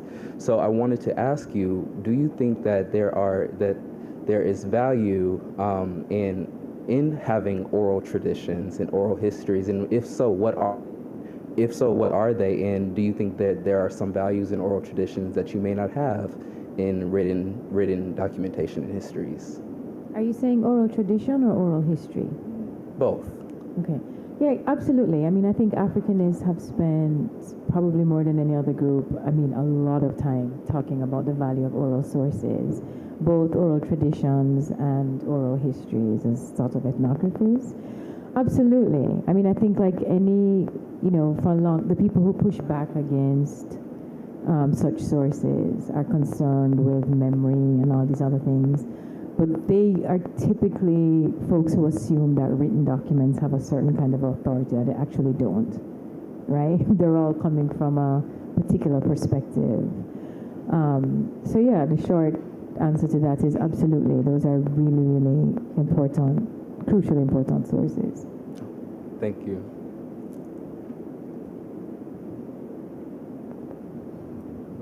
Hi, thank you both for your extremely generative and informative panel. I'm Solomon Brooks. I'm a senior history major attending this institution. And sort of like, I was thinking of a series of like historical transformations while like y'all were talking about your subject matter in the panel. And so first, like this idea that Dr. Brown was referring to was like the idea of like the functional unit, where sort of in the New World, Black people are thinking of themselves like from either same or different ethnicities along the ideas of we are trying to be functional in a place where sort of the colony or the state is sort of trying to deny us this functionality and this mechanization. So it's like, would I be inaccurate in sort of defining that as like Black people thinking of like sort of the precepts and also moving towards race generally, and then also as sort of the colony is moving toward the nation state, and also as sort of ethnicity is moving towards race, and then sort of Black and slavery is being abolished as well, and sort of these ideas where the precepts of race are about being functional and like fighting against the colony and the state when they're trying to deny people humanity, and then sort of as slavery is abolished and Black people get like sort of this vestiture, or certain Black people get vestiture within the nation state, and the logic of the nation state sort of arrests the idea of race, and then diaspora history enters as this thing that's trying to unearth or unsettle the idea of allegiance to national identity. At what point does like one say that explicitly diaspora history is like a history of Black people in societies which are founded on colonial order, sort of a history of black people moving toward a race in the way that they choose, and a history of black people sort of within race as Pan-Africanism, and that this is an explicit political sort of commitment that we're trying to get black people to engage with and learn, and not just something that's arrested within academia. Thank you. I'm going to kick this to Professor Badassi because of this reason, which is that one of the things I admire most about her book is that, when we think about colonialism and decolonization, we tend to think that things are heading inevitably toward the nation state, that independence means the creation of nation states.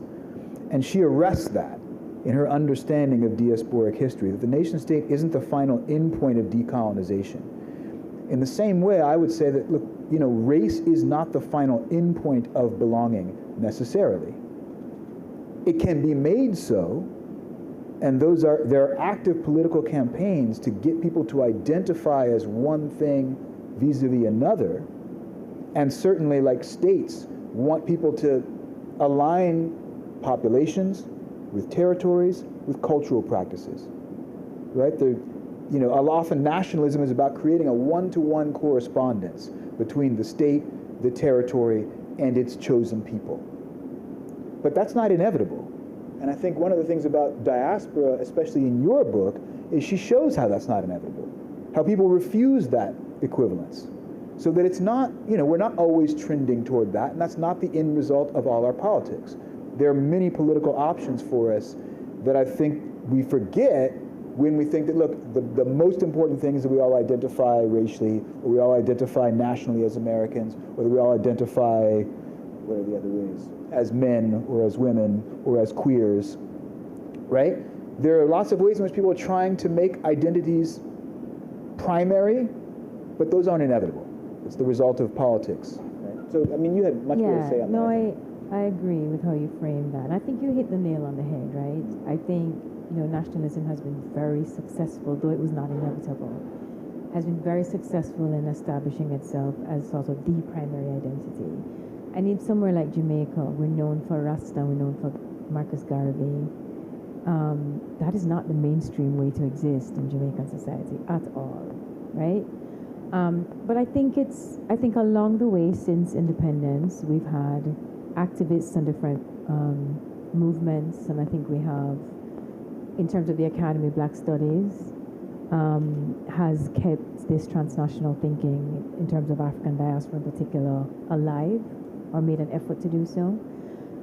But we still see, I'm sure even here, like these divisions. I always say historians are good at providing the context, but we're not good at solutions. I'm not sure what the fix is, right? But I think you're right that there are we have to be willing to talk about what's at stake, right? We have to be willing to talk about the fact that a lot of people come from the Caribbean, Jamaica included, and try to distance themselves from African Americans, right? Because we grew up in a majority black population and we think we're freer because of it. Or we're not willing to extend ourselves and try to understand a different experience. We have those divisions, right? What's at stake and why, I think, is a deeper question. Are we so invested in saying, I'm Jamaican, I'm Guyanese, I'm Trinidadian, I'm not black, as though nationality and race are the same thing? Those conflicts are real, right? I've been on campuses where continental Africans will say African Americans don't come to their functions or to their African Studies Association. That was not always the case, right? Something happened between independence and now that is, it's 60 or so years after independence when I think of Africa and the Caribbean. There's so many examples of the way that the particular geopolitical landscape continues to reproduce conditions of inequality for black people globally.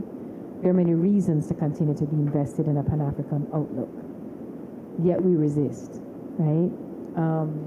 So I think you're right in thinking about it, in saying that diaspora, whether we do so consciously or not as a framework, is a particular political engagement and a particular approach to not just scholarship, but how we think about the world, right?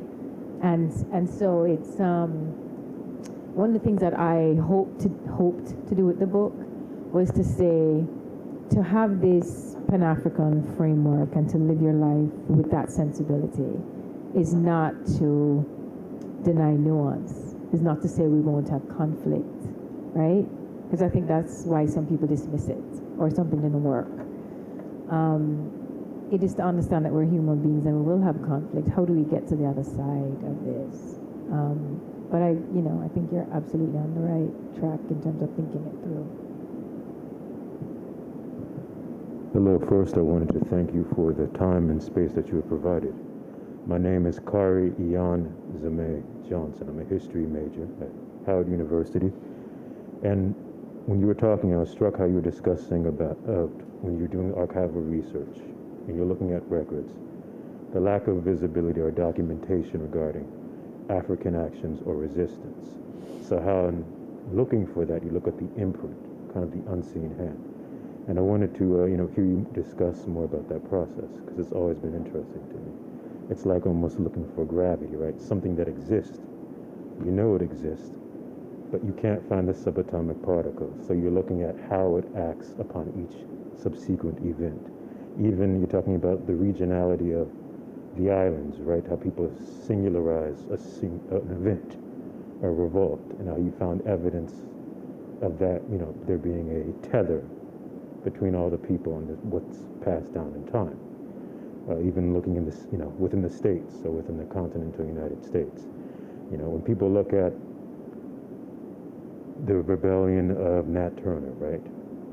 There's a lot to play there, right? There's, of course, David Walker's appeal, but that you can trace that back to, when you look at archival research, you can see that we had black abolitionists in New York City, right? The whole activity going on there. And then you had the Rights of All, which eventually became, well, the first newspaper, but there's a free black newspaper called the Rights of All. When you look at the list of publishers in each city or state, you can see that David Walker was one of the publishers in his state. And then from there, you're able to see that there's a far wider connecting, a connecting web of interactions, right, of people questioning their imprisonment, their confinement, and working out different methods of resistance. So would you be able to? Yeah, fantastic. I mean, the only way you can begin to think about those webs of influence, as you suggest, is by understanding the shaping forces on the documents that you do have. You use the example of gravity, which I think is great. The way I say it in the book is like if you look at a stone, you know that its contours are shaped by water and wind, which you can't see, but that shapes the stone, right, inevitably. And the sources that I have that describe the history of slavery and black people and black politics don't describe it directly, but are shaped directly by black history and black politics, right? So I'm trying to do that. And once I know that, once I can read those sources and look at the most likely, most plausible, ways of thinking about why those sources say the things they say, then I can see the way they have influenced other sources, the way similar kinds of forces, similar kinds of political moments, right, actions, have shaped other sources, and I can put them together, and that's when I can begin to tell a story, right? But it's only by making that assumption that a source is not a transparent reflection of what was, nor is it simply a representation of the logic of the people who made it, but it's a confrontation between the logic of the people who made it, their conventions for representing things, their habits of description, and the thing outside of those habits, right? And once I can begin to know as much as I can about what's outside of those habits and what those habits are, I think I can make very plausible analyses of what those sources can tell me. Does that make sense? It does, thank you. And did you have anything to? Yeah. Thank you very much. I appreciate it. Hello. This question is geared more toward Professor Badassi, but you both are certainly open to answering. Early in the conversation, you spoke about elders or people in general as the embodied archive to understand the culture, but also them as people and the trust that must be earned.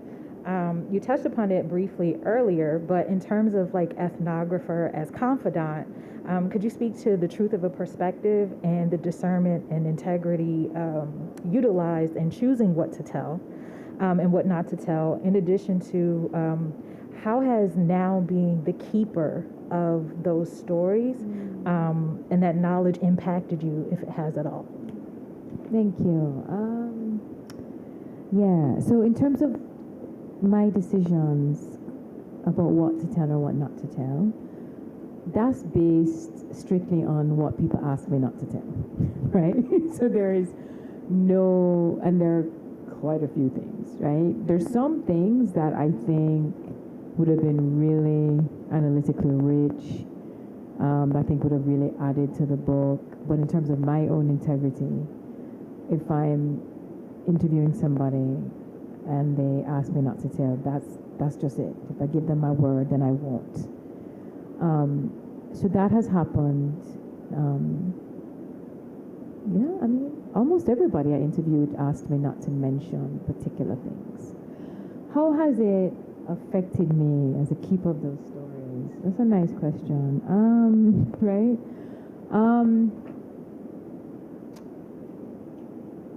Well, I obviously have learned a lot about, I mean, in some ways it's unfortunate I can't share some of it, but it has taught me a lot about that confrontation between diaspora and continental Africa. Some of the things that made them uncomfortable, or that they thought, or the fact that people are still committed to protecting how we think about Rastafari and why certain aspects of it have stayed with me. Also, I have, in terms of my personal evolution and position in all of it, it has resonated with me because of some of my own experiences as a child, right? So some of the things that I have not been able to write about are things that I understood very well because I've experienced them or seen it in other contexts, right? So in that sense, it's tricky because I always tell friends, do not tell me something and tell me not to tell somebody. I don't need to know everything. I don't care. Don't tell me. I'm not nosy, right? And so you have to be careful because when you know something, you sort of act like you know it even if you're not saying it. Or analytically, you know it, right? So I'm just really careful because I'm aware of all of that. What else did you ask me? About the embodied archives. I mean, it's interesting because Rasta people are very aware, and I wanted specifically to tell this as an intellectual history because they've always been so cerebral, right? But as Walter Rodney noted in Grounding with My Brothers, right, that they're actually the intellectuals. And this was the case. It's not just how widely my actors read, but they were always theorizing about what was happening in the black world and keeping abreast of changes and developments, right, in different places. And I think that was a hell of an experience because I was always being checked. And there's some things, honestly, obviously, analytically, I had to be free. I mean, Ras Bupa would say to me, look, you're an academic, I get that. But this is a spiritual journey. And I would be like, look, I still have to publish a book and get tenure. Right, you know, it's like, but I think he trusted me because he knew I understood what was happening on a cellular level, right? I got it. But we would argue. I mean, sometimes I wonder, you know, had he not passed a year before, would he have allowed me to publish some of the things that I published, right? Because I was critical of quite a bit. Maybe not, I don't know. And I would have cared. I would have cared, had he not approved of some of it. All of those levels. Thank you for that question. Thank you. Unfortunately, we're like 5 minutes for rapid fire question and response. Can we do that?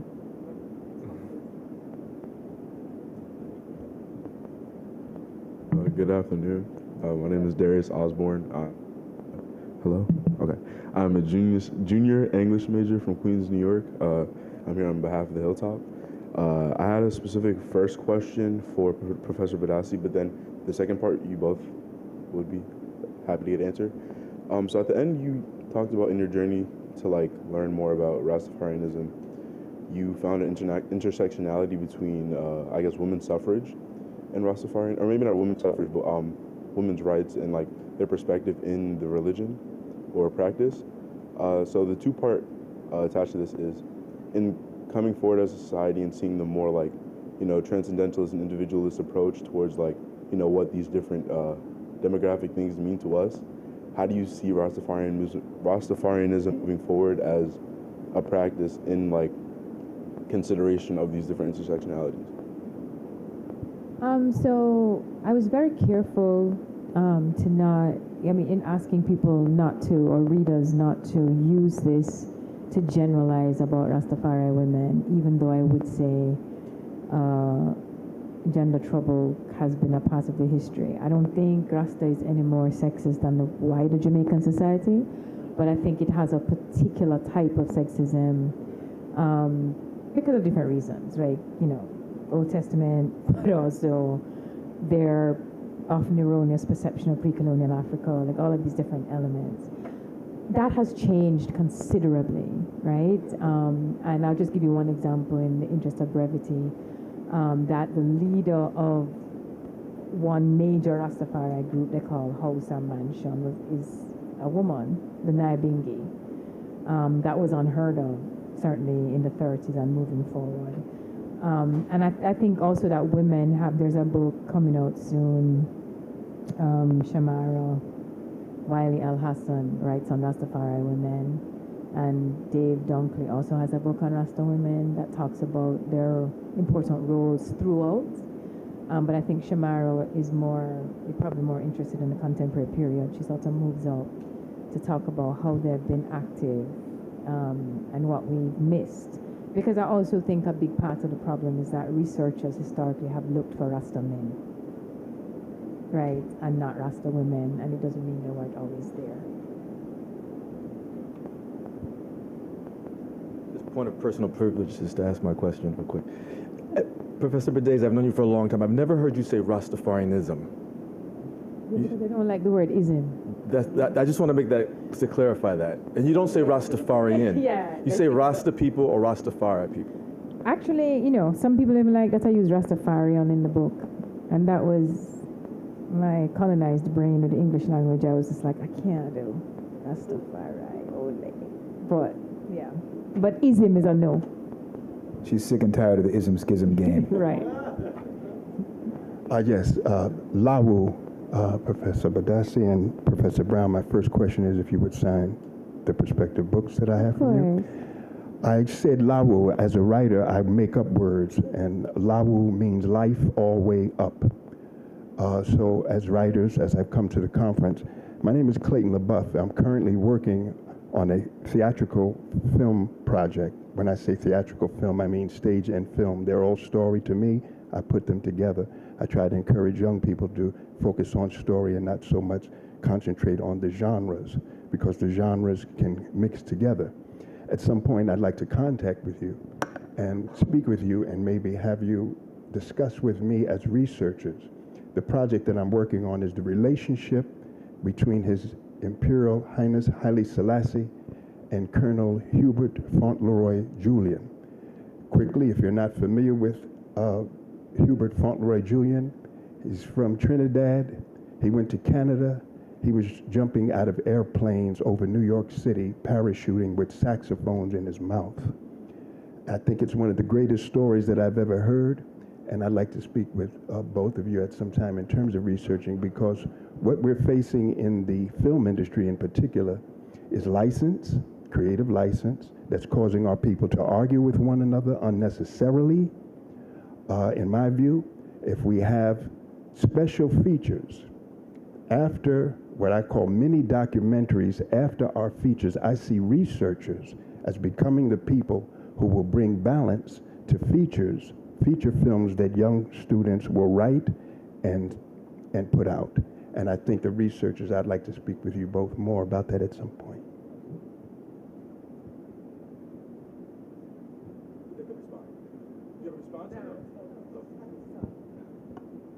Thank you guys for enjoying the panel. Thank you to the panelists for being Thank you all.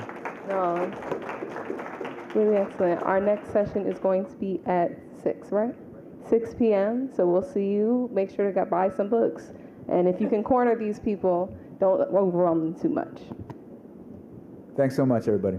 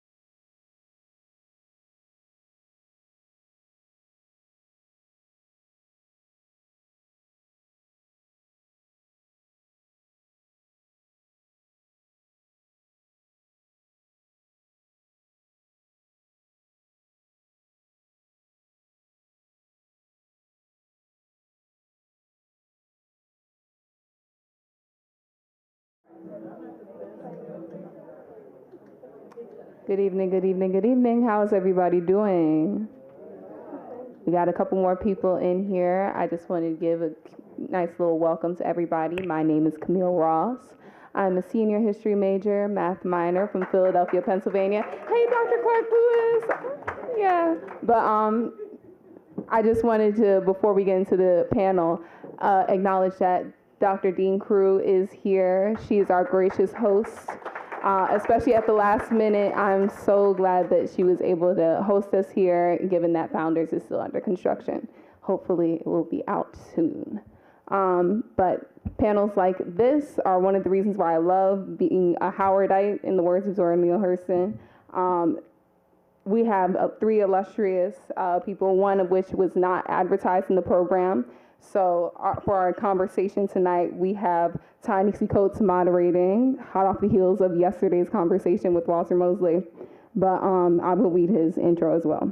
A son of Howard, Ta-Nehisi Coates holds the Sterling Brown Endowed Chair in English and the Humanities at Howard University. Professor Coates is also the author of The Beautiful Struggle Between the World and Me, The Water Dancer. He is a recipient of numerous awards and honors, including the George Polk Award for Commentary, the National Book Award for Nonfiction, a MacArthur Foundation Fellowship, and the Kirkus Prize for Nonfiction. Previously, Professor Coates served as a correspondent for The Atlantic, Time Magazine, and The Village Voice. We also have,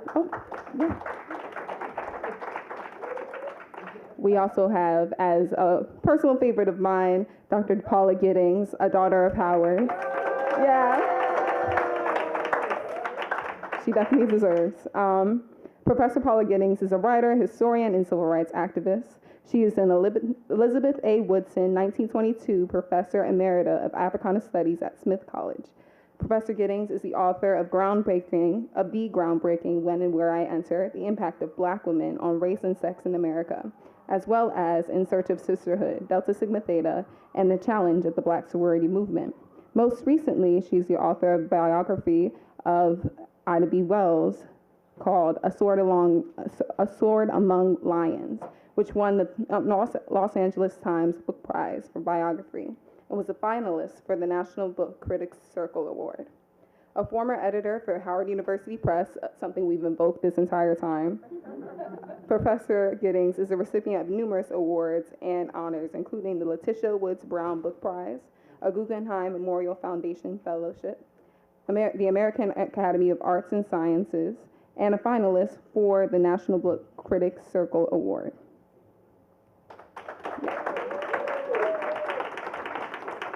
And also as a panelist, we have William Jelani Cobb, also a son of Howard. I love 3 for 3. Jelani Cobb is the Dean and Henry R. Luce Professor of Journalism at the Columbia University School of Journalism. Dean Cobb is a staff writer at The New Yorker and the author of The Devil and Dave Chappelle, as well as The Substance of Hope. He has also been a political analyst for MSNBC since 2019, and Dean Cobb has received a Peabody Award for his 2020 PBS Frontline film, Whose Votes Count. Please welcome our esteemed guests to the stage.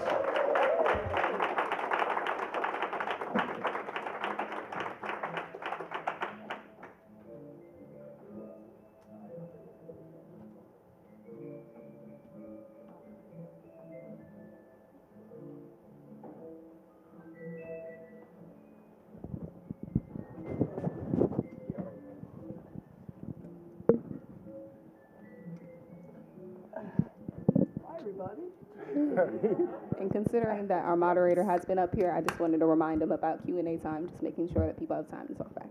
Yes. Did I mess that up yesterday? No, I was just, it says to say that, so I was going to let you know. Ben told you that, huh? Okay.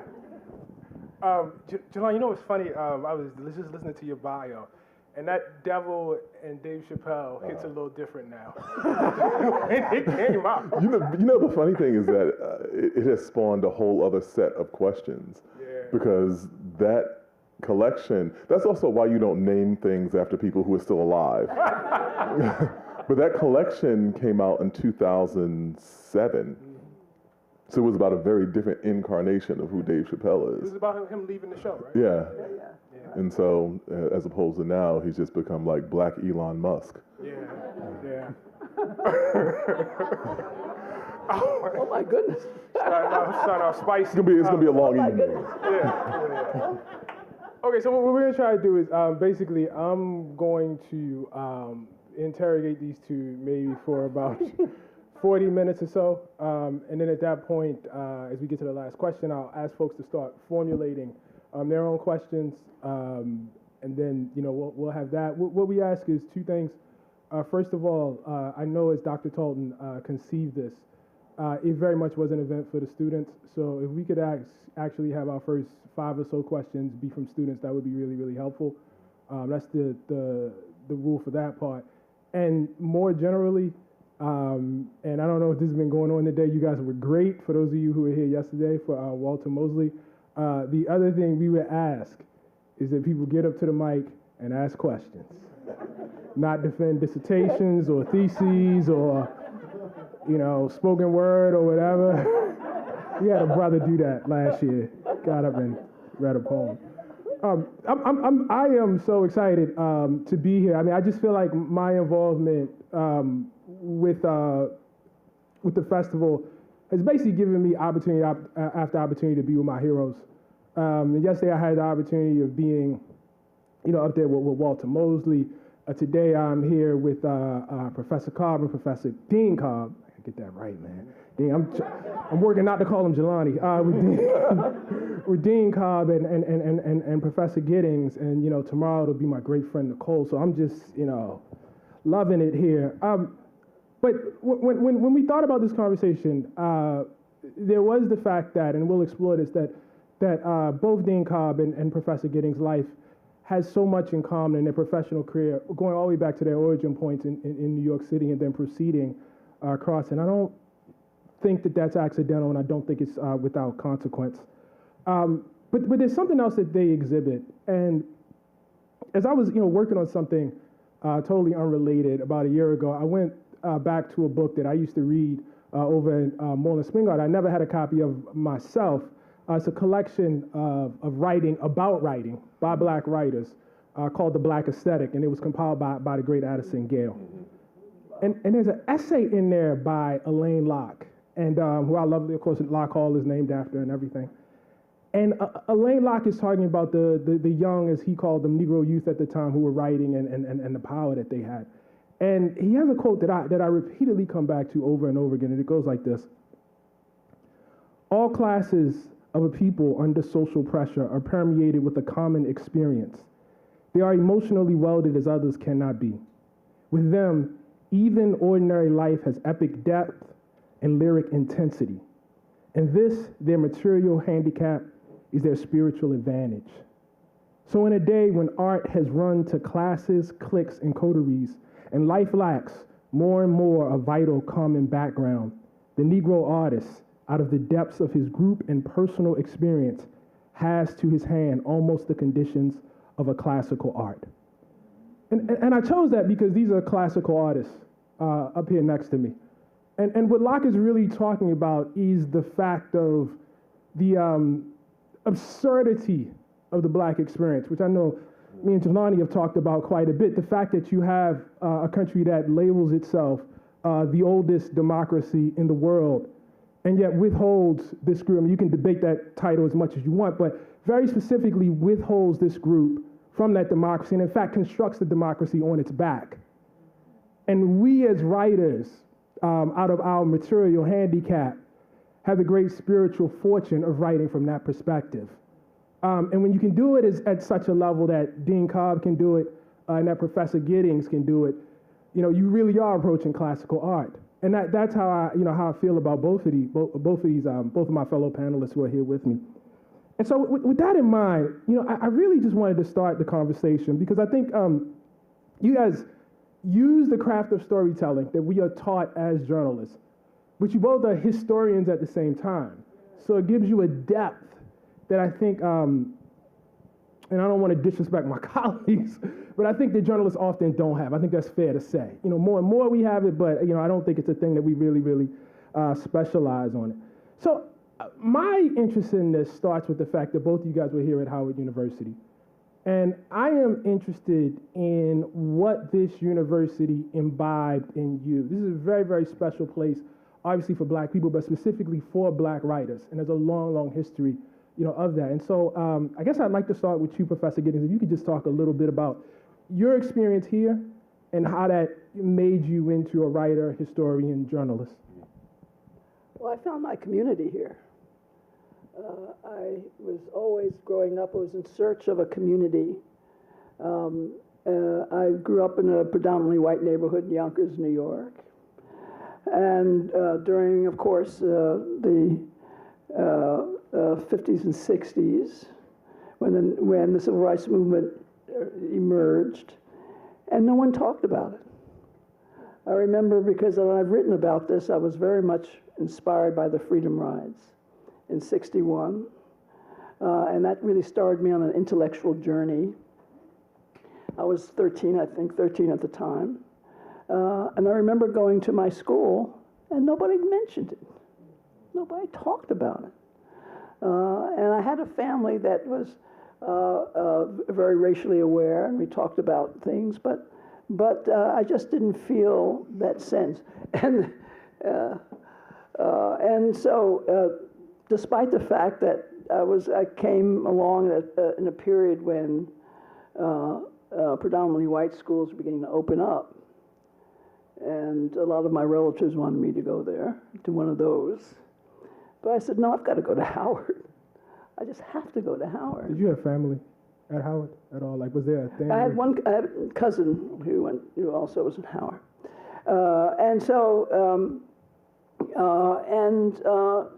I got involved with the newspaper. I got involved with I edited the literary magazine at Howard. So I found, Ida Wells once said, she said, in journalism, I found the real me. Mm. And at Howard, I found the real me.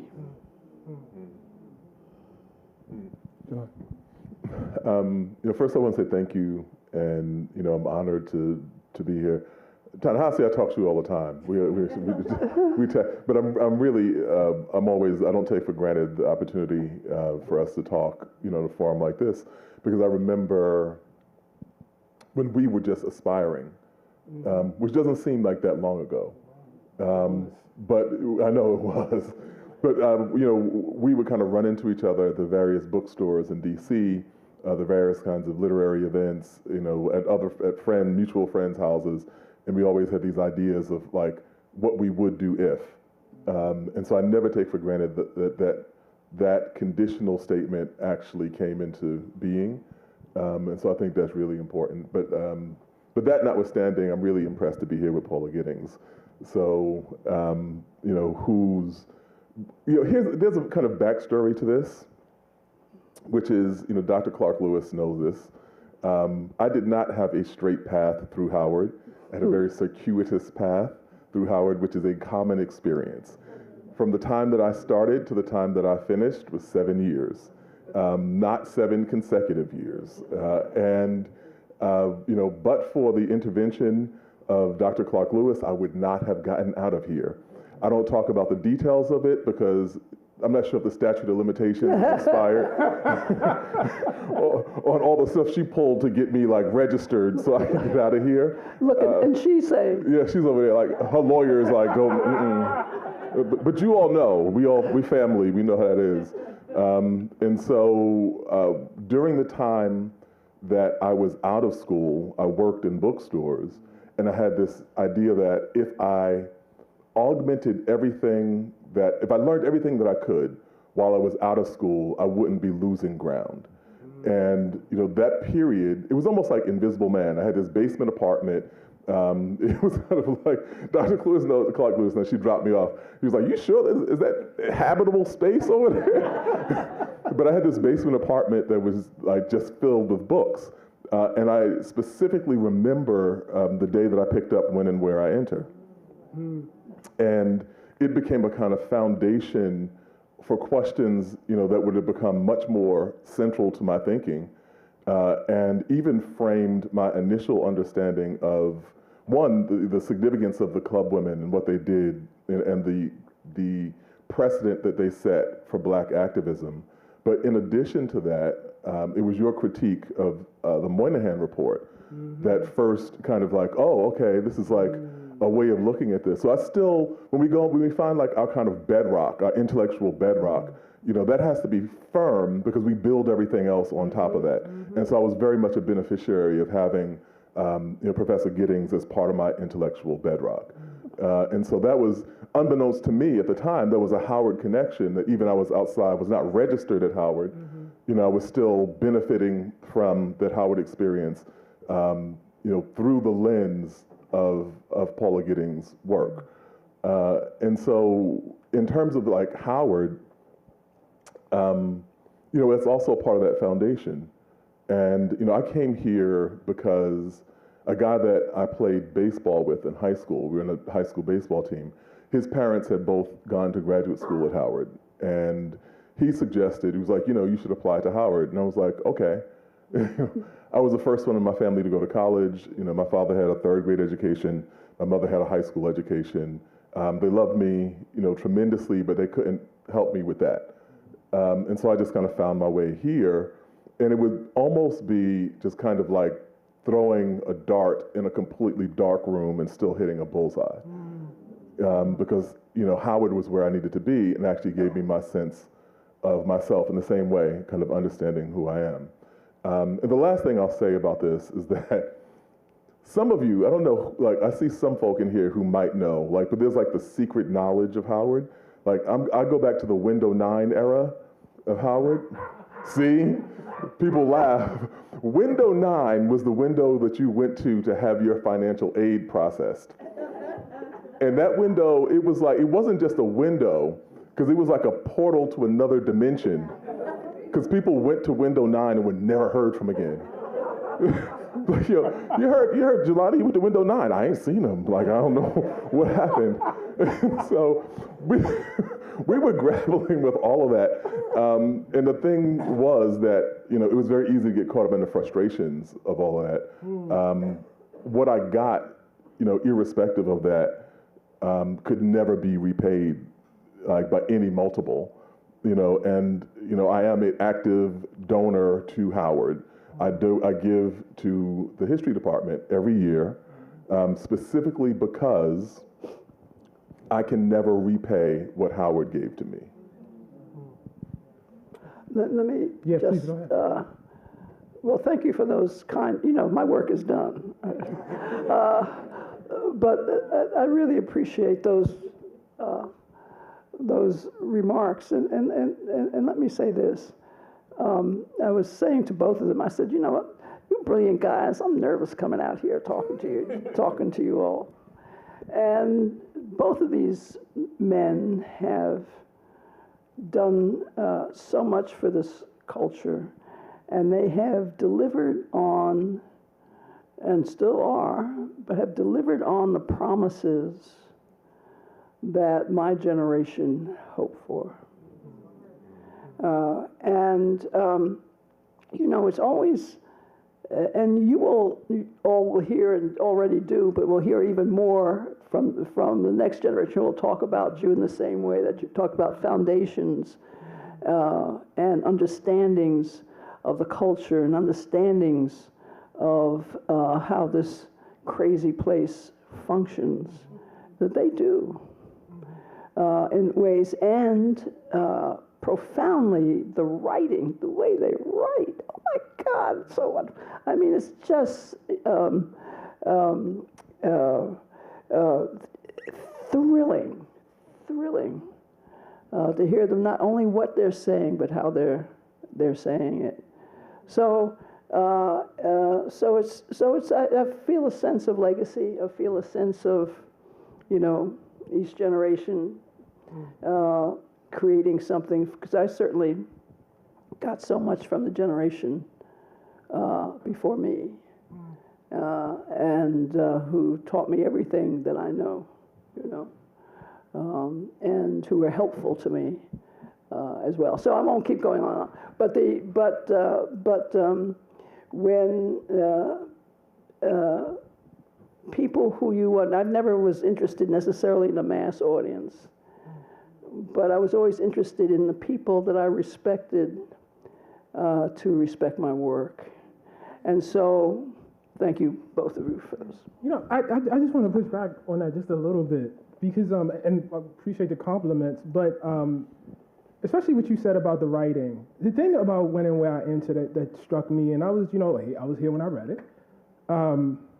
It's oddly responsible, and we'll tell the story another time, for my marriage and for the existence of my son. That book alone. I don't like telling that story because it sounds like game, you know what I mean? Like I flipped through and it was like, hey girl, you know what I mean? Like, this is really not how it happened. So it's no way to make me look good in that story. But the thing I got, it was beautifully written.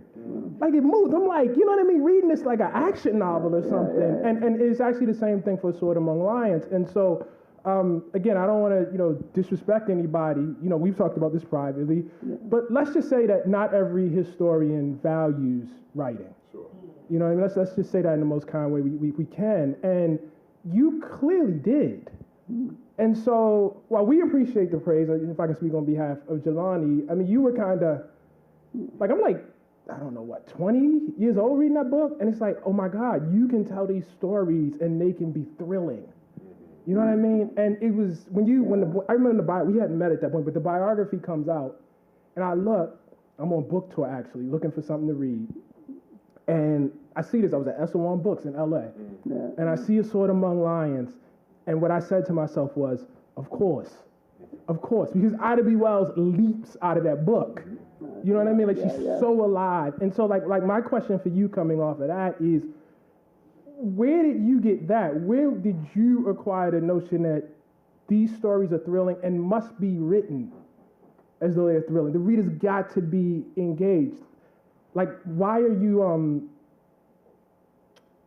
both a historian and a writer? I guess that's what I'm trying to get to. I'm laughing because, especially Ida. I was when I entered my first book, I didn't have it. It was just passion. I couldn't tell you why I did things. It was just, and of course that was a moment when Black women's history needed to be told. And I'm a journalist, so I wanted, one of the reasons why I really started writing poetry. It was my first things published were poetry, particularly during the Black poetry movement and the Black arts movement. And then I did the world a favor and stopped writing poetry. And because I wanted to tell, the civil rights movement, and again, those freedom rides and things that followed it, I wanted everybody to know it and to feel it. And so then poetry I couldn't do it through poetry, so I went to journalism. And this was a moment in time, of course, when Black women's history was marginalized, both by the civil rights movement at the moment and the predominantly white women's movement. And so it was a question, well, where do Black women belong in this? And we had a sense, of course, they were at the center, but I said, let me see how. Let me figure out how we're at the center. And now I actually had to relearn some things from where I entered when I wrote Ida, because my first drafts of Ida were the dullest things I'd ever read. And I said, how can you make Ida dull? Obviously there is something wrong. And at that point I had begun to write, I wrote the history of her life rather than the story of her life. And I figured that out I actually went to a script writing course. It was like one of those weekend courses. I forgot the name, the famous guy who does it. And I said, that's what it is. I have to write in scenes. I had to read, The McKee one? Yes. Oh, okay, yeah. Yes, McKee, right. Mm-hmm. I know he's a fraud, but he was a terrific writer. I know. But he's a master teacher, though. So anyway. So, all right, so it's like we've taken out Dave Chappelle and Robert McKee. It's like be a long casualty list by the end of this conversation. He's very famous and does this all over the world, right? Right. So anyway, so I learned I had to write in scenes. You know, I had to relearn things. This just reminds me very quickly. It was an anecdote of Tom Feelings was a friend of mine, the artist. Oh. Ooh. Yeah. And I had an early piece of his, a drawing. It was called the Cane Break, Man in the Cane Break. And he came over to my house sometime. It was an early piece. He came over to my house one time, and he looked at the art piece, and he said, "How did I get light like that? I can't. It's hard. I have to relearn how to do that." You know, and it wasn't. Even though it was a pencil and charcoal, black and white, but there's a light that comes out of it that is magnificent.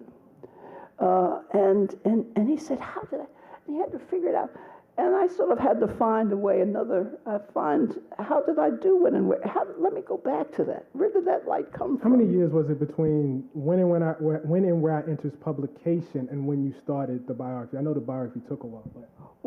Well, yeah, it took a while. When and where I entered really was almost the beginning of the biography in some ways, because I've written this. Ida just jumped out of those pages, and she said, "Look, these other women are okay, but I am the one."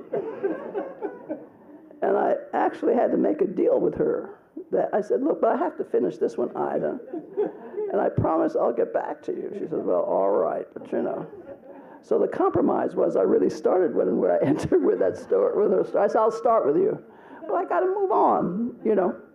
So she waited very patiently until I could get back. But that's when she sort of began to haunt me, and I knew I just had to do the book. Can I point out two things that you said here that are really, I think, relevant, which is that you started writing poetry and you took a screenwriting workshop, which is, one, Ta-Nehisi also started like deep in poetry. I was stopped for the benefit of the world also. I started in poetry, but then stopped when I realized that it wasn't going to get me any closer to getting a date. In fact, may have actually been setting me farther away from that goal. But I tell my students that all the time, though, because even if, and also, by the way, August Wilson started in poetry. We could go through a whole long list. He's a wonderful poet. Yeah, and Stanley Crouch, and started in poetry. There's a reason why I think so many people have that, because even if you don't kind of persevere as a poet, poetry gives you a sense of economy. Yes. It gives you a sense of rhythm. Yes. All the other kind of devices that you use, metaphor, simile, all of the technical aspects of poetry are able to be exported into other forms of writing. I mean, I joke about this. Dr. Clark Lewis always makes me talk about it. But I did actually start out as a rapper, in high school. And I grew up in Queens. LL Cool J was a classmate of mine. Run DMC were my older brother's friends. I just knew I had it made as a rapper. Boy, I'm sorry I missed that. Yeah, I'm really glad that you missed that, because it turned out I wasn't really good at it. But it took me a long time to realize that had also given me a sense of how you use that language in other regards. I tell my journalism students, study screenwriting, study poetry, study all kinds of other writing forms, because they all become useful, and there's a kind of baseline. If you think about sports, there's a kind of baseline athleticism, whether you are a swimmer or a volleyball player or a basketball player, any of those things. There's a kind of fundamental core of athleticism that you can translate to those different things. And I think that's really important especially for young writers to think about. Jelani, I just want to add on to that too. I think the other thing is and Paul, I don't know if you found this, but economy is so important in every form you just named. Hip hop, you got to do this thing, and you got to be, within the beat. That's your constraints. Right. Poetry the same way. Everything has to count. Everything has to tell. Screenwriting, you know what I mean? Like screenwriting is very regimented, and it trains you so that when you go to these other forms where it's a little bit more open, you know what I mean? You've kind of like been running with weights on. Yeah, that's exactly it. That's the perfect analogy for it. Yeah. Can I ask you, Jelani? Because Jelani and I met actually up here with a Kwame Ture Society now meets. It's so crazy. Where Ethelbert Miller used to have his office. We met up in that. Wow, years ago, too long ago. Anyway, Jelani was always a beautiful writer. Just an incredible writer, and like he had this wit about him. I remember Khalid Muhammad, Malik Zulu, Shabazz, and it was maybe Steve Coakley, was it? Yeah. Jelani is sent to cover it, and he had jokes. Like just jokes for days. I was like, man, this guy's incredible. But the funny thing about this is that even though at that time I probably would have been a card-carrying black nationalist, the downfall of black nationalism in America has been that none of them have a sense of humor. Right. So you cannot take a joke for your life, brother. Seriously. Yeah. That's because of their attitudes towards women.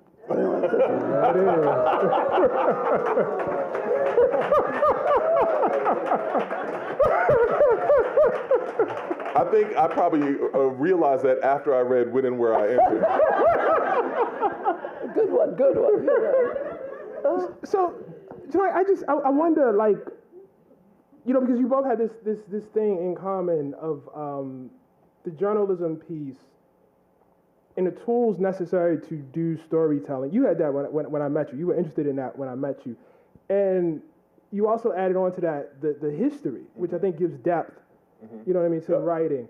Were you thinking that at the time? When did that become clear? Oh my, this alchemy could actually work. The interesting thing is that, and this is another thing I say to my students all the time, sometimes people tell you you can't do something just because they've never thought about doing it or they've never seen it. I had this idea that the kind of narrative work that you do in journalism could be augmented by history, and that the narrative work that you do in history could be augmented by journalism. And one advantage that I think that journalism gave me when I went to graduate school, we would have a ton of writing assignments, and I would just blow through them. I'd be in a class and they'd be like, "Oh yeah, I'm still working. You're still doing that? I finished that 2 days ago," because you have a deadline. You knock it out. And on the other side of it, doing the journalism part of it, you have to be able to contextualize. You cannot inform the public of what's happening right now if you can't give them at least a hint of what happened before right now. That's a fundamental thing, and that's why one of the first things that I did as dean was create this course, American History for Reporting. You should have 50 years of knowledge, working knowledge, in all of the major beat areas. If you cover the economy, you should have 50 years of the economy. You cover the Senate or foreign policy, you cover criminal justice. We should have a half century of working knowledge. Here's the other thing in this country. It is crucial that people know the history of the two political parties. Most people in this country, across any racial or social or geographic bound, even people who are kind of card-carrying Democrats, they can't tell you where the Democratic Party came from. And these Republicans definitely can't tell you where the Republican Party came from. They knew they would quit. We started out wanting to free the Negroes. What are you talking about? It's I don't want to be part of anything like that. Abraham Lincoln, no. Exactly. So yeah, I think that's fundamental, and those two things are mutually reinforcing in that way. If you can begin formulating questions. And like I said, so I reserved this space for 5 students. And I'm going to indulge in my professor's privilege here and say I really expect 5 students to ask questions. Please don't, no, this is don't waste people's time. And I'm talking to the students now. You have the opportunity to avail yourself, of some wisdom, from 2 masters. Please don't waste it. I beg of you, don't waste it. So I fully expect students 5 questions from 5 students. Professor Giddings, will you tell your carrot cake story. I won't say anything else, but would you tell that story, please? Oh, wait, I think I know about this story. Yeah, I want to hear this story too.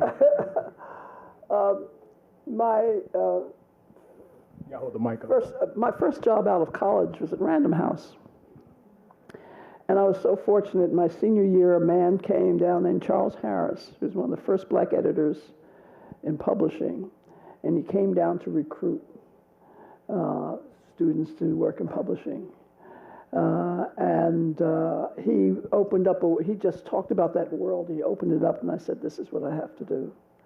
And I went to Random House the year I graduated, and started as a secretary, and eventually a copy editor. But while I was a secretary, I was in the secretarial pool.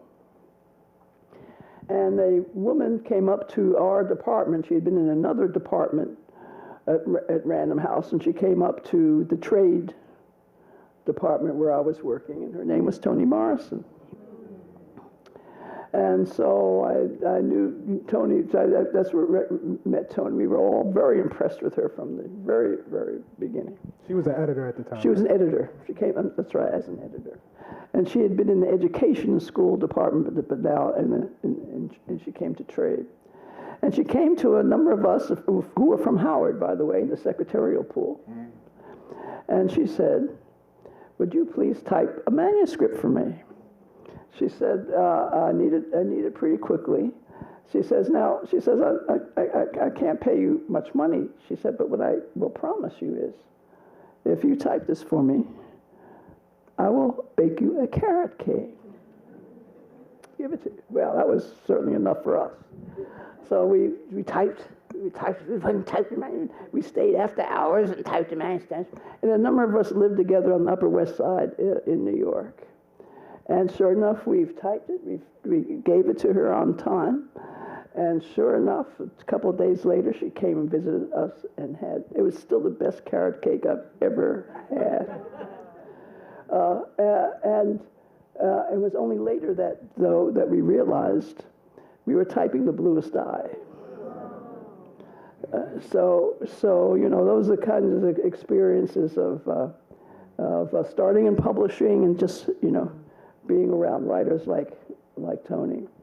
And I just want to extend that because as an epigraph, can you talk a little bit more about you guys' relationship through the books that you wrote?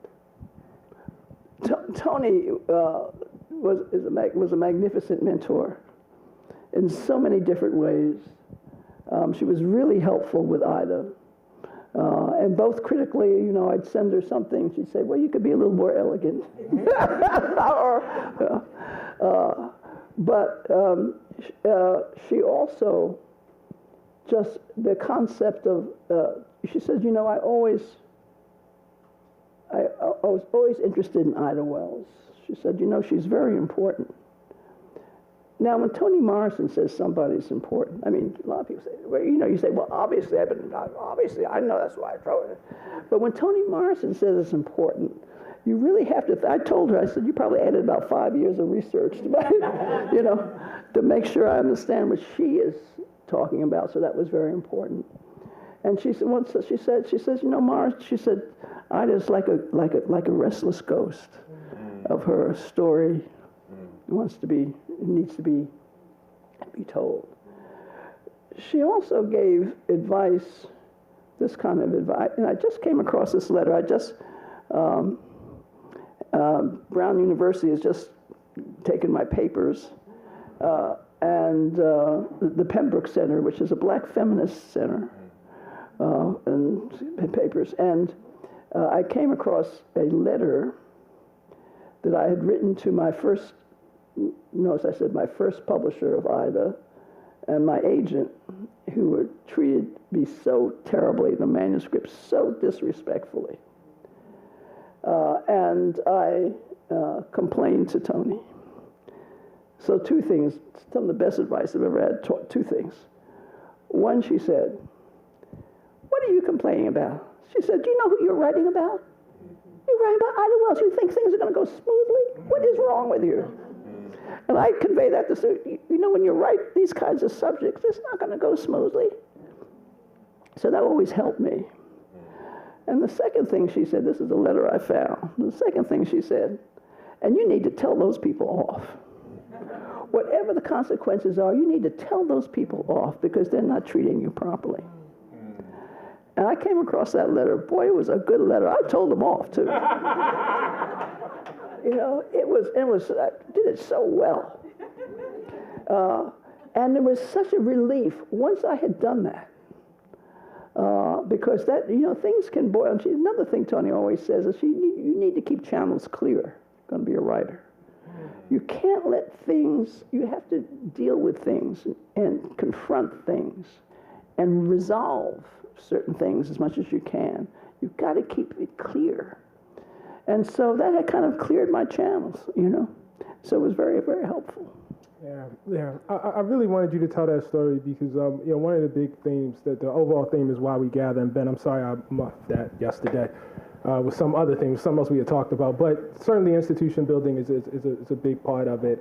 And the fact that it is your hand that is, you know, even if only typing it, is there within, you know, the viewer's eye. And then it's her hand also. Yeah. You know what I mean? As a mentor in your work, I think is just so, you know, really crucial and important for folks to hear, and obviously the connection with Howard. We want to open it up for Q&A.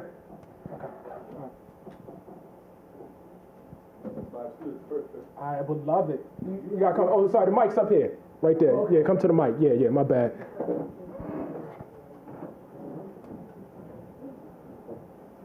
I see 3, 4. Yay!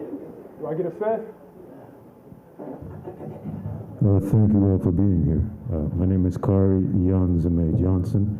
I'm a history major, a senior, English minor. My question was for all three of you. As black writers with a national platform, can you describe the weight that you feel? Can you describe the process of divining universal truths from the multitude of black voices that we have?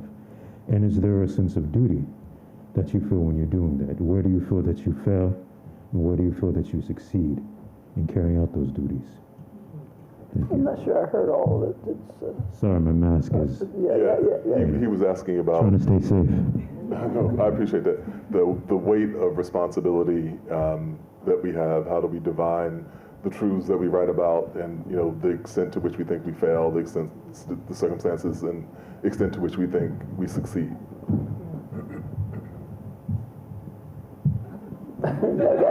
Okay. I'm going to say that so as we get to as many people as possible, that all three of us should not actually answer a single question. I think that's just a good idea. So I just want as many people as I can to ask. If you got an answer, though, go ahead and feel free to give. No, or if you want, you get the number of questions, and then we all can answer them.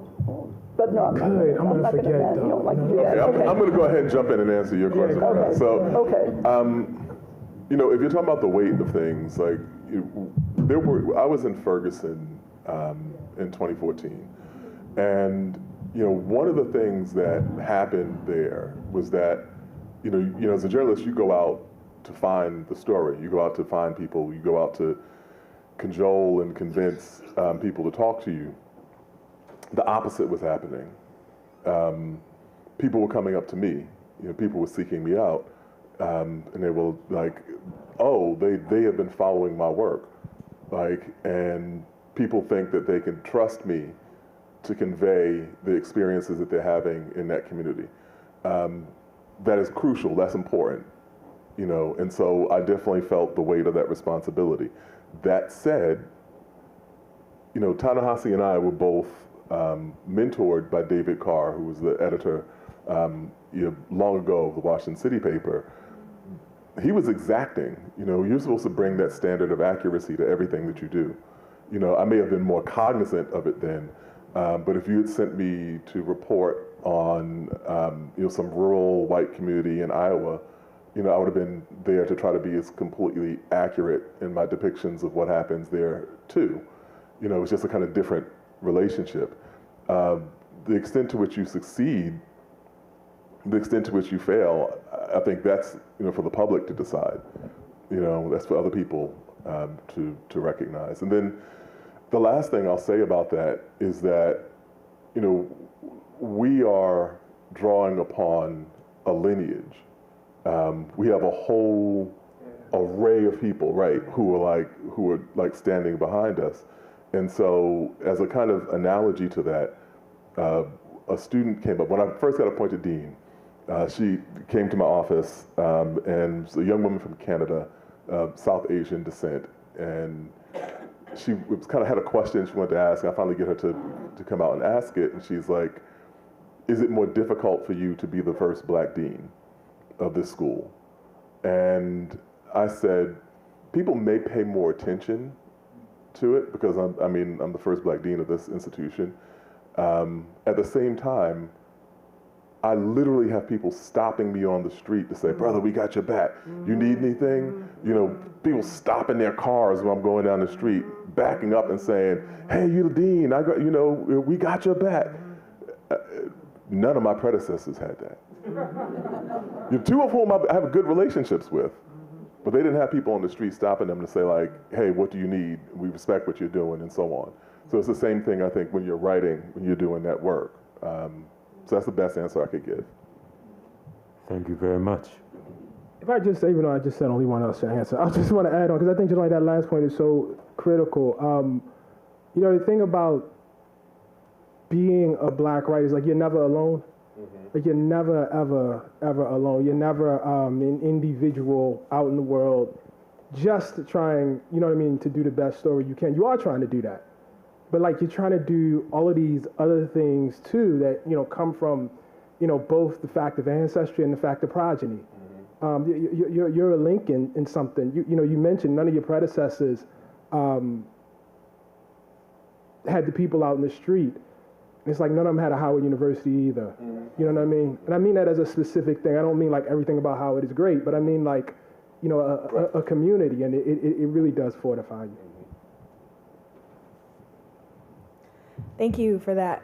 Hi, my name is Layla Diallo. I'm a freshman Afro-American Studies and Sociology double major from Covington, Georgia, and I'm also a member of the inaugural cohort of the Humanities and Social Science Scholars Program here on campus. Thank you. And so you all have so much passion about, Black studies and our experience, and I share that passion as well. And as a freshman, I'm just curious as to how you discovered or what helped you discover that language, writing, or more specifically journalism was your outlet for that passion. Thank you. I had a stutter growing up, and I had trouble expressing myself, obviously verbally. I think that's when I started to write.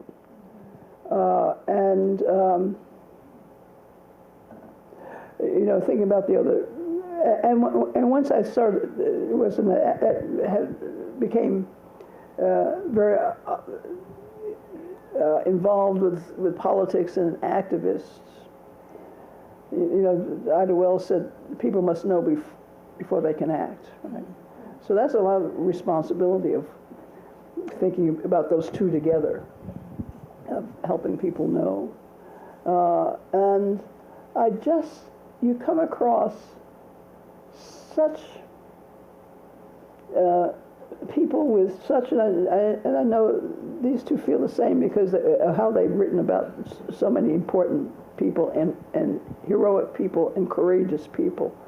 I mean, the least you could do is to match their passion. The least you could do on the page when they're doing things. I had the opportunity to go to South Africa when it was under apartheid. This is when Arthur Ashe was able to get some people there. And you're meeting people who, when they walk out of their house, they don't know if they're coming back. And they do it every day. I interviewed Robert Sobukwe when he was under banning orders, and he didn't report to the police the way he was supposed to because he wanted to finish telling me the story. And so you just how else can you feel? when you're, you know, involved with that. I mean, that's the, so that's, I think I don't remember sort of trying to figure out how to get it. It was just, you know, it was there. It was like the least I could do. Thank you.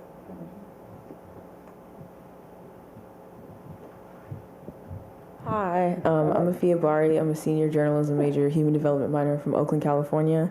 And my question was regarding you two as journalists.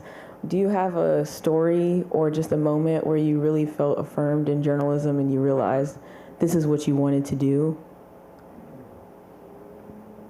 It's like hundreds of them. Like every time you file a story, like it's the same kind of spark. And, you know, you go through the process, you dig, you find information, you research, you work on something, it doesn't come out right, you revise it, you do all those things, and then, you know, you file. And, I mean, it's out in the world. It would literally be impossible for me to count the number of kind of affirming moments that you have, especially, though, when you are able to tell a story that would not otherwise have been told. You're able to give a perspective that would not otherwise be heard, or things that, you know, people who have power, who've used that power in abusive ways, that you can present a corrective to that. I mean, it's all, you know, valuable in that. I don't know if I can speak for everyone, but that's how I feel. All right. Absolutely. I also enjoyed the fact that Paula Giddings, a journalist, could do things that Paula Giddings wouldn't do. You know, I loved it. Right? I talked to heads of state. I mean, you know, I traveled all over the world. You know, followed up all kinds of stories and all kinds of places, and I did things as a journalist I'd be scared to death to do. I mean, I interviewed Idi Amin at one point. I was a journalist. I could do that, you know. So that's the other part of it. That, I mean, I certainly agreed with Jelani, but the other part of it is that you have a persona that was to be out in the world with. Thank you. Hi, my name is Elena Lewis. I am a senior English major, journalism minor from Newton County, Georgia. Thank you all for being here today. My question kind of involves community and storytelling. You said you feel like journalists typically aren't good storytellers, and you mentioned that sometimes people tell you not to do something because they've never done it. Mm-hmm. So my first question is, what is something that you did that someone told you couldn't do, and how did that impact you as a journalist? And number two, how have you found to craft storytelling into your articles, and how has that made you a better writer? What was the second part of the question? How did you find to craft storytelling into your articles, and how did it make you a better writer?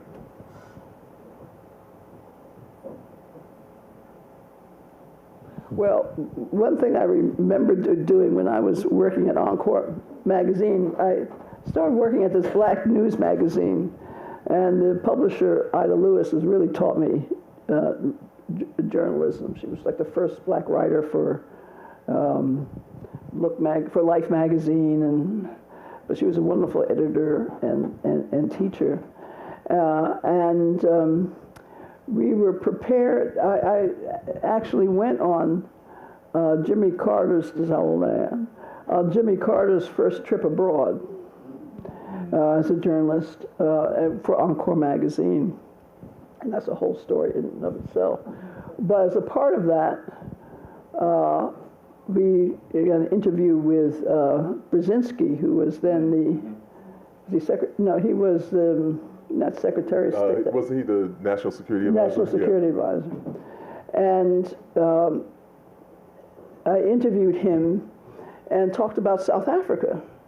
And he mentioned some things that that they were going to do, that the administration was going to do. And I wrote the story. And then the State Department always asks that you give them, that they look at those stories first.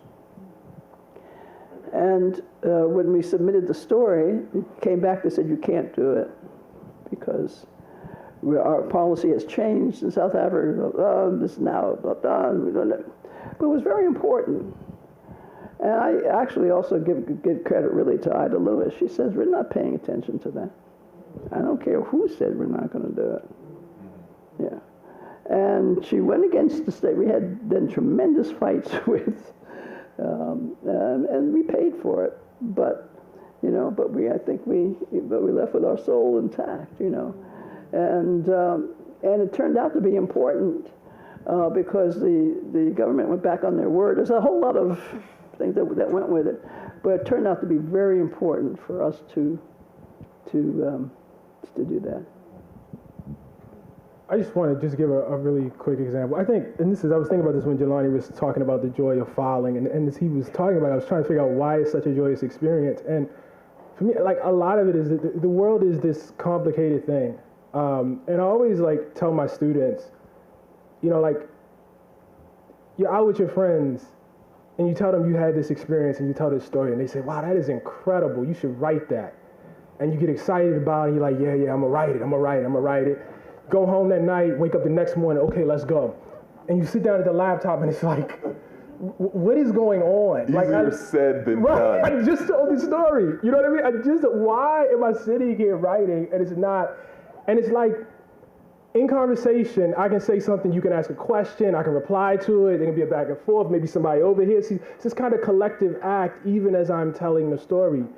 But to take, as Walter said yesterday, these squiggly lines on paper and to make a reality out of it, and to haunt people with it, it is so difficult. And when you ever cross the line, where in whatever organization you're working, especially if it's a good organization, they say, okay, we can print this. Not to mention somebody coming up to you and saying, my God, it's man, it's the most incredible thing, because you yourself almost doubted it was possible, and I guess the thing I think about with this, and at the moment I realized reparations was a correct thing, right? And I was I was going to write about it, right? I was I know full well that if I write 800 words as an op-ed, it won't do it. It won't do it. But if you tell people the story, you say, this guy right here, he's still alive. You understand what I'm saying? The west side of Chicago. He's living in the house that they tried to rip him off for. He'll tell you about it. He can take you all the way back to Mississippi and tell you about how they've been ripping him off his entire life and how they ripped off everybody around him. If you can do that, and then you compare it to the larger history and say, this is how he got ripped off. This is what was going on. This is the act that was passed. This is why they did it. Here are the people saying, we're going to rip him off. You know what I mean? Which they did, right? If you can merge all of that together and then create something, first of all, it's magical for you, right? But then it's people see it. And if you're really, really lucky,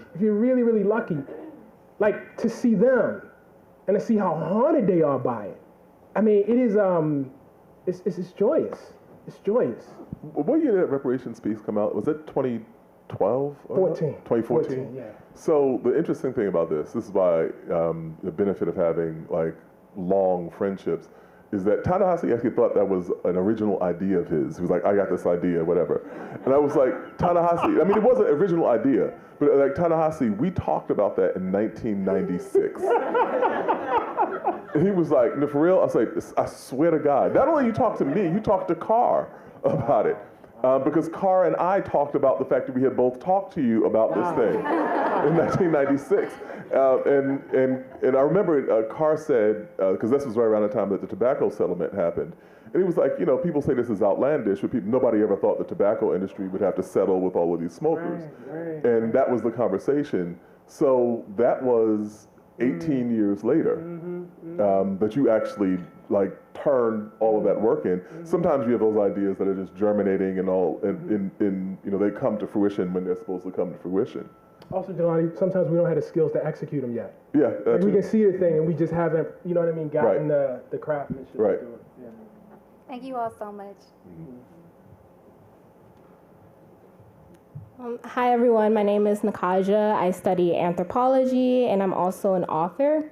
And my question is, how would you say you guys galvanize people through literature, changing consciousness to reframe narratives, specifically thinking about how we think about our own communities. So instead of thinking of us as enslaved people, thinking of us as prisoners of war, for example, like how do we utilize literature to start changing our consciousness towards that narrative?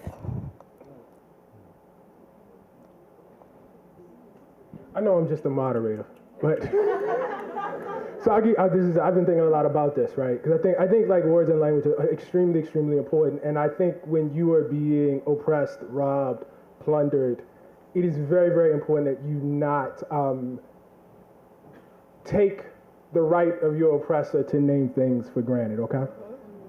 So the thing I'm thinking about right now is actually AI, right? And I put that in quotes specifically because people who are stealing right now are conjuring this idea that there is this magic machine somewhere, right? That you can just type things into and suddenly has this ability, you know, to spit out things in the same way that human beings do. Behind that is obviously, you know, I think as most people will know, the work of you know, got literally hundreds of thousands of books, right? They're feeding on. But here's the other thing. Feeding on. Feeding on. Yeah, that's the way you're framing it. Yeah, feeding on. But they're also feeding on people. Because in other countries, there are human beings who have to annotate every little bit of data so that the machine understands who are being paid sub-poverty wages. But when you say AI, right, you think like this magical thing that is just, you know what I mean, doing things.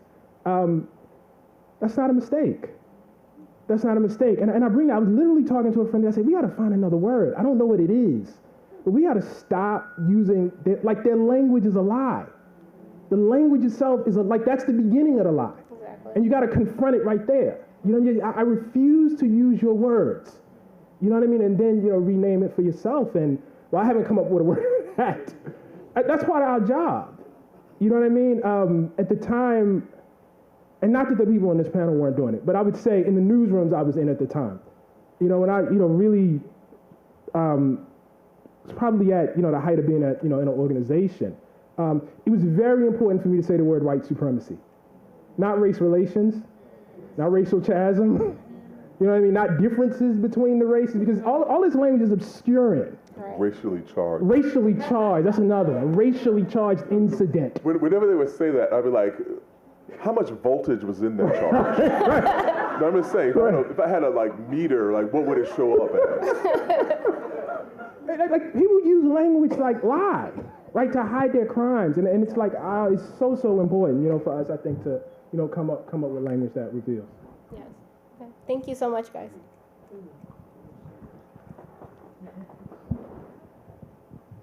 Hello, my name's Ivory Parker. I'm a TV and film major, Afro-American Studies minor from Harlem, New York. I have a question for Professor Cobbs. Why did you compare Dave Chappelle to Elon Musk? And what is your current grievance? How does Dave's past iteration compare to his present in your perspective? So thank you. And so I wrote this piece, The Devil and Dave Chappelle, and it was about all the nuances that went into his humor. And, you know, what happened. Like, he was doing this brilliant humor about race. And one of the things that was brilliant about it was that he was riffing on, you know, like all these layers of history, all these comedians that came before him. You know, there's sometimes artists where they have a point where everything comes together and they're doing things that are like unbelievable. And so when he left his show, it was easy to see the connections between him and, say, Jimi Hendrix. Like, Jimi Hendrix was this brilliant musician, but people just wanted to engage with him as, oh, look at the black dude with the wild hair setting his guitar on fire. But they weren't dealing with him, you know, as this genius level artist. And so, he was caught up in that same sort of conundrum. And so that was what that initial piece was about. Leaves, goes through the various changes he goes through, and then comes back and starts doing this humor that really is on the opposite side of the spectrum from what he had been at the earlier point. Mainly being, he left that show because he said it was irresponsible and that his comedy could be used in ways that further subjugated people who were already exploited. He turned down $50 million because he said his integrity was that important to him. The new iteration of him took a $60 million deal and then made fun of communities that were subordinated, further helping them remain subordinated. And then even worse, more cynically, used his racial identification as defense. When people in the trans community were like, yo, what you're doing is not cool, he's like, I'm a black man. Like, you can't be black and transphobic. Like, those two things don't go together. Then the final part of it was that the reason I said Elon Musk was that, you know, there's a sense among exceedingly powerful people that they are victimized. And it is extremely dangerous. I mean, in this country's history, we're familiar with this. The most astounding thing, you know, to this day, is that in the immediate aftermath of the Civil War, the South is in ruins, and there are 4 million newly liberated black people. White Southerners overwhelmingly identified themselves as victims. Not that you all have been raping, buying, trafficking, selling, abusing, whipping, everything else to human beings, and that you fought for the right to continue to do that. They consider themselves victims. And so we should be very wary of powerful people with victim complexes because they're capable of doing anything. And that's why I thought Dave Chappelle came down in his humor. Thank you. And I also wrote that in the New Yorker too, like a much more succinct version of it. Hello, my name is Courtney, and I'm a senior here. And I wanted to ask you about a common struggle that writers have with just wondering, does anybody want to hear what I have to say, and like getting over that. And I also wanted to ask how your writing being so respected and your name being recognized, and a lot of writers' names aren't recognized, like how has that impacted your relationship with yourself? With yourself. Myself. No. Did you care whether people wanted to hear what you had to say? Did you? I care. If people wanted to hear, did you like have? Did you have a sense that people wanted to hear what you had to say? Not especially. Hold the microphone. Oh yeah. I never thought in those terms, though. You know. I mean, I felt that I could. There are some things I felt that I could do well, and that would be helpful. And so that's what I set out. You know, that's what I set out to do.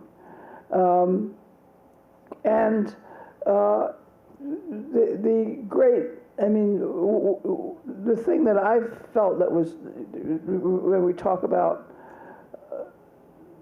how, when you realize that you really wanted to be a journalist and this is good and all of that, it's when people say, Ta-Nehisi talked about it too, when something has moved someone or has helped somebody, you know, or helps people get married, I don't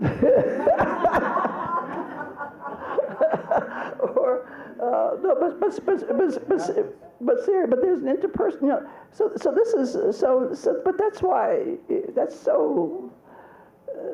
I mean, why else are you here on this earth but to do that, right? Right. So. Yeah.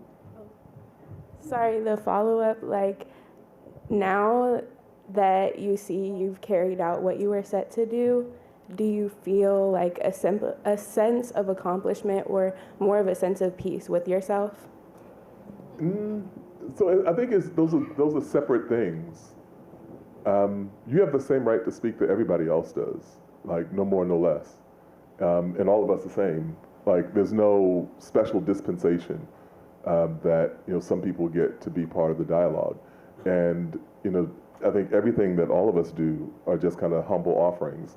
You're asking somebody to trade however much of their precious time to engage with something that you thought, which should be a very humbling undertaking. And I think some of the worst writing comes from people who are presumptuous about their right to speak, who believe that they have. A lot of those now. We have a lot of those, right? And so we've all worked with those people. But I think that the other part, the idea, your sense of yourself, comes from you.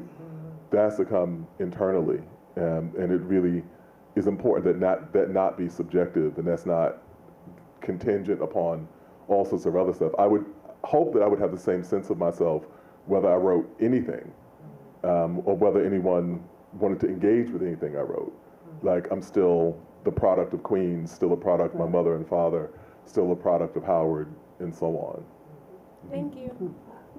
And it's such a triumph to write something that you have, to write something that you have imagined and that it sort of comes out okay. Because the chaos in between, you don't know what is going on, and with books, when you finish, you don't know if it's going to be you just say, I always say, your books begin with a great idea, right? It's going to be the best thing anybody ever read. And then in the middle, though, you're just grinding it out. And then at some point, you just say, I just hope it's not going to be a laughing stock. I mean, that's really, the bar is very low because you just don't know. So writers should be very humble. It's a really humbling experience. Hi, my name is Essence. I'm a writer based in Philadelphia. And I'm curious, I feel like, once you commit yourself to writing about Black people's history and our present, is to commit yourself to being enraged a certain amount of time. I'm interested. Being what? Enraged. Oh, a good amount of time. And I'm wondering, Professor Giddings, you said something about arriving intact, right? And so I'm wondering what anyone can answer the question, which you might offer around navigating the rage that will come up and just, sort of as your, I can't think of the term right now. It's occupational hazard, right?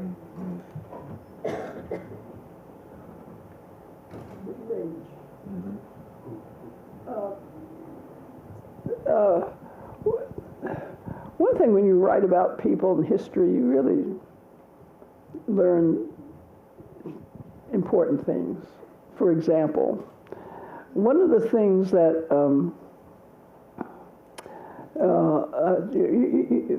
with a figure like Ida B. Wells, you have to figure out what drives them. And she was such an angry person. Talk about rage for all kinds of reasons when she was growing up. But so much so that she knew it would destroy her unless she could start to control it. And you see this in her diary, where she's consciously, very self-consciously trying. She says, anger is my besetting sin. And she has to work so hard to begin to change that energy into something positive. But it becomes the energy of reform. It becomes why she becomes the reformer and activist that she is. And she doesn't leave the rage, but a lot of it is rechanneled.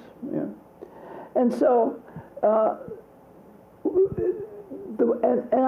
think the more you know, the less you have to be, because rage is something that's hard to, you're talking about something that's not really controlled or that you can't always manage. But the more you really understand what's happening, what's going on, the more you understand the universe, the more you understand it's not personal, It's not about you, and it's not about your fear. There's all kinds of structures and historical things in place that's why I love history, because to me that answers a lot of questions about what is going on now. And when they talk about them, and these two men write such wonderful, because they write these contemporary stories, and they use that history to tell you why it's happening. They do that so brilliantly, right? And once you read, understand when July talks about William Barber, and then can talk about the whole history of North Carolina in that piece, about the fusion, about the Wilmington Massacre, and all. Then you understand why it's happening the way it is. When you read that reparations piece, or when you read one of my favorite pieces is your essay on Michelle Obama, when you know.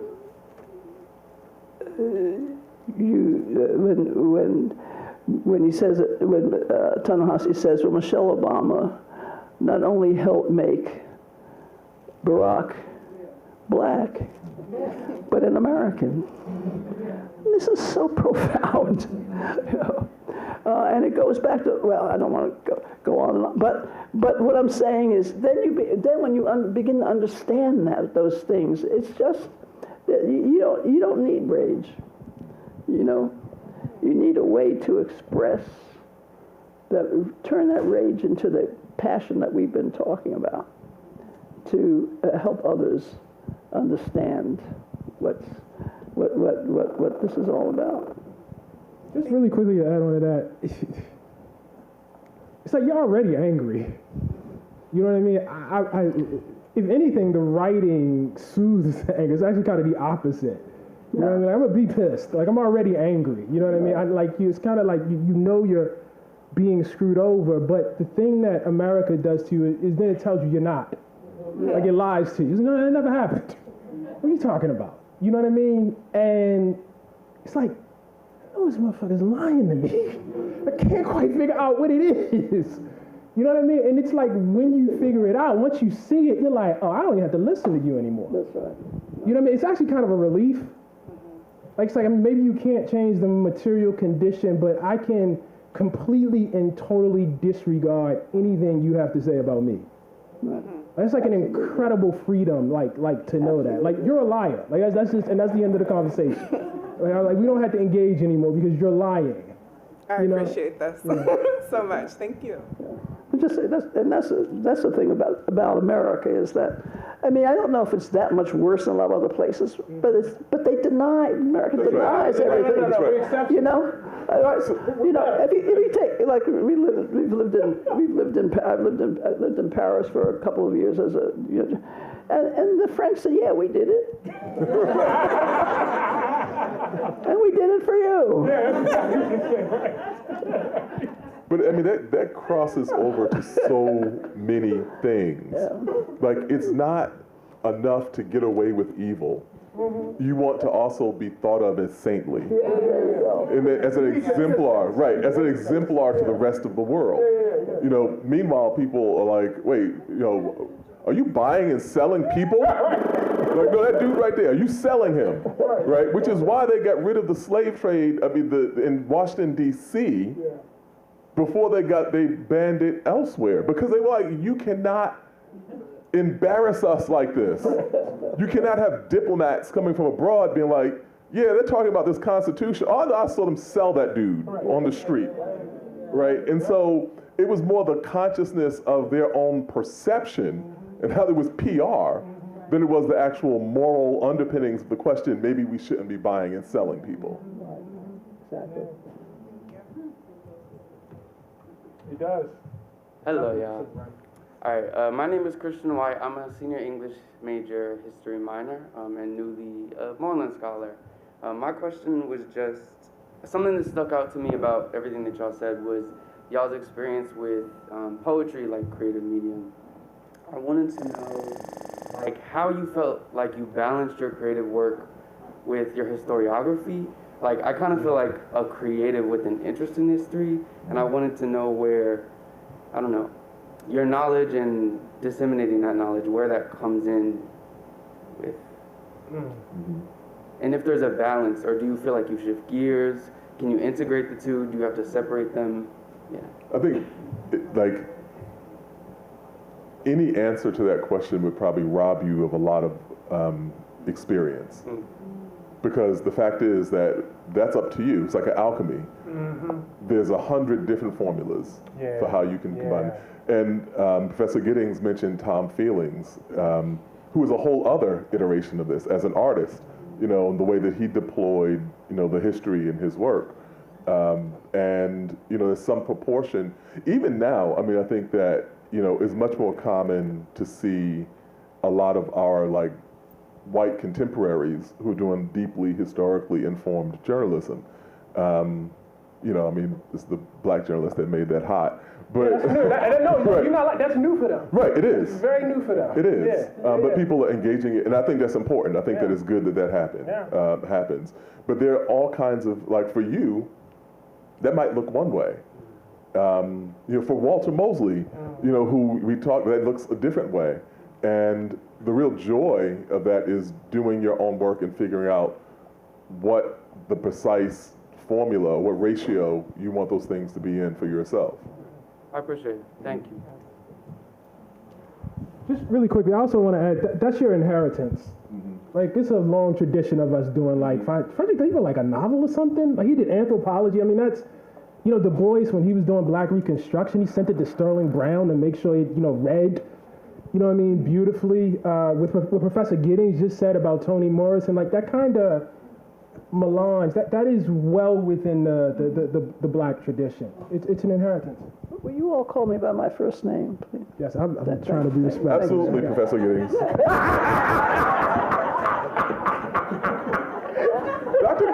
Dr. Clark Lewis once said, you graduated, you have your PhD, call me Libby. I said, thank you, Dr. Clark Lewis. I'll do just that. Hi, I'm Kamadi. I'm an international affairs major, film and television minor from Brooklyn, New York. And I'm asking this question not only as writers, but also as people that consume media. What takes a piece from something that you just read or write or watch, and then you just forget about the next day, from a piece that sticks with you and that you think about over the course of time? And also, follow up, when you guys write, do you guys write with that in mind?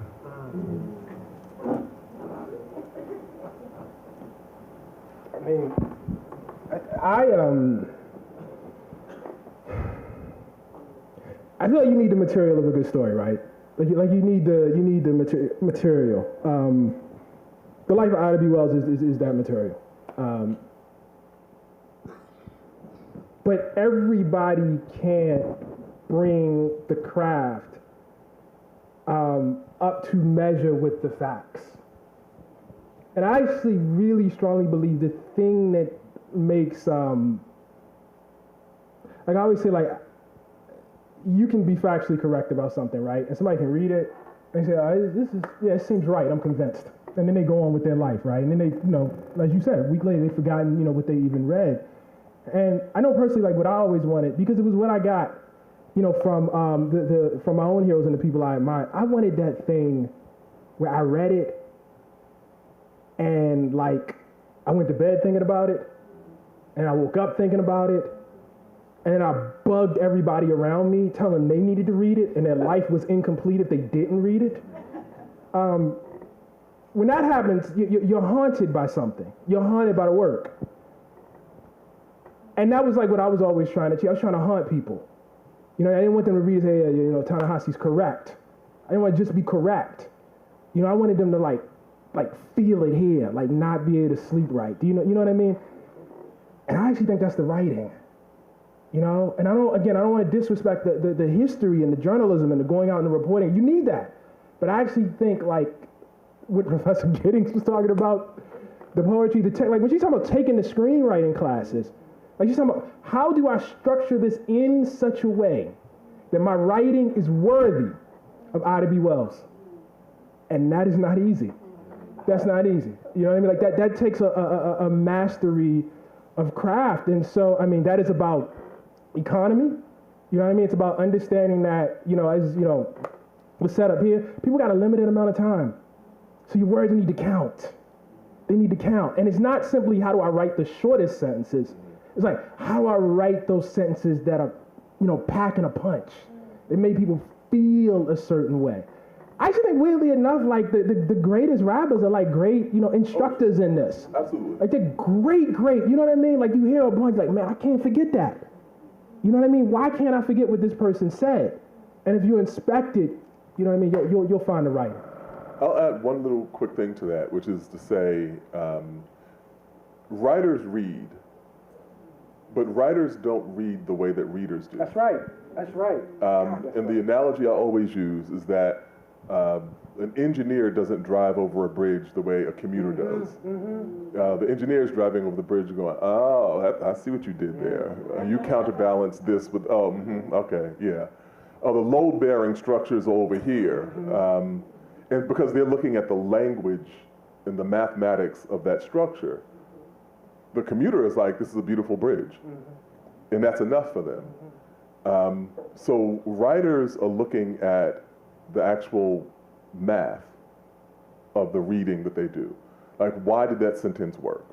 And if I had to reverse engineer that sentence, sometimes you take one word out and that sentence falls. Or you add one word in and that sentence falls. And the part of kind of training as a writer is being able to discern which of those it is. And the engineering part of writing, and the best way that you do that, the best hope you have of crafting something that stays with people is mastery of that knowledge. And the way that you do that is by relentless reading and the kind of applied reading, reading the same sentence 5 times, 10 times, until you understand exactly why it sounded the way that it did in your head. And the ability to do that, I think, is fundamental. Thank you. Just a really quick example. When I was writing Between the World and Me, I said this, many times. I read Fire Next Time here at Howard University and was like totally blown away.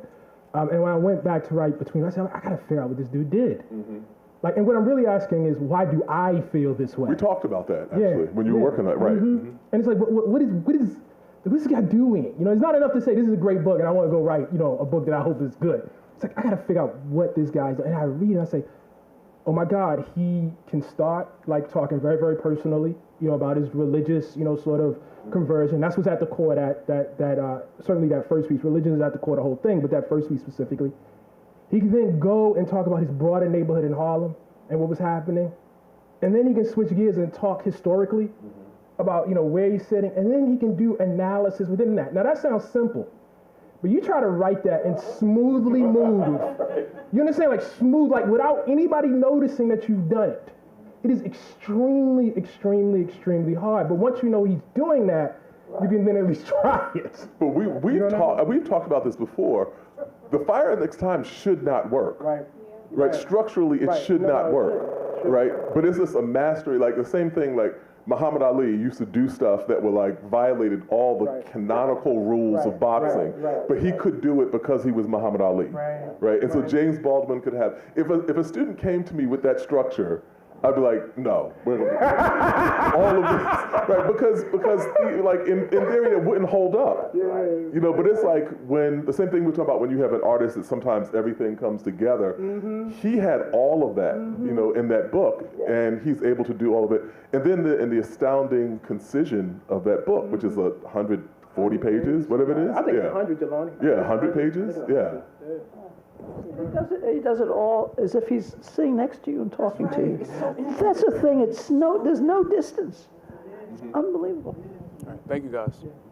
This is our last question. Am I correct, Dr. Thompson? One more. Okay, 2 more. I'm sorry. I didn't mean to cut you off. Okay. Hi, my name is Maika Muli. I am a 4th-year PhD student at Howard University in the Communication, Culture, and Media Studies Department, and I'm also an author. I was on the panel yesterday where we were talking about the importance of Black space in fiction. So my question for all of you, because there's an intersection of journalism and writing here on the panel, what are your thoughts on objectivity in journalism? I ask this, I ask this because... Start with the dean.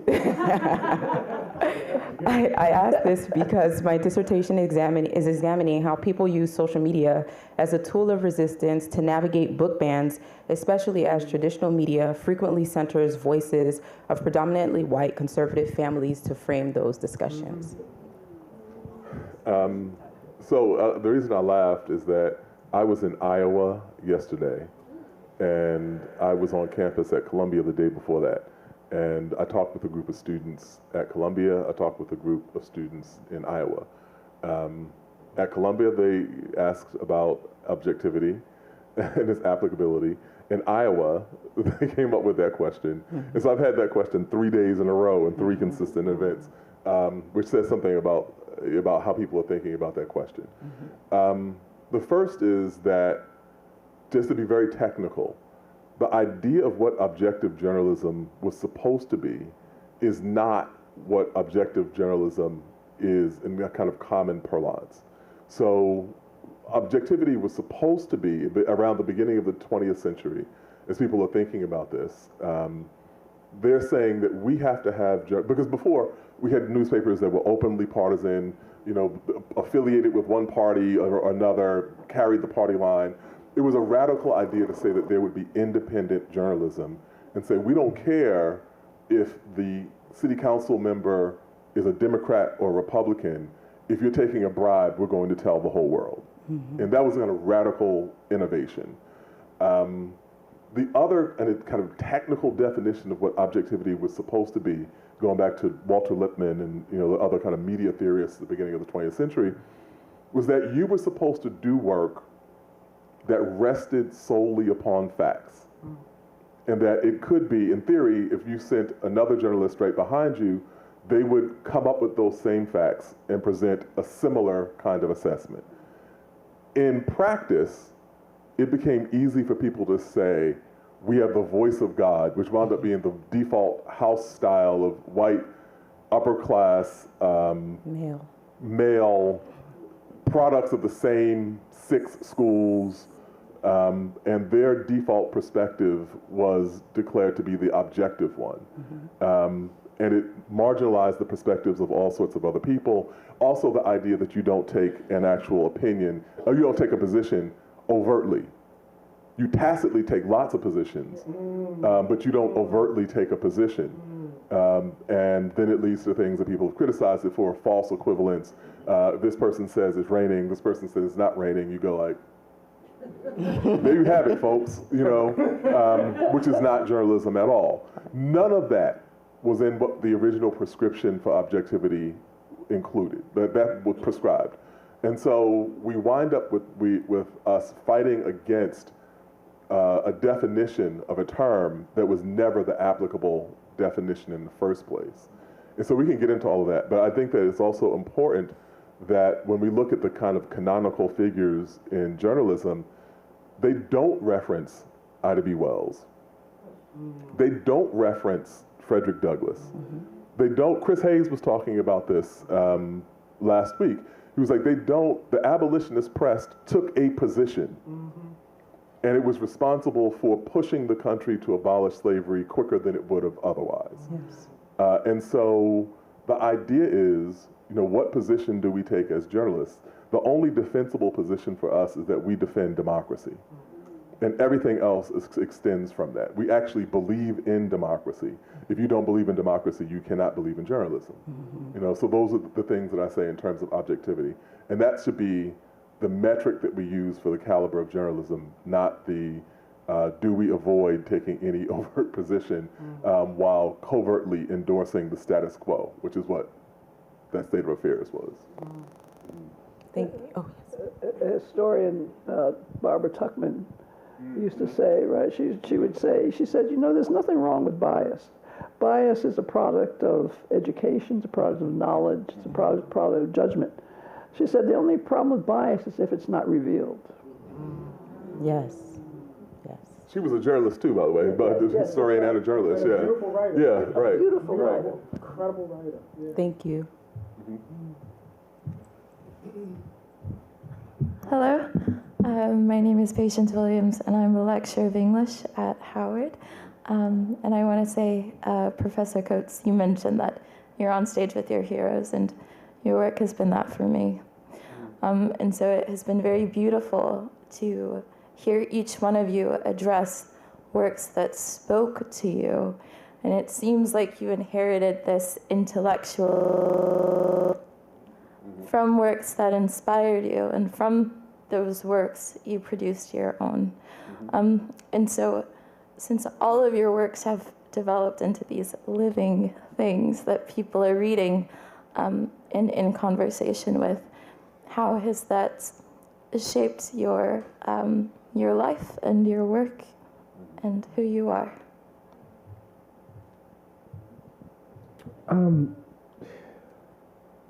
I actually don't think about it too much. Like my wife says, like, if you could see it, you'd be a bad person. Like you wouldn't, like if you spend your time thinking about it, you'd be a really, really bad person. You know, and I guess like Professor Giddings was talking about how it's humbling. Like writing's humbling.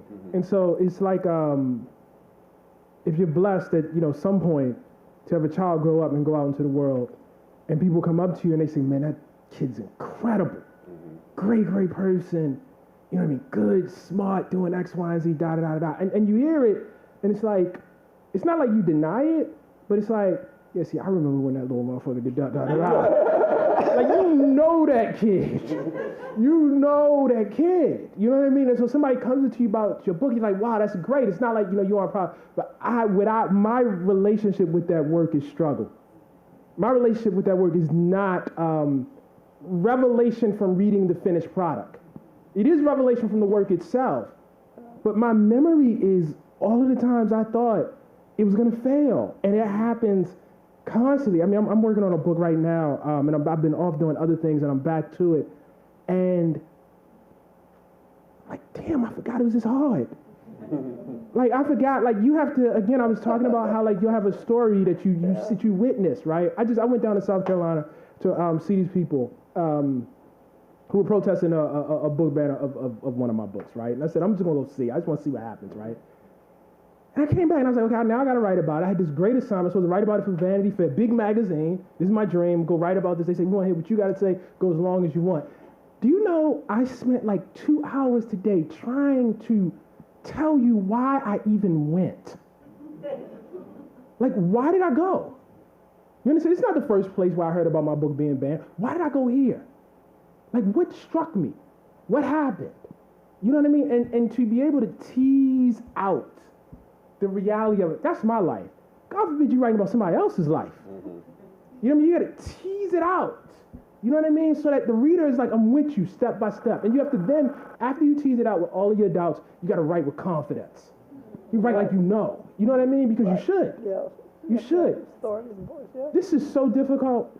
And if your relationship with the thing is, you know, the actual making the thing, I really think if you're in the, you know, the constant process of making it, it's kind of difficult to, you know, sit back and go like this. You know what I mean? And see it the way someone who sees the finished product. When I published one where I enter, and I was doing a tour of the country, a book tour. And so I asked the publisher and for any advice, I mean the publicist, for any advice, public relations people said. And the public PR person said, this is going to sound strange, but you need to read your book. I said, what are you talking about? I read, I said, who wrote this? I mean, I had to take notes on my own book. Because, and then I realized that, you know, the part of the brain, the person who wrote that book is not sitting here right now. That's right. That's right. You know, there's another part of the brain sort of takes, that's part of the glory and magic of this stuff. So I do, you know, you always appreciate when people love your work, but it doesn't, I don't take credit for it. That's right. You know what I mean? Right? I mean, so I have a funny, you know, I appreciate it, but I didn't do something else. Somebody else did it, you know. So you would have that same sort of feeling like a close friend did something for you, you know, rather than you doing it yourself. It's very, it's a very interesting, you know, process. And so you always have to rethink and of what. That's another reason why it's humbling. I mean, it's, you know. I have to tell you a kind of funny corollary to the story about your publicist telling you to read your book. Because I did a friend a favor. He had someone drop out of an event, and he called me at the last minute and said, you know, I'm doing this book event with this celebrity, shall remain nameless, but if you ask me afterward, I'll tell you. It was not Dave Chappelle, though. But, and, you know, we need somebody to do this staged interview with him. And so I was like, okay, I drop everything, I show up, I do this interview about this celebrity who has his book out. And about 15 minutes in, I realized he had not read his book. And I realized because he hadn't written it. Which presented, because I actually read this thing. Like, you know, I'm like kind of like downloading this information, you know, I cram, you know, to get all this information. And I'm asking him about key stuff, and he's like, yeah, how you know about that? Bruh, it's in your book, chapter 4. So I was like, you should read your book, man. But on the other side of it, I think that it's a tremendous honor, a tremendous privilege to be able to do that, to be able to engage with that work.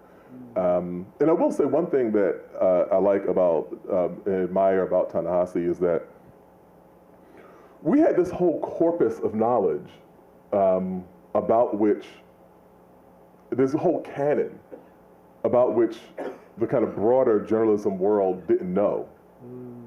And so when Ta-Nehisi first showed up in the Atlantic, and he's doing stuff like quoting Etheridge Knight, and I was like, right now there's like 10,000 white people who are like, right. Who is this guy? He's like Larry Neal. And then, you know, there were a couple of things that we wound up overlapping. I remember you quoted Shine one time, and I was pissed off because I was like, man, I was going to quote Shine. I think I wound up using it anyway. But you know, this is a very terrible aside when that Titan thing happened over when was that? The summer? When was that? Yeah. When the Titan thing happened, there's like a handful of people who you can say this to, and they'll get it immediately. I texted Ta-Nehisi, jump your ass in the water and swim like me. Right, like me. So, and all sorts of other profane things. All sorts of other profane things. Right. But it was a kind of in-joke because we had studied that whole canon that the people who we were like arguing with had no idea about. They didn't know anything about that. And so it's an honor and a blessing to be able to be engaged in that dialogue over the course of all these years. And the other thing is just like in terms of like what this means to me on a deeper level is like for me, like I have always, it's never been far from my consciousness that, you know, my father had a third grade education. And my mother had a high school education, but she had to leave Birmingham, Alabama and go to Chicago in order to graduate from high school. And I've never reconciled myself. They're both no longer with us. I've not lost an ounce of the rage that I feel toward the world for denying them the opportunity to do the things that I do. You know, I feel like my mother was a brilliant woman. And it's to the eternal shame of this country that she didn't get the opportunities that I got. And so that's one other thing that's really beneficial because people will sometimes ask. Oh, you got to tell them what she did, though. You got to tell them like how she resolved that herself, though. Oh, yeah, that's a whole longer story. I'm actually writing something about that. But, you know, that was one thing that my mother did which was pour that all into her children. And, you know, I think that for all of us, we all have some kind of version of that. And, you know, I hear people ask things about imposter syndrome. One thing that kind of witnessing that, and you get to the point where you are an adult and you actually understand your parents as human beings, not just as your parents, that understanding inoculated me against ever feeling like an imposter. I was like, because I feel like the world put its thumb on the scale so they wouldn't have to compete with my mother. They wouldn't have to compete with my father. because in a fair, a kind of fair circumstance, you know you would lose. But Jelani, your mom went to NYU. You Oh, she did. Oh, you mean that? Oh, yeah. Right. Like, even with all that you said. She like, did. You know what I mean? My mother went to NYU. She graduated. She got a master's degree. She did all of that. After she raised us, she did that in her 50s. But the kind of the crucial thing about it was that, and I'll end with this. When I came here, I had like this meltdown my freshman English class. I was completely in my head. I was like, I don't think I can do this. I had this professor who kind of like took me into his office, gave me a pep talk, and was like, just try to write this evaluation essay. And I was indebted to him because I was like, I don't think I should be in this school. Blah blah blah blah blah. Definition of that. And then I wrote. We had to write an essay a week, 15-week semester, and I wrote 15 essays, and I got 15 A's. And at the end of that semester, I was like, I think I'm a writer. And I was like, I had no idea. Like, that's what, okay, I think that this is the thing that I am. And then it was more than a decade after that was when my mother started at NYU. And she had her first English paper. And she sent it to me, was like, I want you to read this before I give it to my professor. And so it was cyclical, because I had derived this sense from her. I was able to go, okay, Ma, this is what I've learned. And then that, and then she went and finished that. And that's kind of what we've had to do, as a people. It's kind of metaphorical. And so the idea of like ever feeling any kind of compunction about that other set of traditions or the other people who we're interacting with or the people who have some skepticism toward who we are and what we represent and so on is so far from my consciousness. And that's the biggest benefit I could ever have had, both in terms of this tradition in the big sense and in the tradition specifically of the people that, raised me. Thank you. HU? HU? HU? And that's for the people in the back. Thank y'all so much. Can we give another clap of hands for the people? I'm just so happy that this day was so illustrious and so informative. Please join us tomorrow for another day of illustriousness and wonderfulness and information and everything. We also ask that if you want to stay engaged with us throughout the year, please follow us on our social media channels. It's Moorland HU on Instagram and Twitter, and it's Moorland-Spingarn Research Center on Facebook.